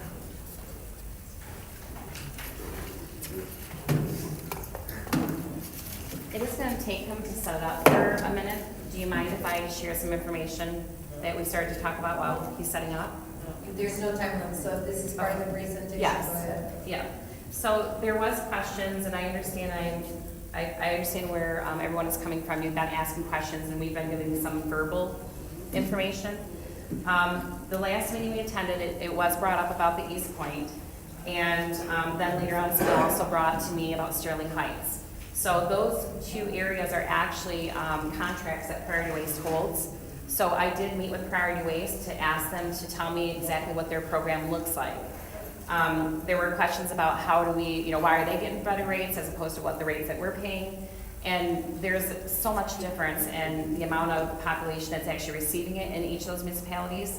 So for example, East Point, they have right around 13,000 units that are being serviced. Our units are gonna be closer to 40,000. So right there's gonna be a price increase just because of the activity of servicing those.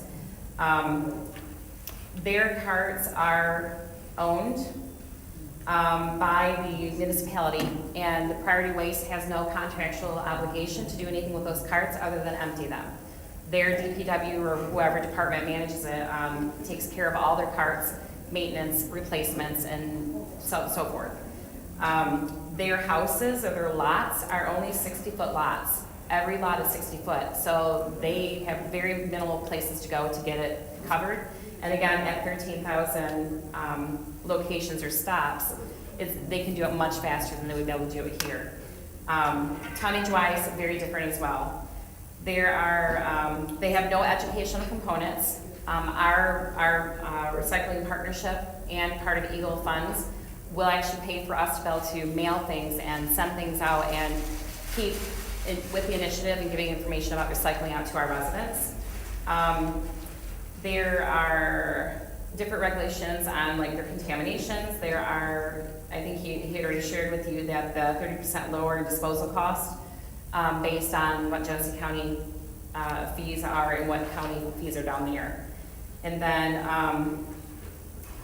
so to summarize, specifically East Point, smaller lots, smaller city square mileage, faster service, lower costs for transport and disposal. It's a cart-only program, and longer contract, they have a 10-year contract. So their average cost over the course of those years are $1539. $1539 is going to be their average cost over the 10 years. So, sorry, I think he's ready, so. Yeah, as we've already talked about, this program includes 3 components. One is 2 parts which have already occurred. The grant from Eagle and the grant from the Recycling Partnership. Both of those have time constraints that in order to get them, we really have to use the existing vendor in order to go forward with it. I'm going to review the current service levels, the proposed service levels, talk about the 3-part solution which we've already talked about, and then at the end, financial impact. The current system, as you know, we take bags and cans. For the most part, we take anything that's at the curb. Recycling is available, but you have to provide your own container. We provide yard wasting if it's properly prepared in the bundles and make sure that the limbs are no more than 2 inches in diameter. And we also take more than 1 large item.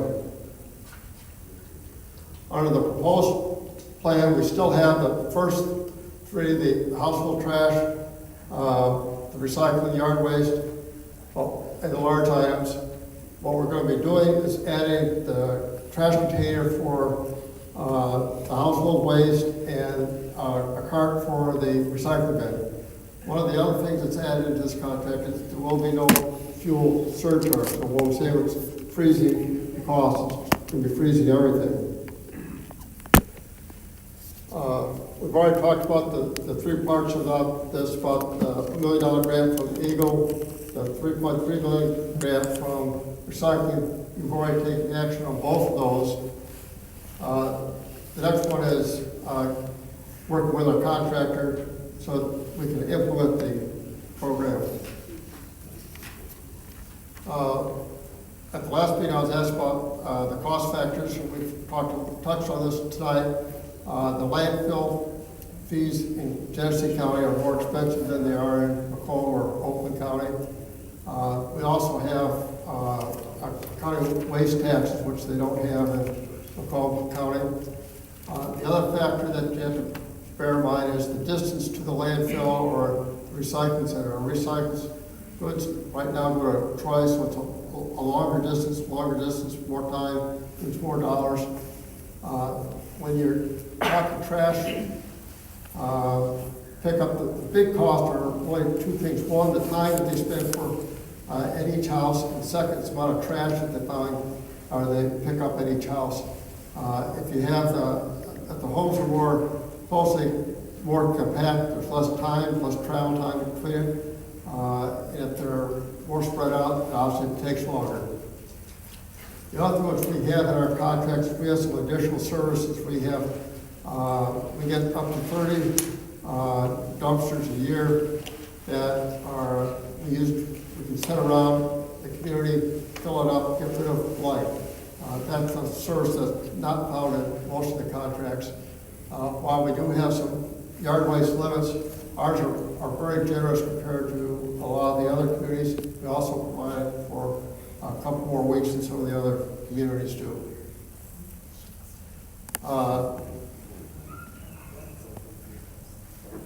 One of the questions, as Heather was talking about, is if we go to the CART program, it's paid for by the grant.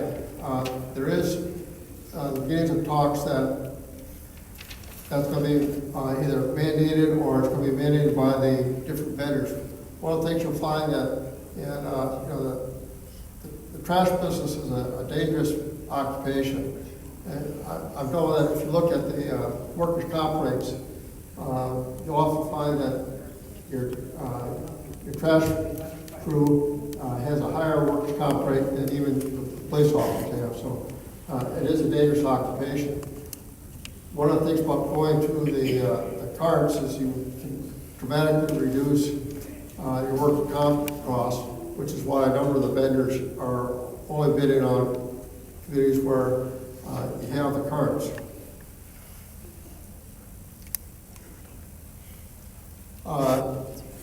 Some of the advantages of having the cart, it's easier for the residents to recycle. We're providing the cart for them. It's easier for the residents to move the wheel carts to the curb. I know that the last 6 years I went from the traditional cans to the carts, and I'd hate to go back myself because it's just a lot easier. Fewer problems with wildlife. I live in an area where there are lots and lots of raccoons, and I swear they live in my trees. But they've never been able to get through the carts, which are similar to these. That's been a big benefit. Also, these carts don't blow away. I know when I had cans in the wintertime, it seemed like they were always blowing down the street. You had to go find them. Which also reduces the trash blowing around and other environmental impacts. The carts are very heavy duty. They have a high quality materials, and the warranty on them is 10 years. I've been using mine for 6 years, and I'm sure it's going to last at least another 6 years. They're just very good carts.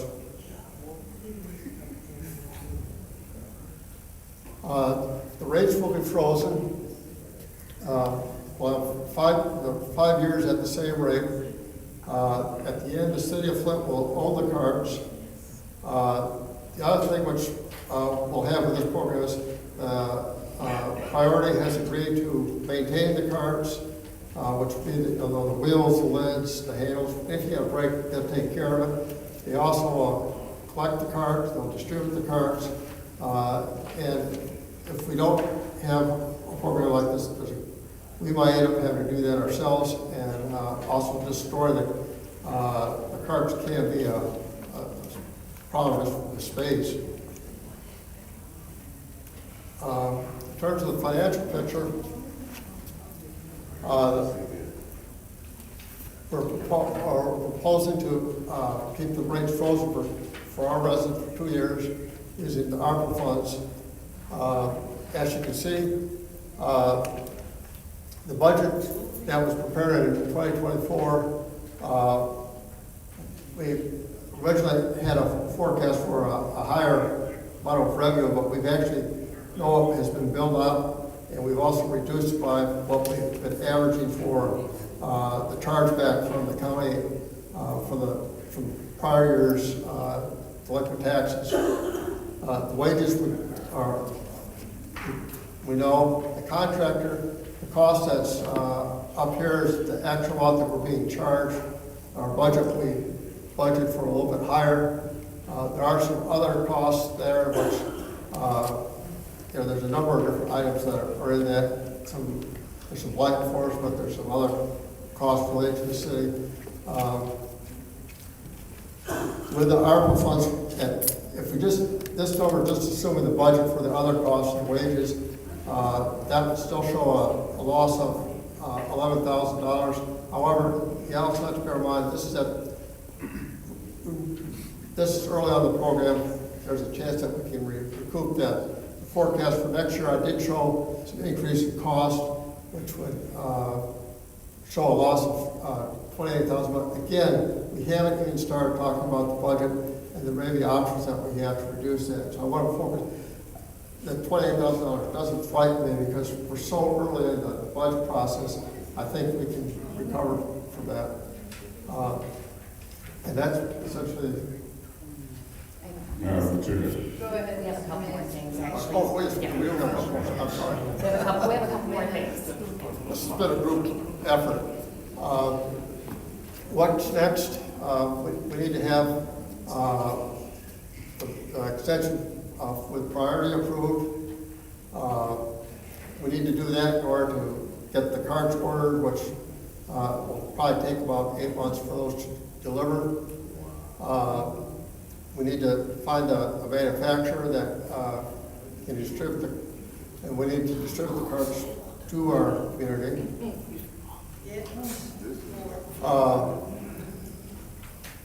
And the question which I think was already asked, what happens if the garbage recycling doesn't fit in the carts? Can you put it in the bags right beside the cart? And the answer is yes. As long as it's properly bagged and you don't have things like tires, they'll pick up things.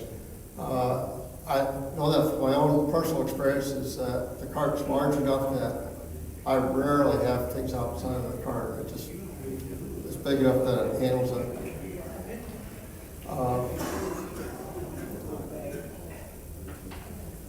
A lot of people are concerned about the carts, whether they're too fragile, whether they crack, break, or get damaged. And the proposed carts are very long lasting. We have a 10-year warranty on them. If they do get damaged, they'll be repaired and fixed. But my personal experience is they're very sturdy carts. I've been impressed. I really didn't expect that when I went for the cart system. And I think that's it. That's a presentation of that. So I feel really bad because I know that Councilman Piper always has his questions and I'm not really great on my toes when I don't know what the question is going to be. I did want to bring one more thing to you when you're talking about theft.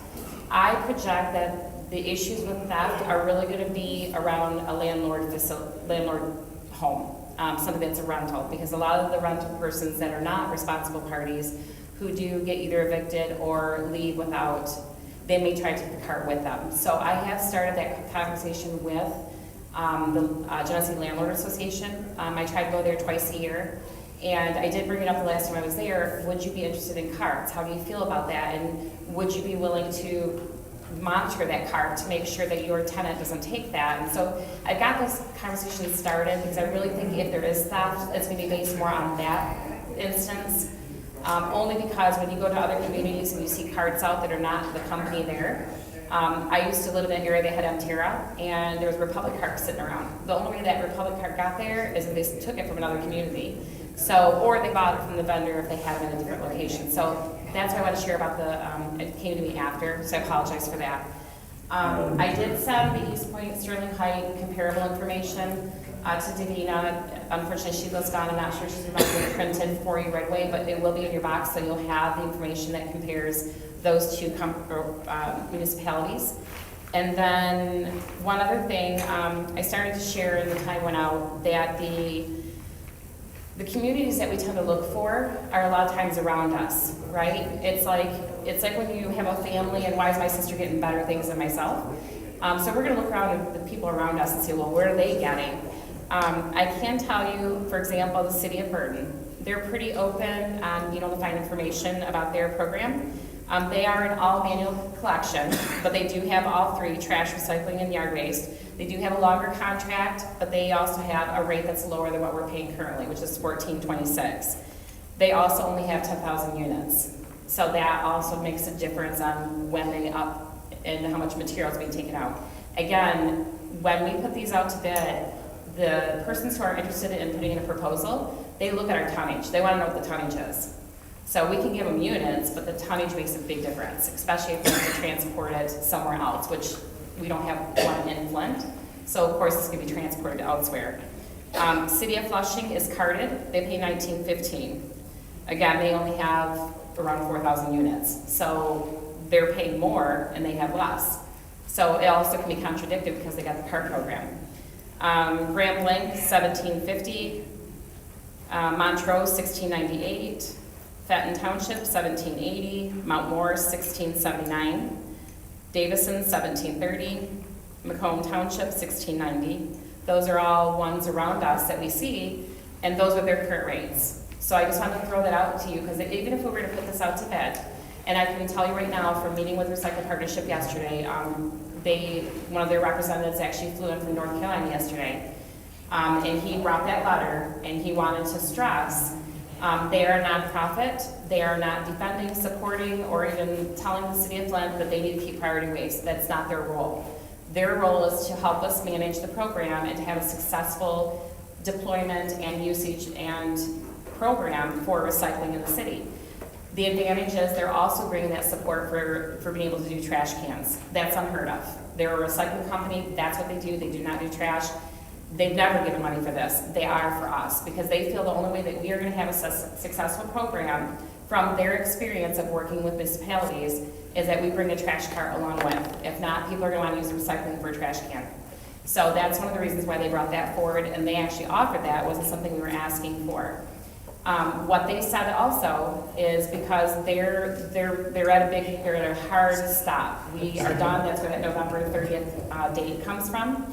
We have to have a plan in place and submitted to them before that date with that plan. What they told us yesterday was, unfortunately, if you're looking at putting it out to bid, we're looking at deployment in spring to summer of 2024. It won't happen because our contractor will not be able to support that, and we won't have someone in place to get it. So then that means that our program would stall and we wouldn't be able to do the deployment. So that's where that hard November 30th for them comes in, because their funders are starting to ask for the money back. And the other thing is for Eagle, you know, yes, we've got that contract signed, we're ready to go. If this does fail, we do have to stop everything. And that's when that resolution did get separated for the two funding sources and the trash component, because we understand and respect your thoughts on those resolutions, but that's the reason why that contingency is in there, because we will not have time to put it out for bid. That's what you're looking to do. We respect that, I understand that, but just understand that that would mean this program is done, and we would have to decline the funding sources. Okay, Madam Chair. Go ahead, Mr. Mays. Yeah, I have this original contract was signed in what, 2021 and ended in what, 2024? Yes, yep, October 1st to September 30th. June of 2024, correct?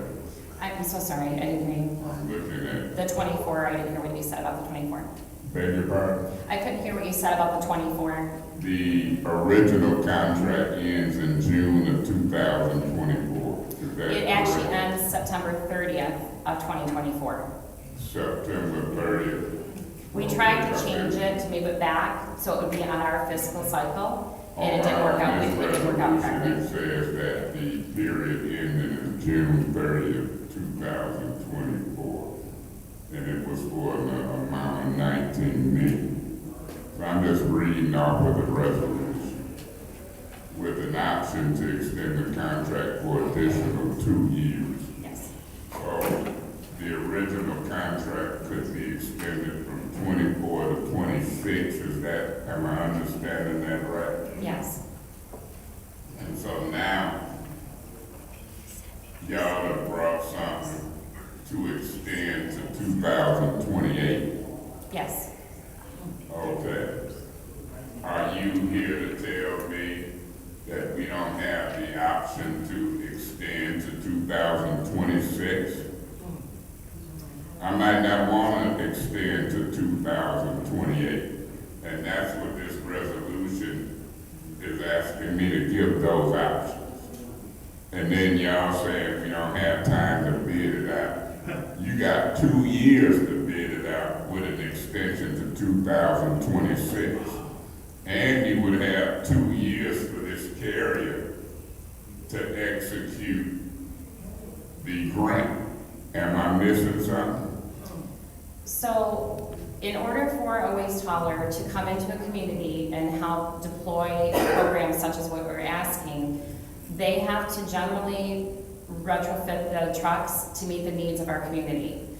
It is not cost efficient. They are a for-profit organization. Let me ask you this question.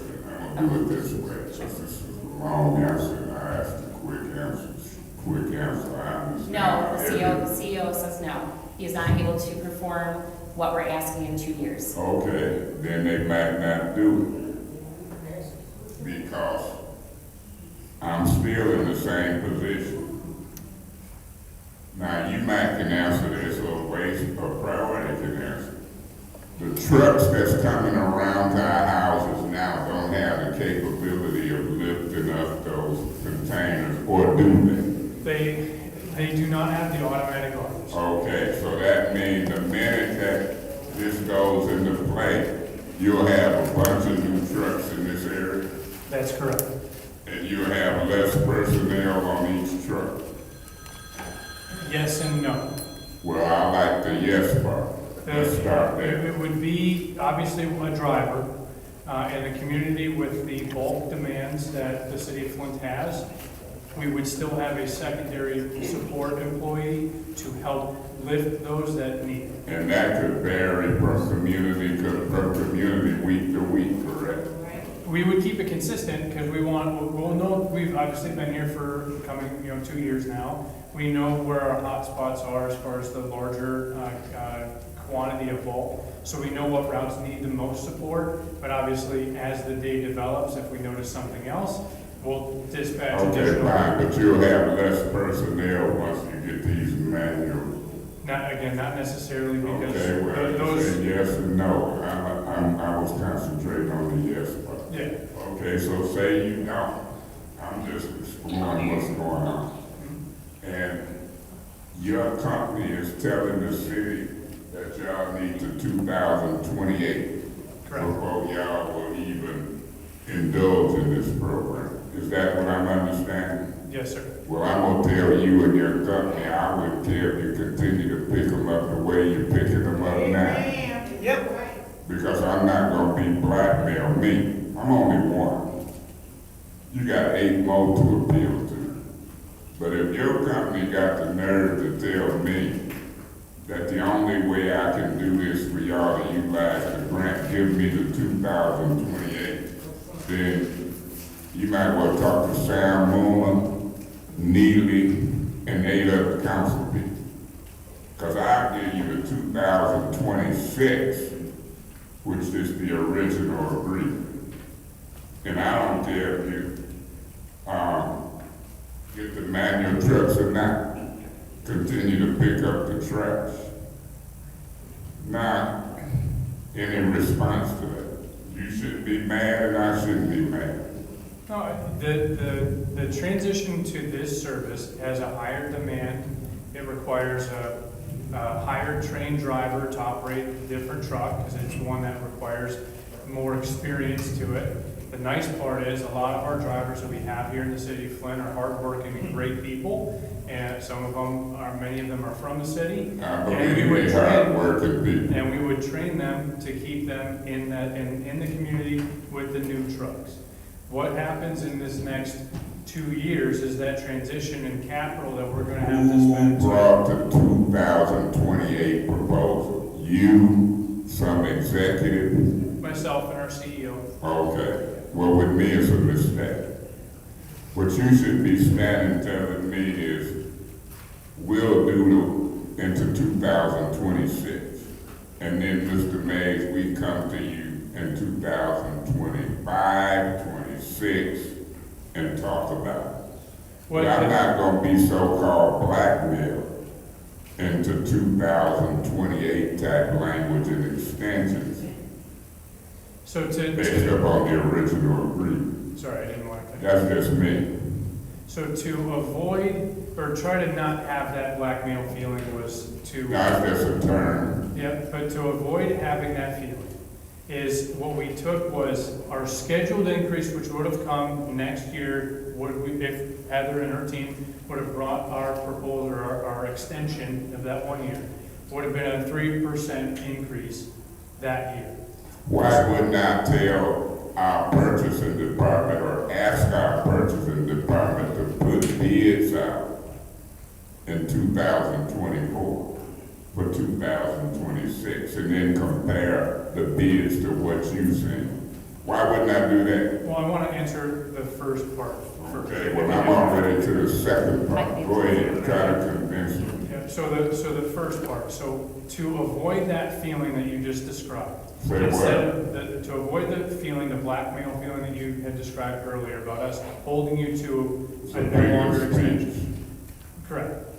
What I am saying is to avoid that, we took the rate in the 3rd year that was approved in the current budget and locked it for the next. So instead of the scheduled increase in year 4 and 5, which would have been 3% and 3%, to help with this process, we locked it in so that it was a flat rate. What year are you in now? We're in the 3rd year as of this month. You're in the 3rd year as of October. Correct.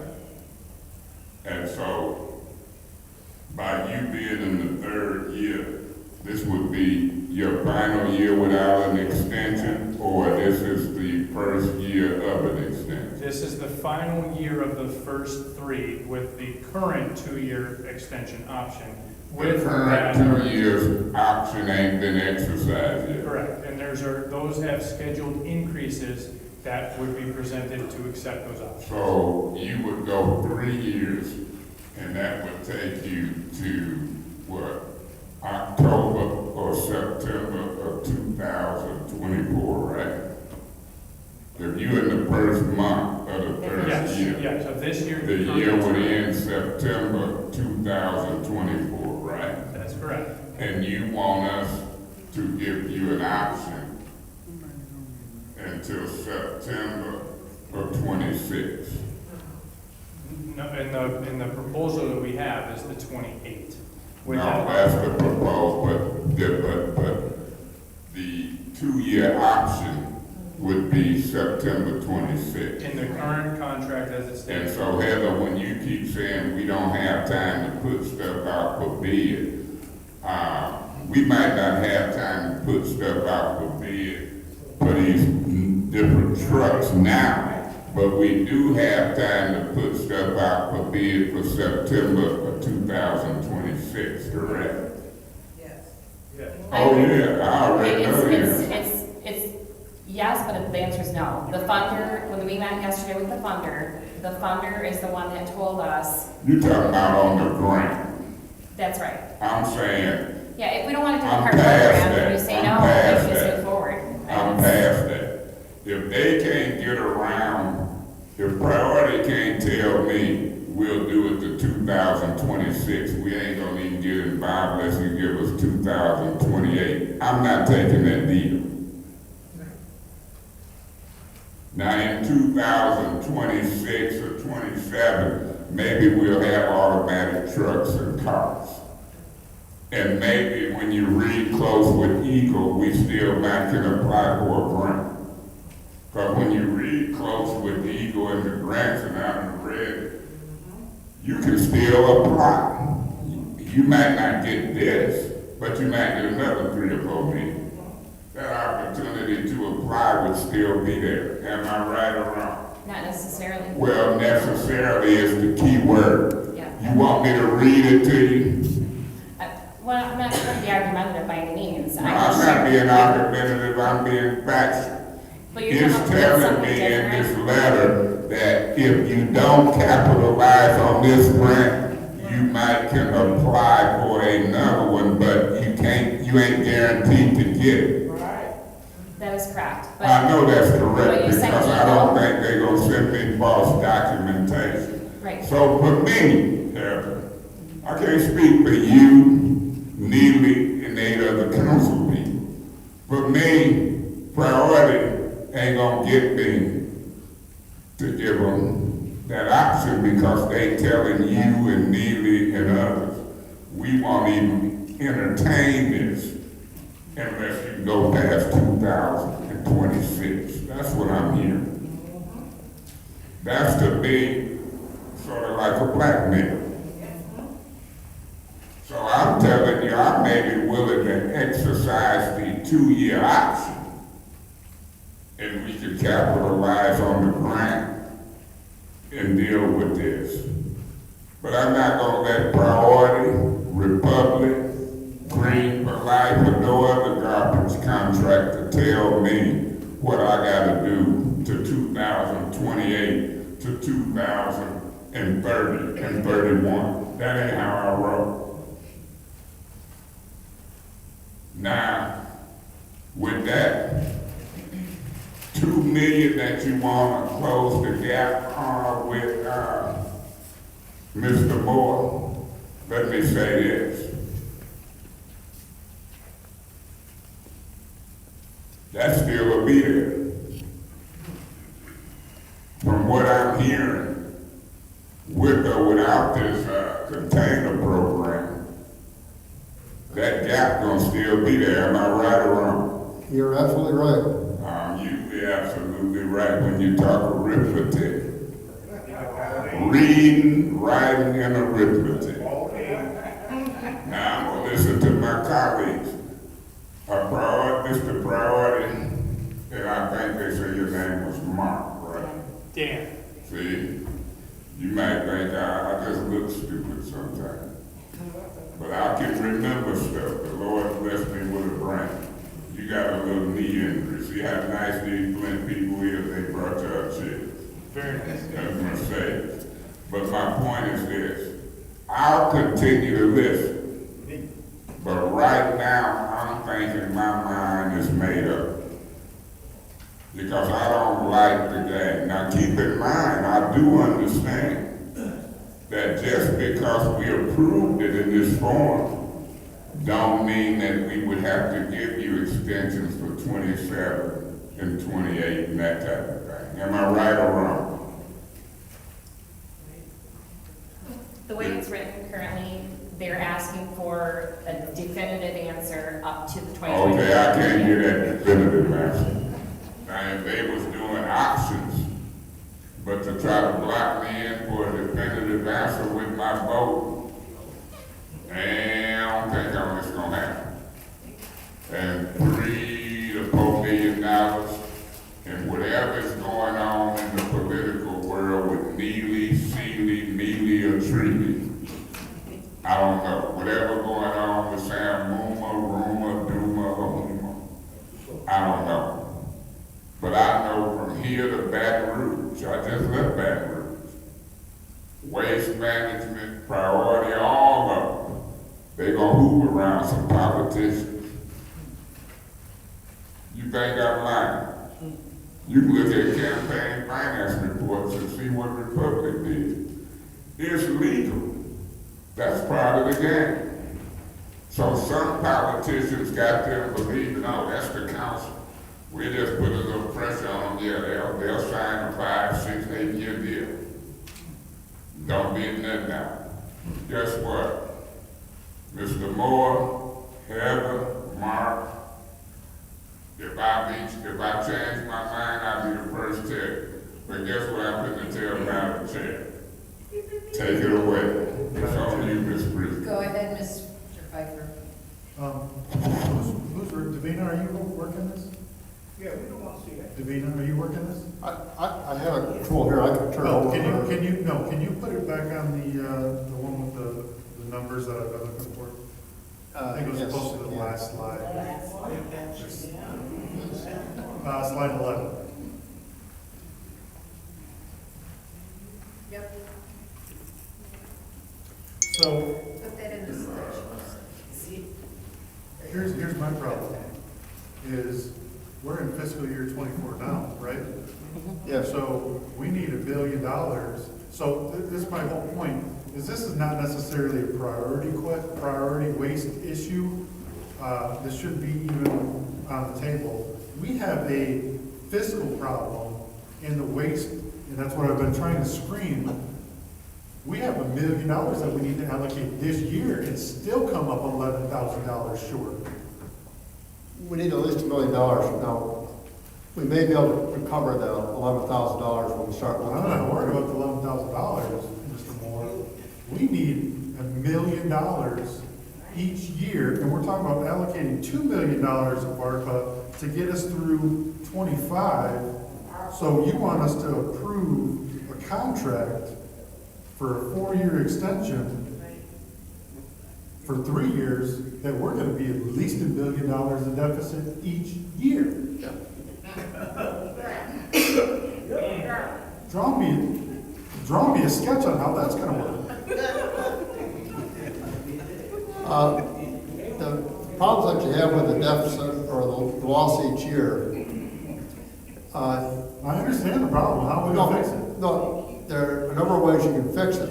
And it's fairly. It is by bidding it out and maybe reducing services, right? Either reduce services, you can look for money from other funds, or you can raise rates. Those are basically the options that you have for that. One of those things is going to happen to solve the problem. I mean, people already can't afford paying their water bill, their taxes, everything else, and now we're saying, we're gonna kick the can down the road and we're gonna allocate $2 million of ARPA money,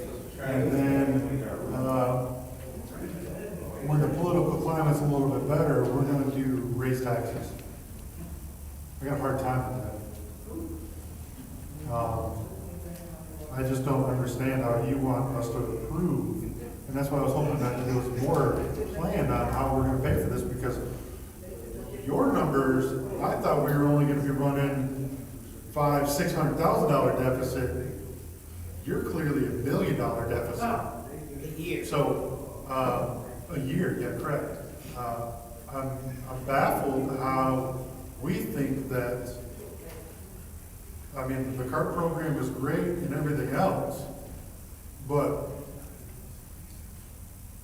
I'm baffled on why we want to continue to write checks that we can't cash. Because obviously we're going to have to, here's our fixes. We're going to have to raise taxes. We're going to have to cut services from somewhere else, maybe police, fire, something else out of the general fund to subsidize for this. Or we're going to have to, in 6 months, reallocate more ARPA dollars to kick the can further down the road, because $2 million doesn't even work. That's not even a Band-Aid.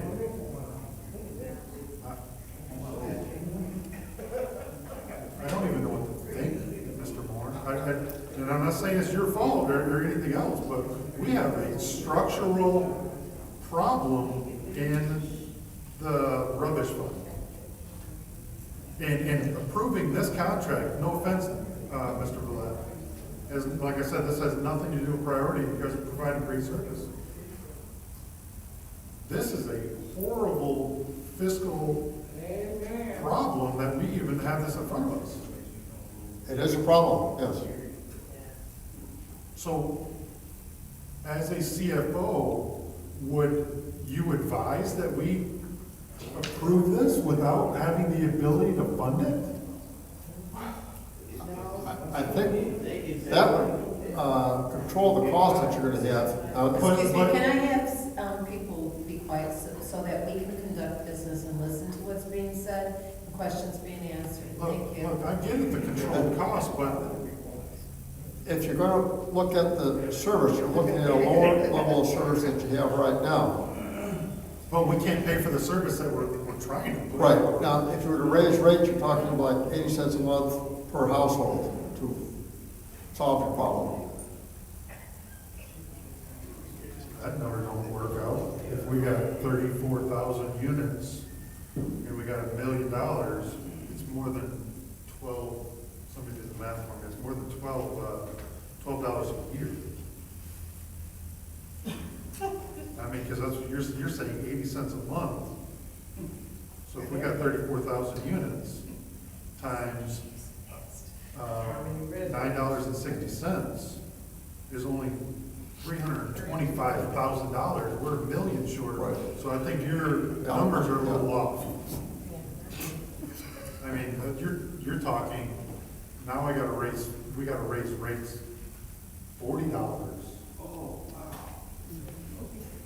The number that you're looking at is what was put into the bid specs, because it was based off of the number of the last house count that was provided. Well, what's our house count now?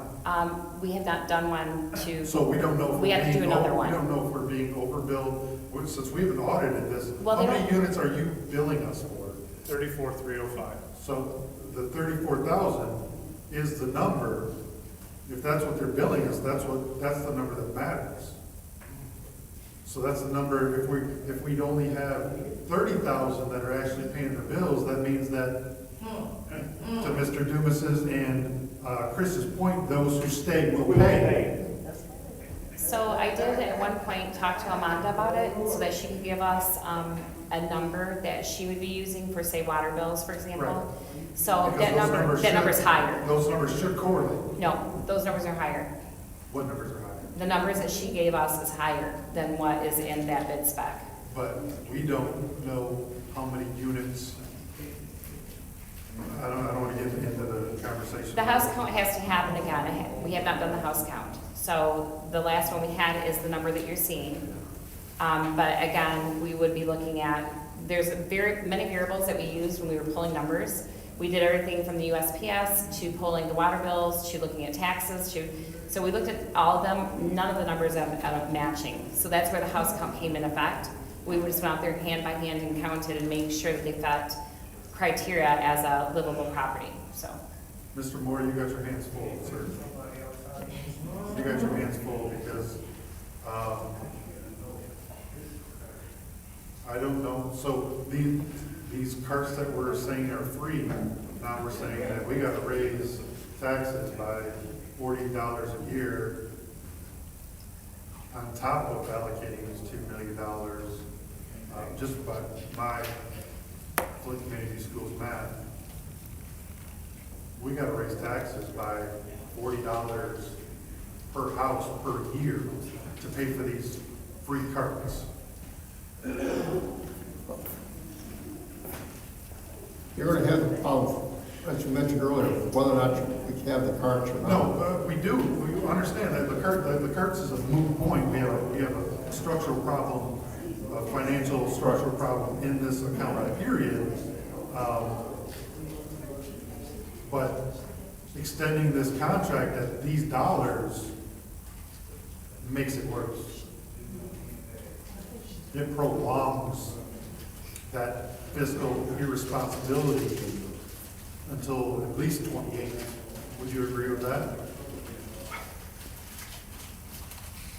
I'm not sure, because I don't know what the bids are gonna be. I don't know what cuts you're willing to make. I don't know what the bids are gonna be either, but though you don't try, like. Right, you know, part of it has to do with what are you willing to cut from the program? Because those costs are services that we provide the residents right now, and you had to. Well, we're elected to make tough decisions. I understand. This is a tough decision, so if we have to eliminate bulk to 1 day a month per board or whatever, I'm not sure what that looks like, but we can't, obviously, we can't afford the Cadillac services if we're going to blow our numbers out of the water each year. Like, at some point, we have to have a hard conversation with our constituents and say, we can't afford that given the inflation and everything else. We can't afford that. So we have to have those hard decisions. We can't just say, we're gonna continue to afford the Cadillac and then still be on unemployment. That doesn't make sense. I'm at a loss. I'm at a loss. I don't understand why this is even before us. Because we can't afford it. Yeah, we can't afford it. You know, this community has been through hell and back. And now we're saying that we're gonna have to raise taxes to pick up your trash. Tax assessment. It's trash assessment. You know, it's an assessment on your property, and we have to raise that, you know, on top of that, we gotta subsidize it with ARPA funds. You know, I will say, a lot of the resolutions on ARPA funds have been trash, but this is a new level.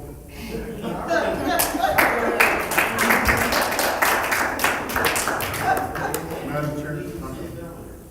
Any other discussion? Any other discussion? Are you asking for the floor, Mr. First, can I say one thing real quick? Is that, Mr. Pfeiffer, our trash fee is a fee, not a tax. Wait, let me explain. So if we increase the fees, I'm gonna do this from an income tax preparer's side track, I'm not looking for deductions, the fee is a No, tax. no, I understand that, but we are taxed at the most rate that we can be, so anything we add is a fee. And that fee is not included for many people, especially lower income, get a homestead property tax credit. We raise that does not affect their homestead property tax credit. I just want to explain that from my standpoint as a tax preparer. And because when we talk about a tax, it's not, this isn't a tax. Taxes can be claimed on your homestead property tax credit. This is a fee because we are already taxed at the maximum. That's why the emergency manager did what they did. Essentially it is, but it's not considered a tax, Mr. Mr. Judas. It is a tax. It is a tax in the fact that you have to pay it, but it's actually technically, legally a fee. Okay, go ahead, Mr. Whitaker.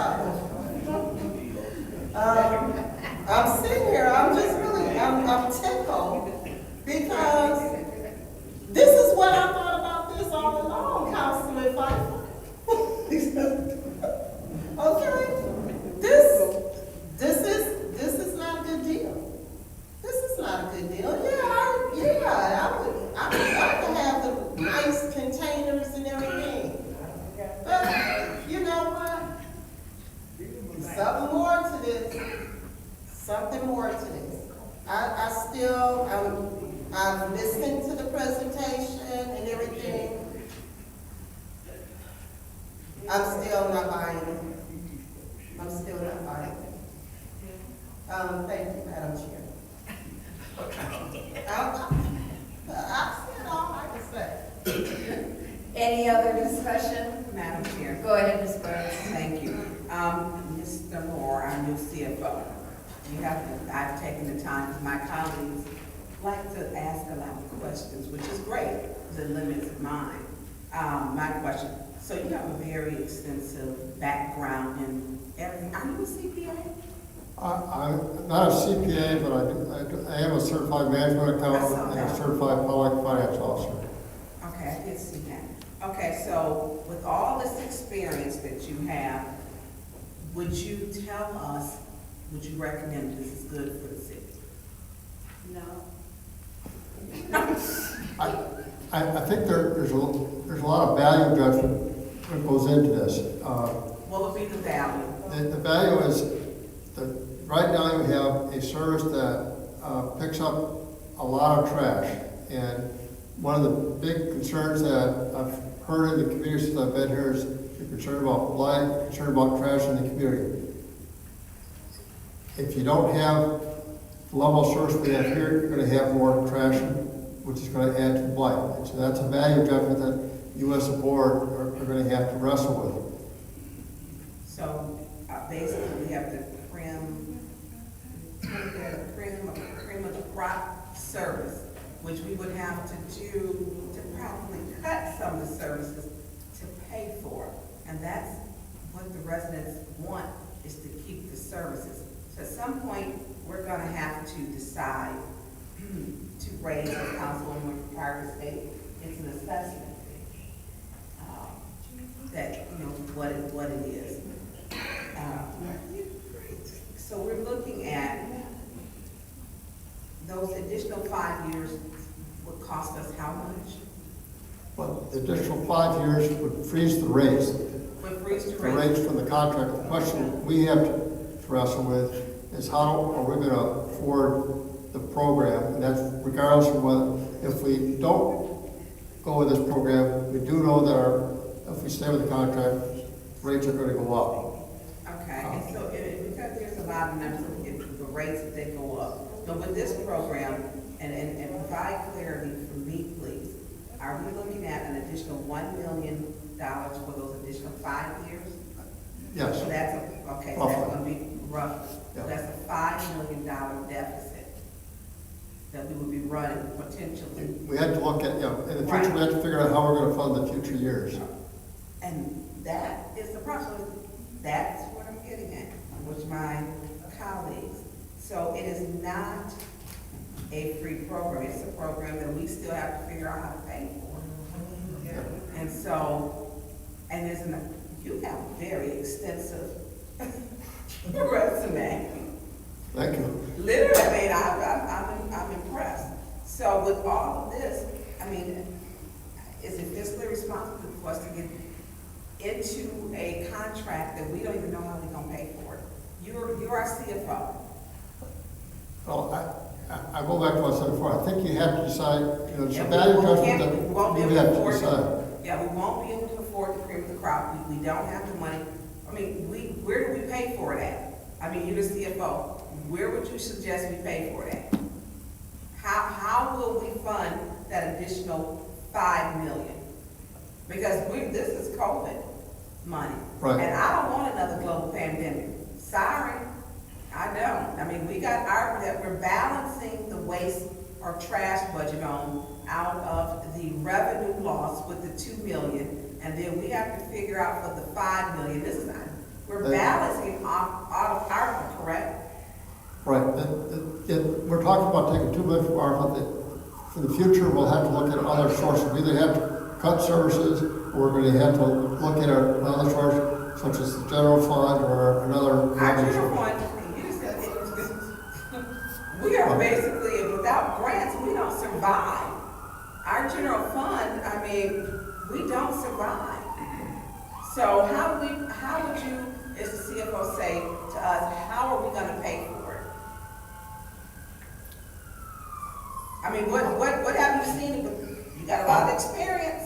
What did you see in Alma, Pontiac? I mean, I was looking at some of you, and that's off the top of my head. I mean, what would you say? I suspect that in the future, we'll be looking at a combination of all of the above. Okay. Because I suspect that if you want to have something, you may have to cut some services, you may have to raise the fees somewhat, you may have to transfer some funds from somewhere. But I suspect that's what the solution's going to be 3 years, 4 years down.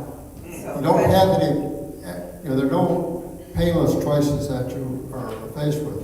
So there are no payless choices. Right. So there are no payless choices. Payments. Payments. I'm sorry. Their hearing is better than mine. There are no painless choices. Am I correct? That's correct. So at some point, it's gonna cost us, we're gonna have some little ouchies. Right. And so, people, the one thing residents don't say is, they want services cut, and they don't want to raise assessment fees. But it's being told that it's not gonna be any cost to residents. There's no cost, listen to me very closely. Watch how they vote. Watch how they vote. Pay close attention. Well, they have paid all kind of close attention. They have asked questions in between probably those two, which are not adversaries. I just want everybody to say, look how well we're getting along tonight. Yes. I just have to keep saying that.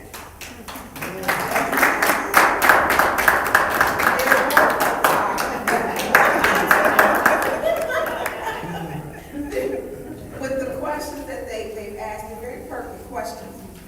And so at some point, the one thing that residents, they love priority for is because of the type of services that you are giving.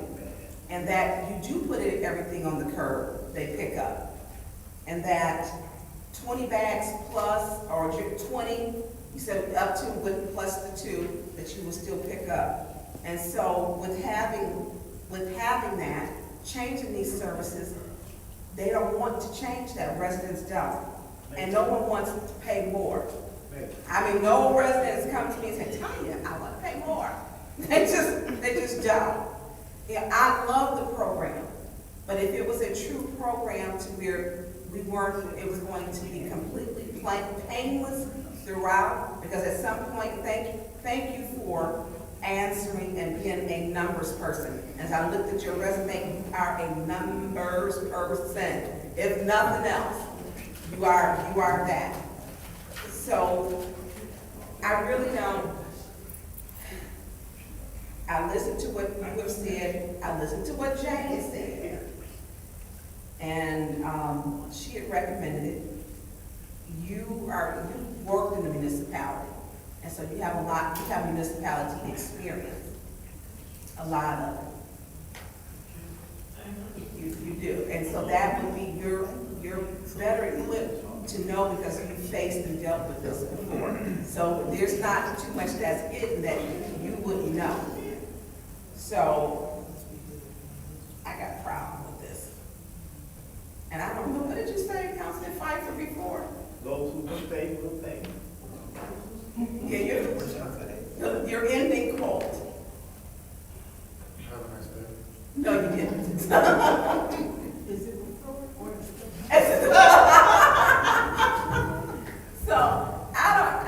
if we had, you know, the grant for the carts is great. Most of these are trash.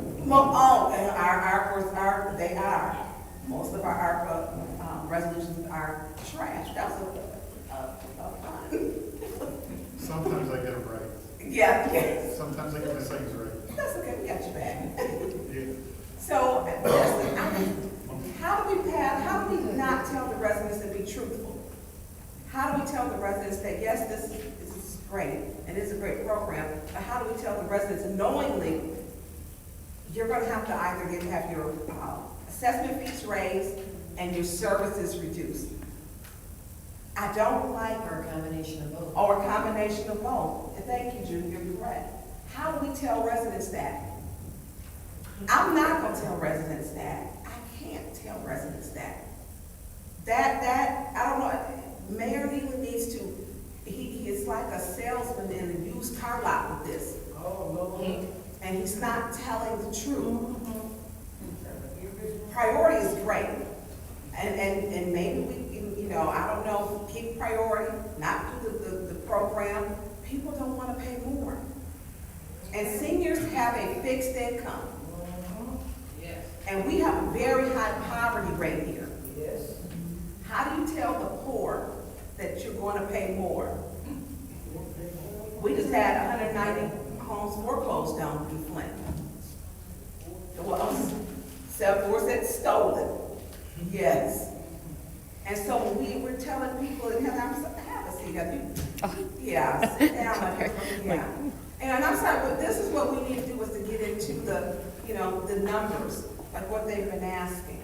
And we've been asking this for months, so we haven't kicked it down the road, Mr. Moore. No one was giving us the questions that you gave us in the PowerPoint, and we had the time to really start to work through it.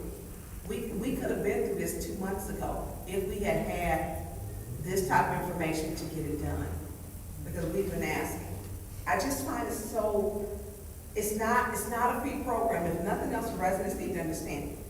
The carts with the grants are free, but at some point we can't afford, or we got to reduce services. They love priority services.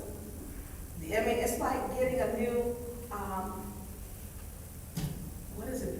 If you can get the GM, because my dad was talking GM, if you get a Yukon, you get the regular Yukon or you get the Denali Yukon. The Denali Yukon is all decked out. It's got everything like a Cadillac Escalade. Oh, and it doesn't, you know, it comes, it's on the same chassis and everything else. But you gotta pay for it. You know, you got great services, but residents are being told it's not a free program. No one wants to pay an extra $1 million per year for trash cans. Not when they're saying, Mayor, and it's not that, Mayor Neely is saying it's free at no cost. Listen very carefully. He's gaslighting this program to this community. He's gaslighting us. And it's not fair for him to come back and to say, you know, council with this program, council hasn't passed it. He shouldn't be doing that.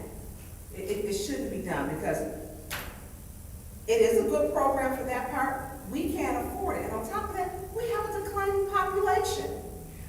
Since he's been in office, we've lost over 2,000 people. Thank you. So how do we figure, and did you figure that into it, Dan? You have to get up. Did you figure a declining population into it? I'll sit down, you can just answer. Figure it into what exactly? Did you figure declining population into your figures? We're losing people. We lost 2,000 people. Yeah, our performance is based off of density, tonnage, labor, maintenance. So the density, I guess, would be a part of it, because if somebody's not in the house, we're traveling further to the next. because the time to service is definitely an equation factor. 2,000 is not a significant number as far as percentage. If it was 10% or more, I would say yes, but at 2,000, your population rate that it is, it's not quite at that level of losing 2,000, that would be a significant change in price. Okay, because and see, here's the thing, you aren't, it's a private industry. We're building apartments, not houses. Right. And so you don't pick up in apartments. Right. That's a private, that's private. So we're not building new houses here in Flint, new subdivision or new areas. The last one I think is Fifth Ward, Smith Village, you got tiny homes in Carriage Town. And so that's not gonna affect us, so we're not going to increase because we don't have housing going up. Our housing is apartments. And that's not something that you pick, that's a private contract. So, I'm done. Thank you. Any other discussion? Go ahead, Ms. Burchett. No, you didn't say Madam Chair. Through you to whomever.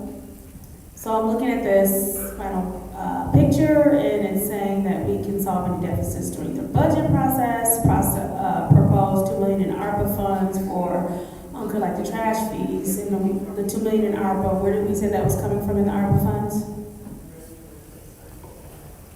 That come from the ARPA fund, yes. Hmm? That come from the ARPA fund for the revenue replacement. So for revenue replacement, so that $2 million is already over there in ARPA funds for that? Right, yes.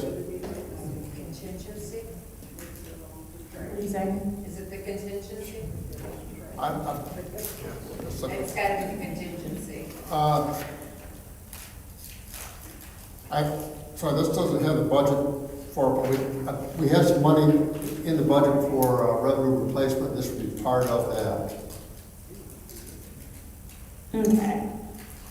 And then it says this would prevent trash collection costs from being passed on to residents in the form of an increased trash assessment through 2026. So you're saying with this contract, you're guaranteeing that at least through 2026, there would be no raise in trash? Well, I think in 2026, you're going to have to look at something. Mm-hmm. Well, that's what I'm saying, from now until 2026. Is what we're saying is that there will be no raise in fees, taxes, assessments, whatever you want to call it, for the residents. Is that correct? What's your point? Should that read trash assessments through 2025? Should be 2025.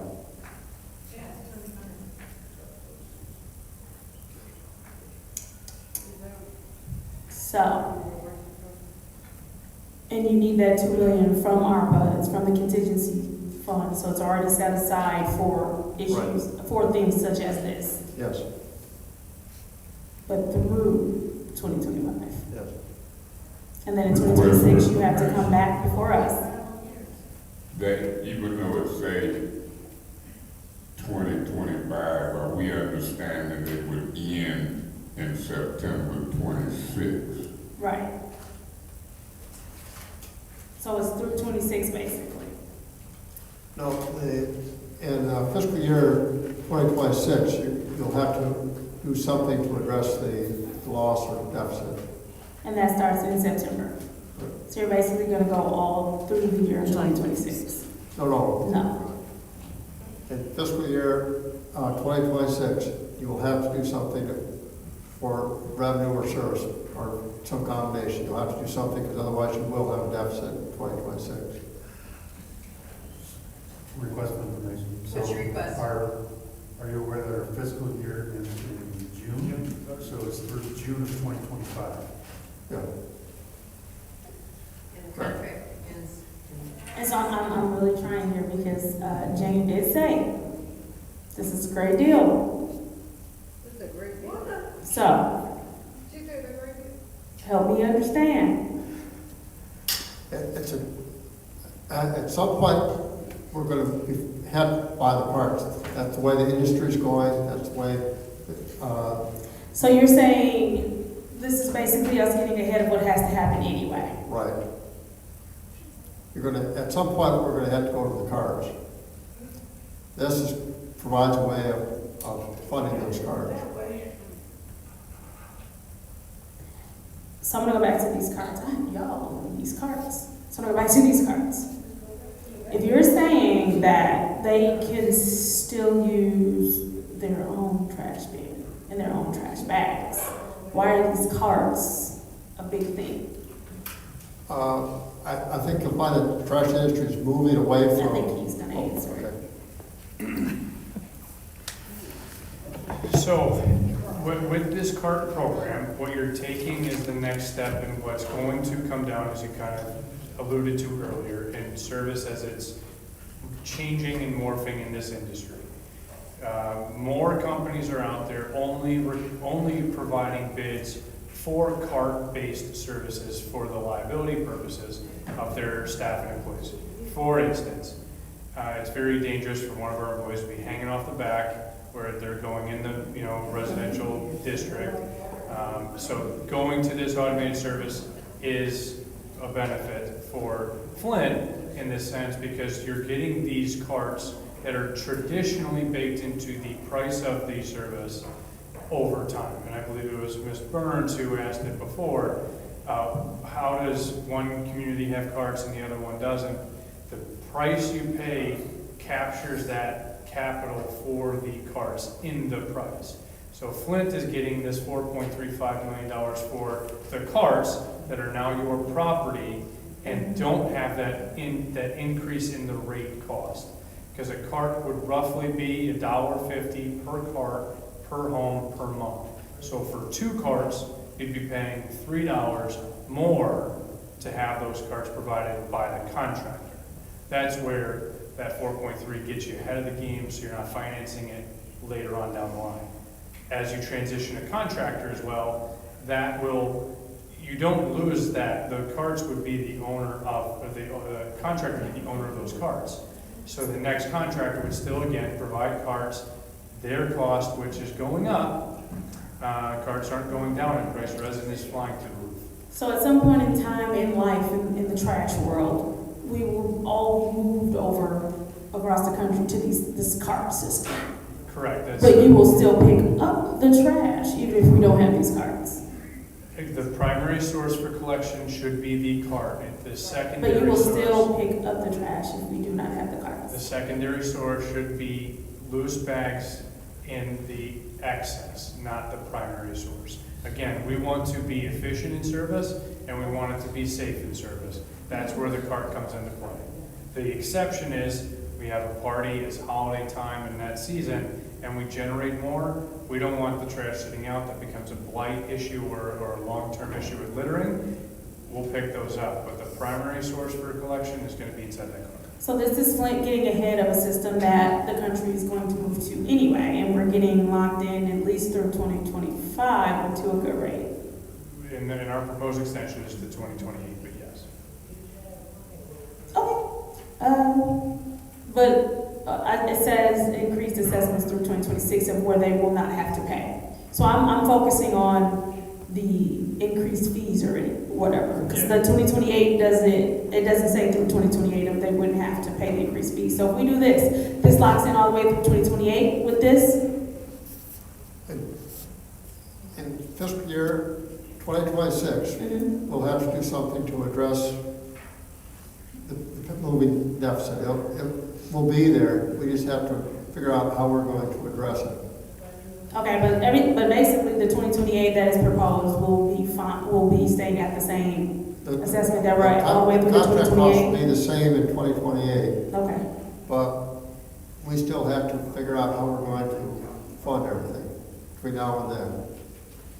Right, so we do this now, we're locked in with them through 2028 at the same rate. Right. And we just have to figure out on our end Right. how to cover that $2 million deficit that we're gonna cover right now with ARPA funds. Right. And so I'm assuming, and I know you've been here a month.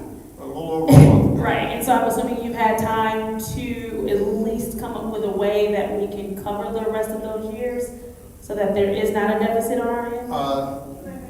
I've not had any discussions about that. As I mentioned before, the choices that you have are the level of service, the fee that we charge or transferring revenue from another source? Because we're all hearing the same thing from residents, that they are very happy with priority. They would like to stick with priority. The trash pickup is lovely. There's not a whole lot of litter or blight or whatever left behind from them picking up the trash.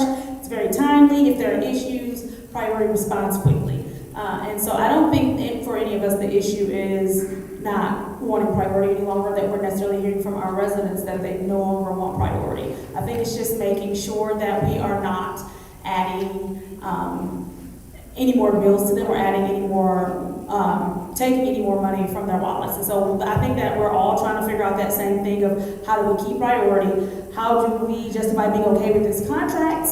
And what are we gonna do to cover it after your plan here, your $2 million proposed ARPA funds? So after that's gone, how do we do that? And so I think that we're looking to you as the CFO to kind of help give us some guidance on what you would suggest to do that. And then I have another question. I'm gonna let you finish, but then I have another question for Heather. I think that, part of what, before I can make a recommendation, I need to find out, get some value judgments from the board as to what your sense of, if you cut the program too much, you are going to cause problems with blight, and that may be something which you don't want to do, which will affect what types of other options you might want to So look how at. soon do you think you need to have those conversations so that you can give us something else? Like if we decided to postpone today, could you by Monday have that information available for us? Is that something that you could do? I mean, and I know that's a big question, but y'all are on a time crunch, so is that something you think? I can try. I can't promise you, but I can try. And, I'll need to talk to all, the rest of the administration to find out their value judgments about what the choices. Absolutely, because I do want the residents to know that we hear them when they talk about how they feel about priority and the services that priority is offering. We don't want to just let this die. We're trying to see if there's some other kind of resolution that we can come to where we can keep the same services, right, that we do have, and that we can look at this and go, okay, but we need to make sure that we are properly budgeting for what needs to happen as we move forward. And I noticed in there, we also talked about one of the things that causes an increase in cost for us is because we don't have a recycling center. Didn't we at one point have a recycling center right there on like 12th and Saginaw? It's still there. So there are different kinds of recycling. I think you're talking about, it was like CBC or Okay. CB, something like that. That ended up being a building that had to be taken down. Right, I do remember that. So, but do we have a solution to where we can, maybe, For recycling specifically, you're asking?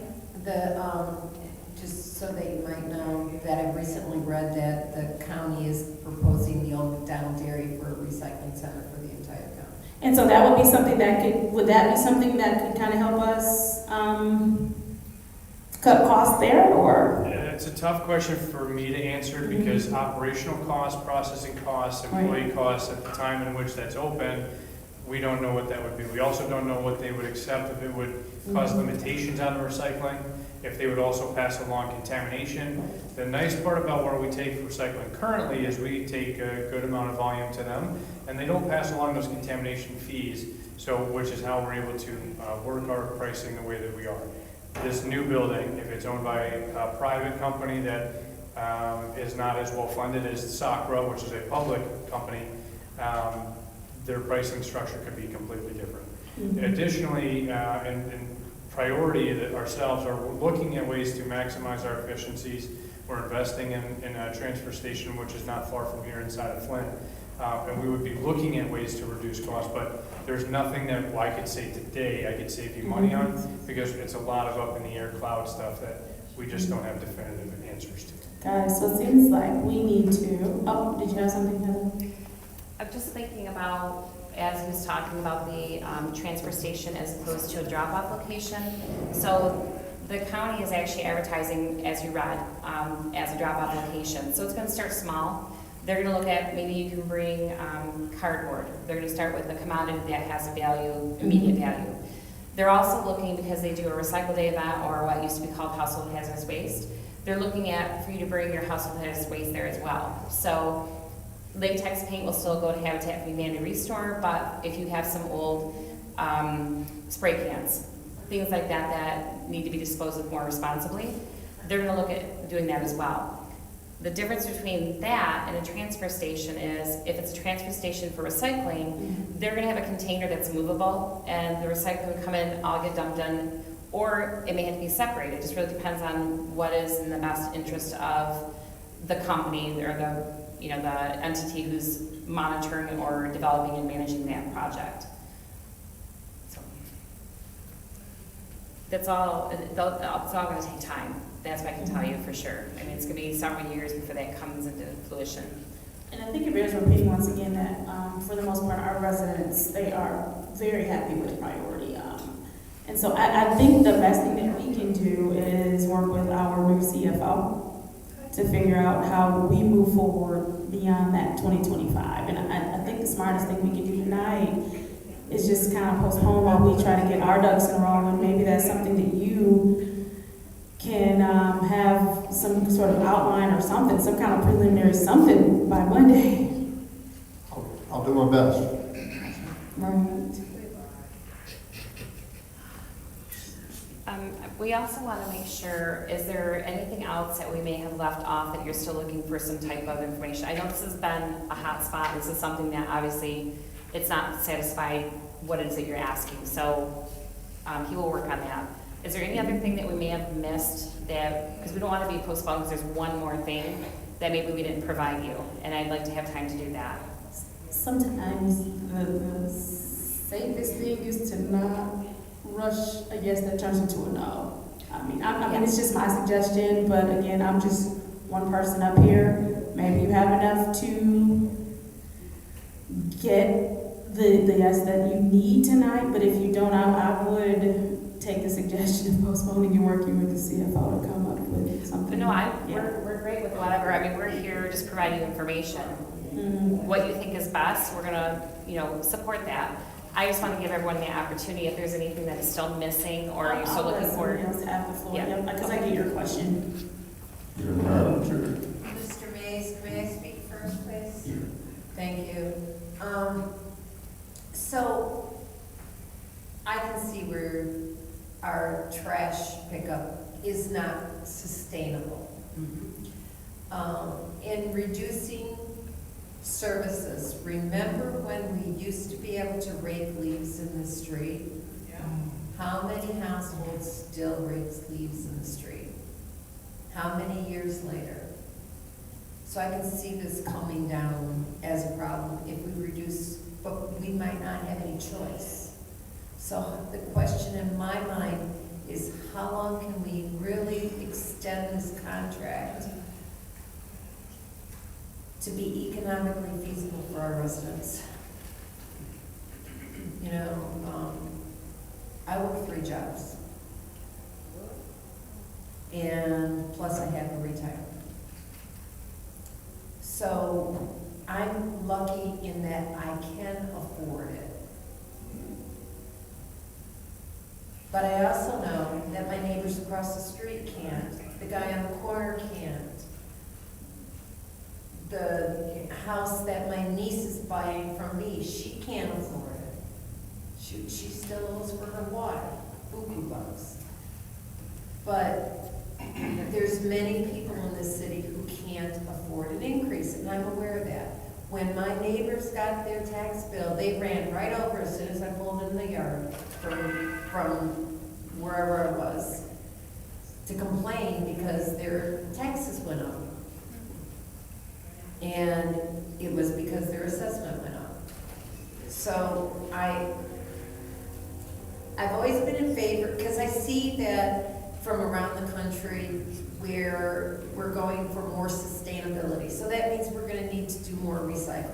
I recycle everything. I have 1 bag of trash as a rule every week. That's it. And then I have my recycling can and any yard waste that I have. But I can see where we're going to be mandated to do this. And so what is the answer? This grant program allows us to get these carts now which we've accepted that grant, but it's also contingent upon us accepting the priority contract.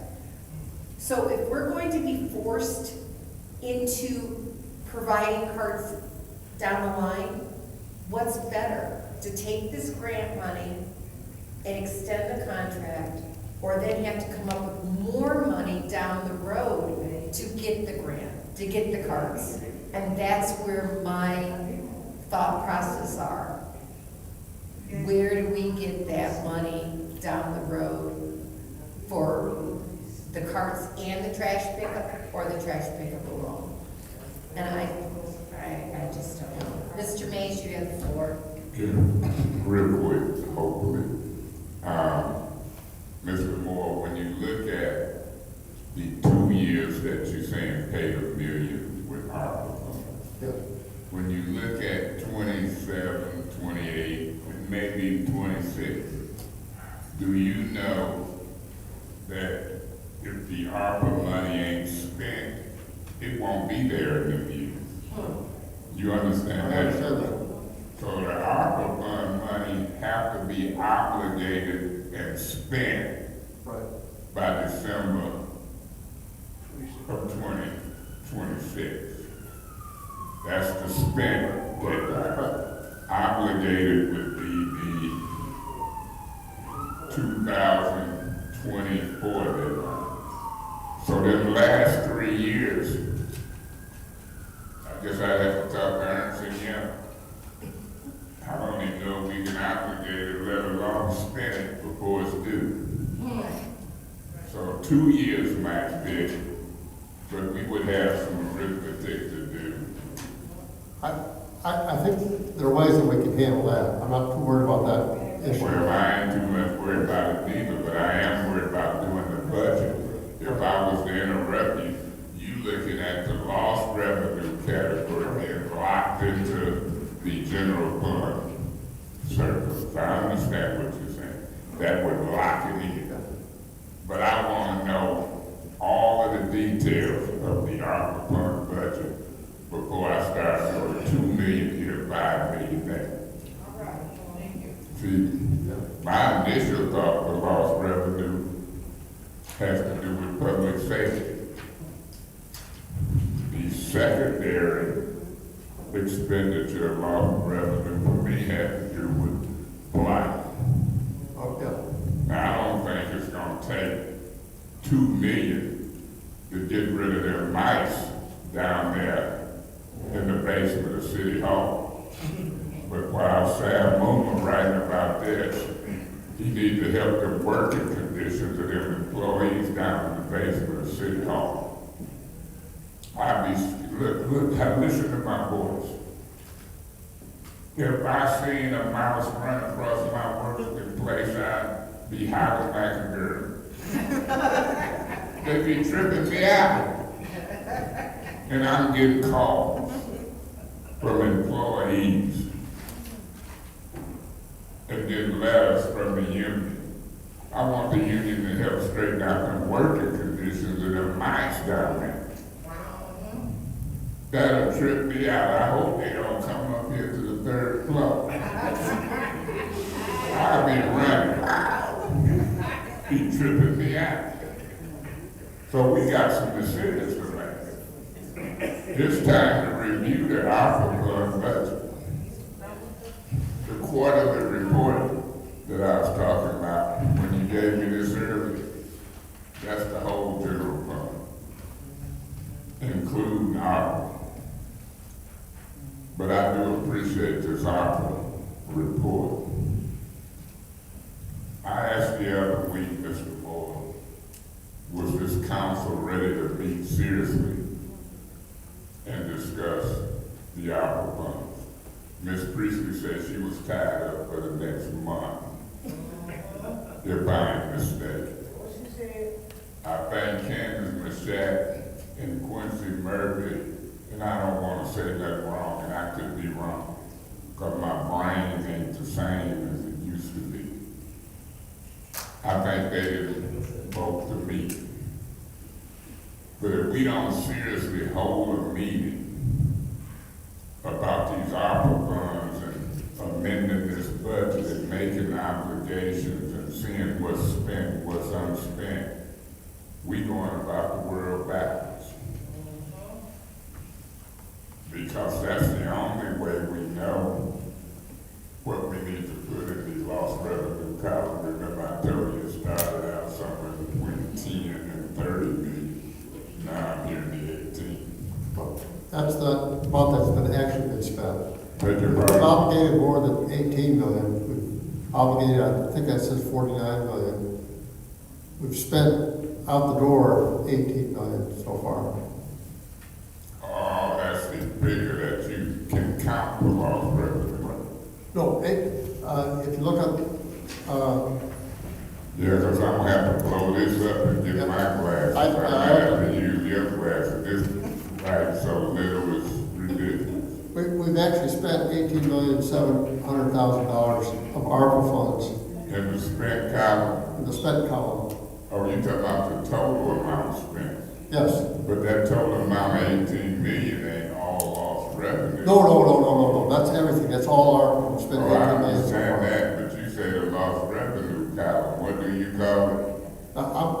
I'm just, this is the money that has been obligated. There's a separate document which I don't have with me. But even though that spent column is 18 million, we was talking about 18 million in For lost revenue, yes. lost revenue. Right. Yeah, two different 18 million. Correct. Would you agree it's time to take a total inventory and make some amendments as it relates to ARPA? That's not my call. That's up to you. Who get to make that decision? Pardon? Who get to make that decision? Me? The elected officials get. How many? I assume that it takes at least 5. You're 100% right.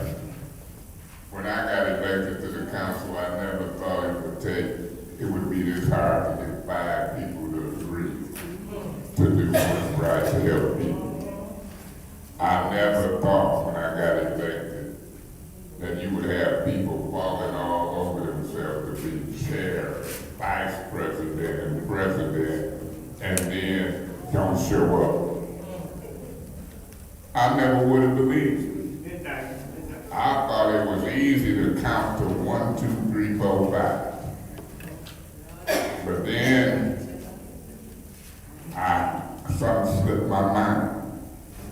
I didn't throw the mix or the foolishness of the mayor in the mix. He'll break up 2 or 3 of them. Guess what he'll tell somebody? If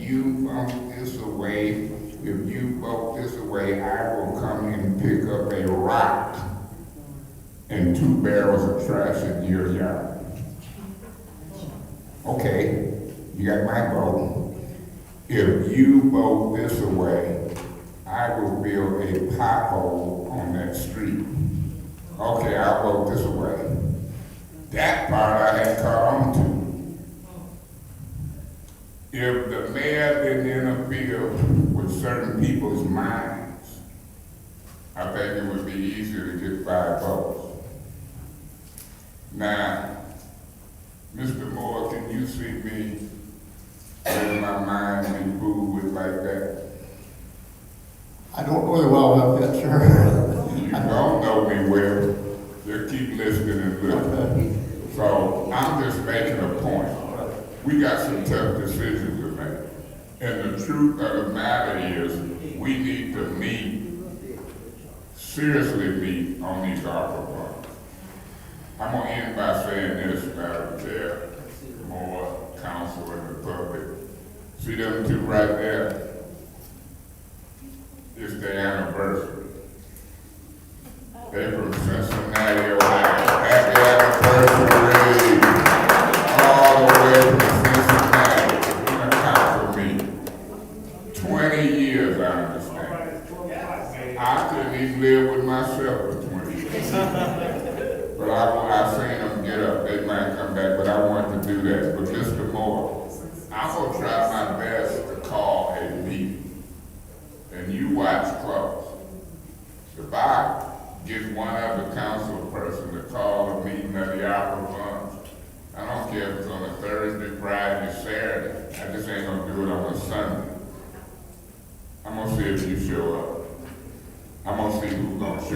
when you don't show up, I want you to tell me who ordered you not to show up.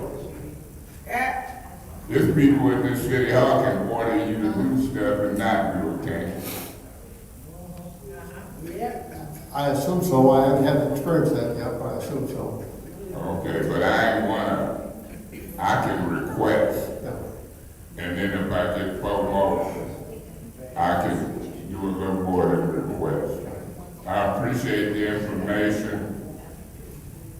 Mr. Evans, I started with you, I want to end with you.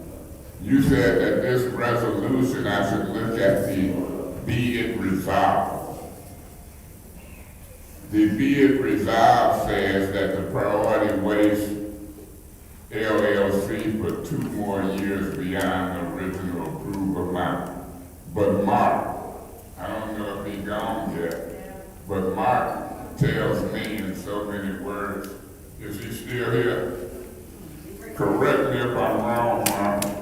If I was able to amend this resolution, Danny Mark. if I was able to amend this resolution for 2 years, and it passed with 5 or more votes, you telling me y'all would reject it? Could you restate your question? I just want to make sure I understood it. I want you to hear from what you told me, and I have the power to amend resolutions. I can take a bunch of stuff off of this, and if it passed with 5 or more votes for 2 years instead of 5, priority would reject that counter proposal, is what I'm hearing you tell me in this meeting. Yes, sir, that's correct. So ain't no need for me to amend it. Now, let's go over it again. You do understand my question. And you want to take the extension that we've proposed of 4 on top of this year and cut it down to 2 on top of this year. 2 and approval. Y'all would reject that, correct? Correct. Ain't no need of me doing it. Let's move on here. So, I know where I stand. I think y'all should be a more kinder general. You know what they say, a more kinder general nation, a more kinder general contractor. You know why I say that? Because I remember when y'all were trying to get y'all put in the dark. Now you in the dark. Now we have the right to bid out, but you want to really kick the door in and lock us in. With a price concession. Huh? With a price concession. Yeah, but if you was gonna price it this way today, you could bid it that way a year from now. I know it sounds funny, but if you could propose a constant price today, you could bid, but it's a chance somebody might bid under you. There's also a big chance that it would skyrocket like other communities that we're seeing in their proposals are going. Say that again. Other communities that are recently gone through a bid process have Right. seen a 40 and 60% increase in their costs as well. 40 to 60%. Yeah. Well, I'm in this community. Yeah. And what I'm concerned about is if I try to amend this for 2 years, I don't know what you and Neely and Sam and everybody else talked about, but that's a good compromise for me. And y'all still would have opportunity in the future. So y'all hardline, you know that president, the UAW got fame. I do, he's the new president of the UAW, named Fame. And he taking the big shots to test right now with the UAW and the big 3. That's why I'm gonna stand on this. I think 2 years is a good compromise, and you telling me y'all have talked about it, and the answer is no. Thank you so much. Ms. Burns? Thank you. Real quick, Heather, you asked us if there was anything else so we don't have to come back. One thing that we're looking at, I don't know, potential ways, I see Mr. Moore still back there. How would we take care of the deficit? What are some potential, we don't have to have it in concrete, but what are some ways that we would do it? Would it be grants, would it be whatever way? Raise taxes, we could have that. How do we make up that deficit? And so that, I think, is the big issue, so we can have that taken, you know, potential, perspective, hopeful, whatever you wanna call it, if you can do that. Yeah, I'm obviously going to have to work with Mr. Moore, because that's Mr. his area. Yeah. Just so you're clear, with Heather, and I get to, so we have everything to finally make a decision. If you can work with Heather, please, so we'll know what are some potential ways we can make up if we go with this, vote yes, how do we make it up? You know, what are some programs or potential programs that maybe you've seen or others have seen or other municipalities? I know you said raise taxes, decrease services, so we got number 1 and number 2. So if it's anything other than a 3 or 4, some other options to keep the type of service that we do have with priority, if you could list that, you know, on there maybe. Yeah, we'll try to come up with some alternatives. Is that Yes, possible? if you could do that. Thank you. Okay. All right, I'm just gonna take a couple of seconds, on this. You're the last one to speak. Pardon? You're the last one to speak. Yeah. Can I get my 2 minutes then? I want my wrap up time. No, you don't have the So, floor. Mr. Pfeiffer, I did not give you the floor. Go ahead. here's my thoughts. And why the pricing, if we were to bid this out, and I'm not saying that we want to, or we have like you have a fiscal responsibility to, priority, we have a fiscal responsibility as well. So y'all's kind of screwed up because you put your numbers out to what you think the job is worth. So I think if we put them out for bid, the competition would know that they need the end of these numbers. Just speaking aloud, that's what kind of happens with these public documents, especially when you want to do a contract extension that, I bet a good sum of money that bids would be under this.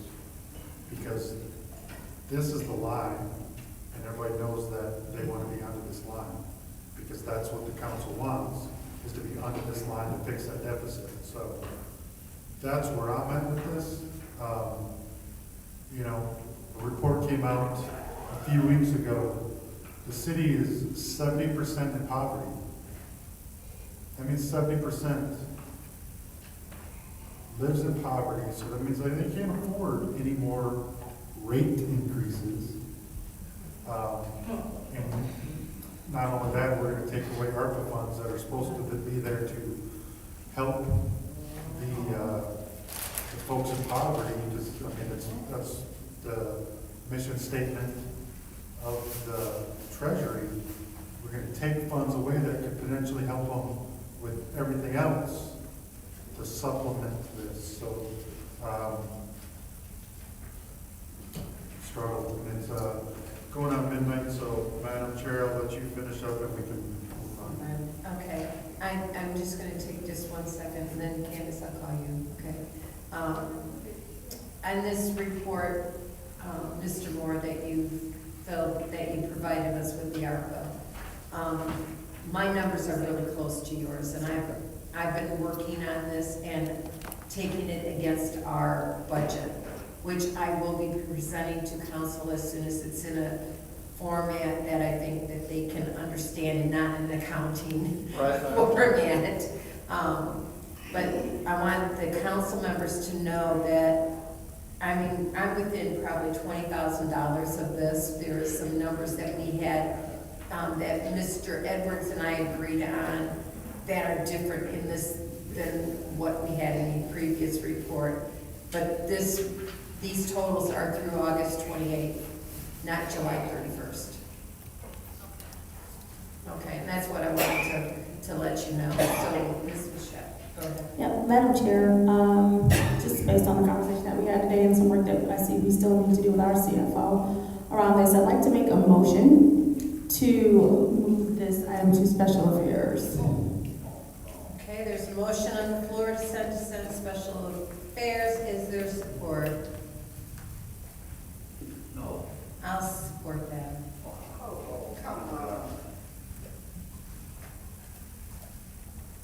Is there any discussion, or shall we just go ahead and? Here, Madam Chair. I knew that was. Yeah, I knew better. You ain't getting that. I knew it. I'm thinking y'all ready to vote. Y'all have made no motion. My position is this. Hold on 1 second. I need to turn off that one so I can turn my clock. Did you know she was gonna say that too? No, Okay. why she does that, I'm good too. She a big time, but it's happening.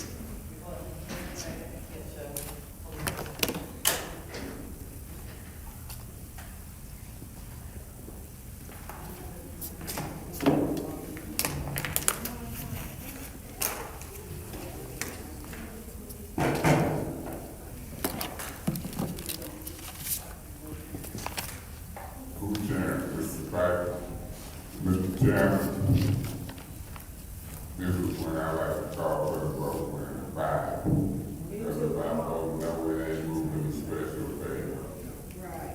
I'm gonna vote no. You know why I'm gonna vote no? Because people ain't here to do their job. And I'm gonna name it. Liddell Lewis, Eva Word. They're two worst attended records and don't need to be on council. Leaving all the heavy lifting to us and then going out to the preachers and the news media raising hell. I never seen nothing like it. In council meeting raising hell, changing the rules, can't get nothing done, then running out to the preachers and the media raising hell. So they should be here. They want to be council people bad. I better be cool. The Lord blessed me with good attendance so far. He blessed me with good health. Not really. Yes, he did. Sorry about that, Lord. But I've been able to be here for 10 years. Except for when they're wrong, but they throw me out and lock me up. But that's okay. They locked up Martin Luther King. I'm gonna fight with folks. And I'm gonna try to negotiate good deals after the mayor on TV. I hate priority won't be involved. We started out with a 2-year extension, now they want 5, and next thing 8. I know the game. So I'll be voting no to move into special affairs because when other folks decide to come do their job, the whole makeup might be different. Hey, look, I'll yield by 43 seconds. Madam Chair. Go ahead. Yeah, I won't be supporting that either. I want to, if it goes to special affairs, it should be ready for some minor touch-ups, and this isn't nowhere near being ready for my vote, so I will not be supporting it. I think that there's still a huge question on how we're going to fund this account going forward, so I will not be supporting the motion. Any other discussion? Yes, go ahead. I too will not be supporting the motion to move this to special affairs. I've already stated my reasons, day one. So I'll be voting no. Thank you. Any other discussion in the first round? One round. Oh, one round, yeah, you're right, sorry. All right, seeing no movement, roll call vote, Madam send Chair. special vote. Did you ask in the second round? There's only one round, Okay. 3 minutes, one round. Roll call vote, please, Madam Clerk. Mr. Piper? No. Mr. Mays? No. Priestley? Yes. Mr. Carter? No. Burns? Yes. Mrs. Jack? Yes. Vote is 3 yes, 3 no. That vote is 3 yes, 3 no. That fails. We're going back. Madam Chair, Yes. I make a motion to end the special order.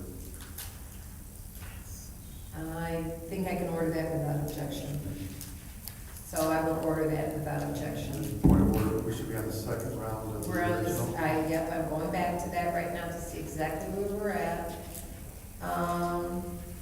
We are still, so, Mr. Mays, Mr. Murphy, you, Ms. Carter and Ms. Murphy Carter and Ms. Burns have spoken in the first round. Is there any other discussion in the first round to move to council? See no movement. Second round, any discussion? Madam Chair, Go ahead, Mr. Mays. I want the record to reflect, Madam Clerk, to you, Madam Chair, Madam Clerk, that I got a letter from the Recycling Partnership, and it was addressed to Mr. Lee and the esteemed members of the Flint City Council. And in bold black print, it says, please note that the offer of these funds will expire on November 30th of 2023 if the city of Flint cannot finalize the selection of a trash and recycling service provider that can perform card-based collections. I put that in the record because I hate to see folks lying on TV about a deadline of October, particularly if they sit in the mayor's seat, and particularly if it's on Channel 12, who we used to work for. I'm getting sick and tired of being sick and tired of listening to Channel 12 put his picture up lying. And Channel 12 don't know if when he lying and telling the truth. The only way you gonna know if his nose grows. And I'm gonna keep talking about Pinocchio. Because every time Pinocchio told a lie, his nose would grow and the world would know. I'm a member of this council. I know when resolutions come, how they come, and I know the old political play with a friendly news media, just like that metal detector. He on there come now. I keep people safe. There were more guns in here tonight than I've seen in 10 years. Because of the legal department, police, him playing a game on people's minds, trying to shade this council, trying to play a game with Liddell Lewis. And she think we're gonna fall for it. I wouldn't care if she never came back to a council meeting. It can flow a little smoother. Her evil word, stay gone. I dread if they're here Monday. I'm tired of political mess. Mr. Edwards, send this message back. I'm tired of you having a cover for some foolishness. I hate some of y'all involved in this foolishness, but I understand. If I was making a 90,000, I might play the game too. But I'm here making 20-something thousand. Worked for General Motors for 30 years. Retired. Dealt with the NAACP when I was 20-some years old. The president of the National Action Network now. Some stuff I'm not going to do because I'm principled. So I hope my colleagues on this council can help get it together. I hope we can stand up to the foolishness and the mess downstairs. In this case, the priority one to deal and wield and negotiate come to this council. Don't let a foolish mayor call press conferences on us, not when I'm here. This might want to be one of the first stops. I'm not just sending this message out to priority, but I'm sending it out to business folks all across the city and the state of Michigan. Don't get caught politics of doing business with this city. We open for business, and we got way more sense than they give us credit for. We got sense enough to not be moved by politics and schemes. And I want to ask Sam Moore, explain this to me. Because I done talked to people now, and I understand some stuff for myself. I'll be voting no to move this to council in its present form. Thank you. Any other discussion in the second round? Madam Chair. Go ahead, Mr. Pfeiffer. Go ahead. I'll be voting no as well. I can't, in good conscience, vote to force us into a $5 million deficit for a $4 million grant that we don't.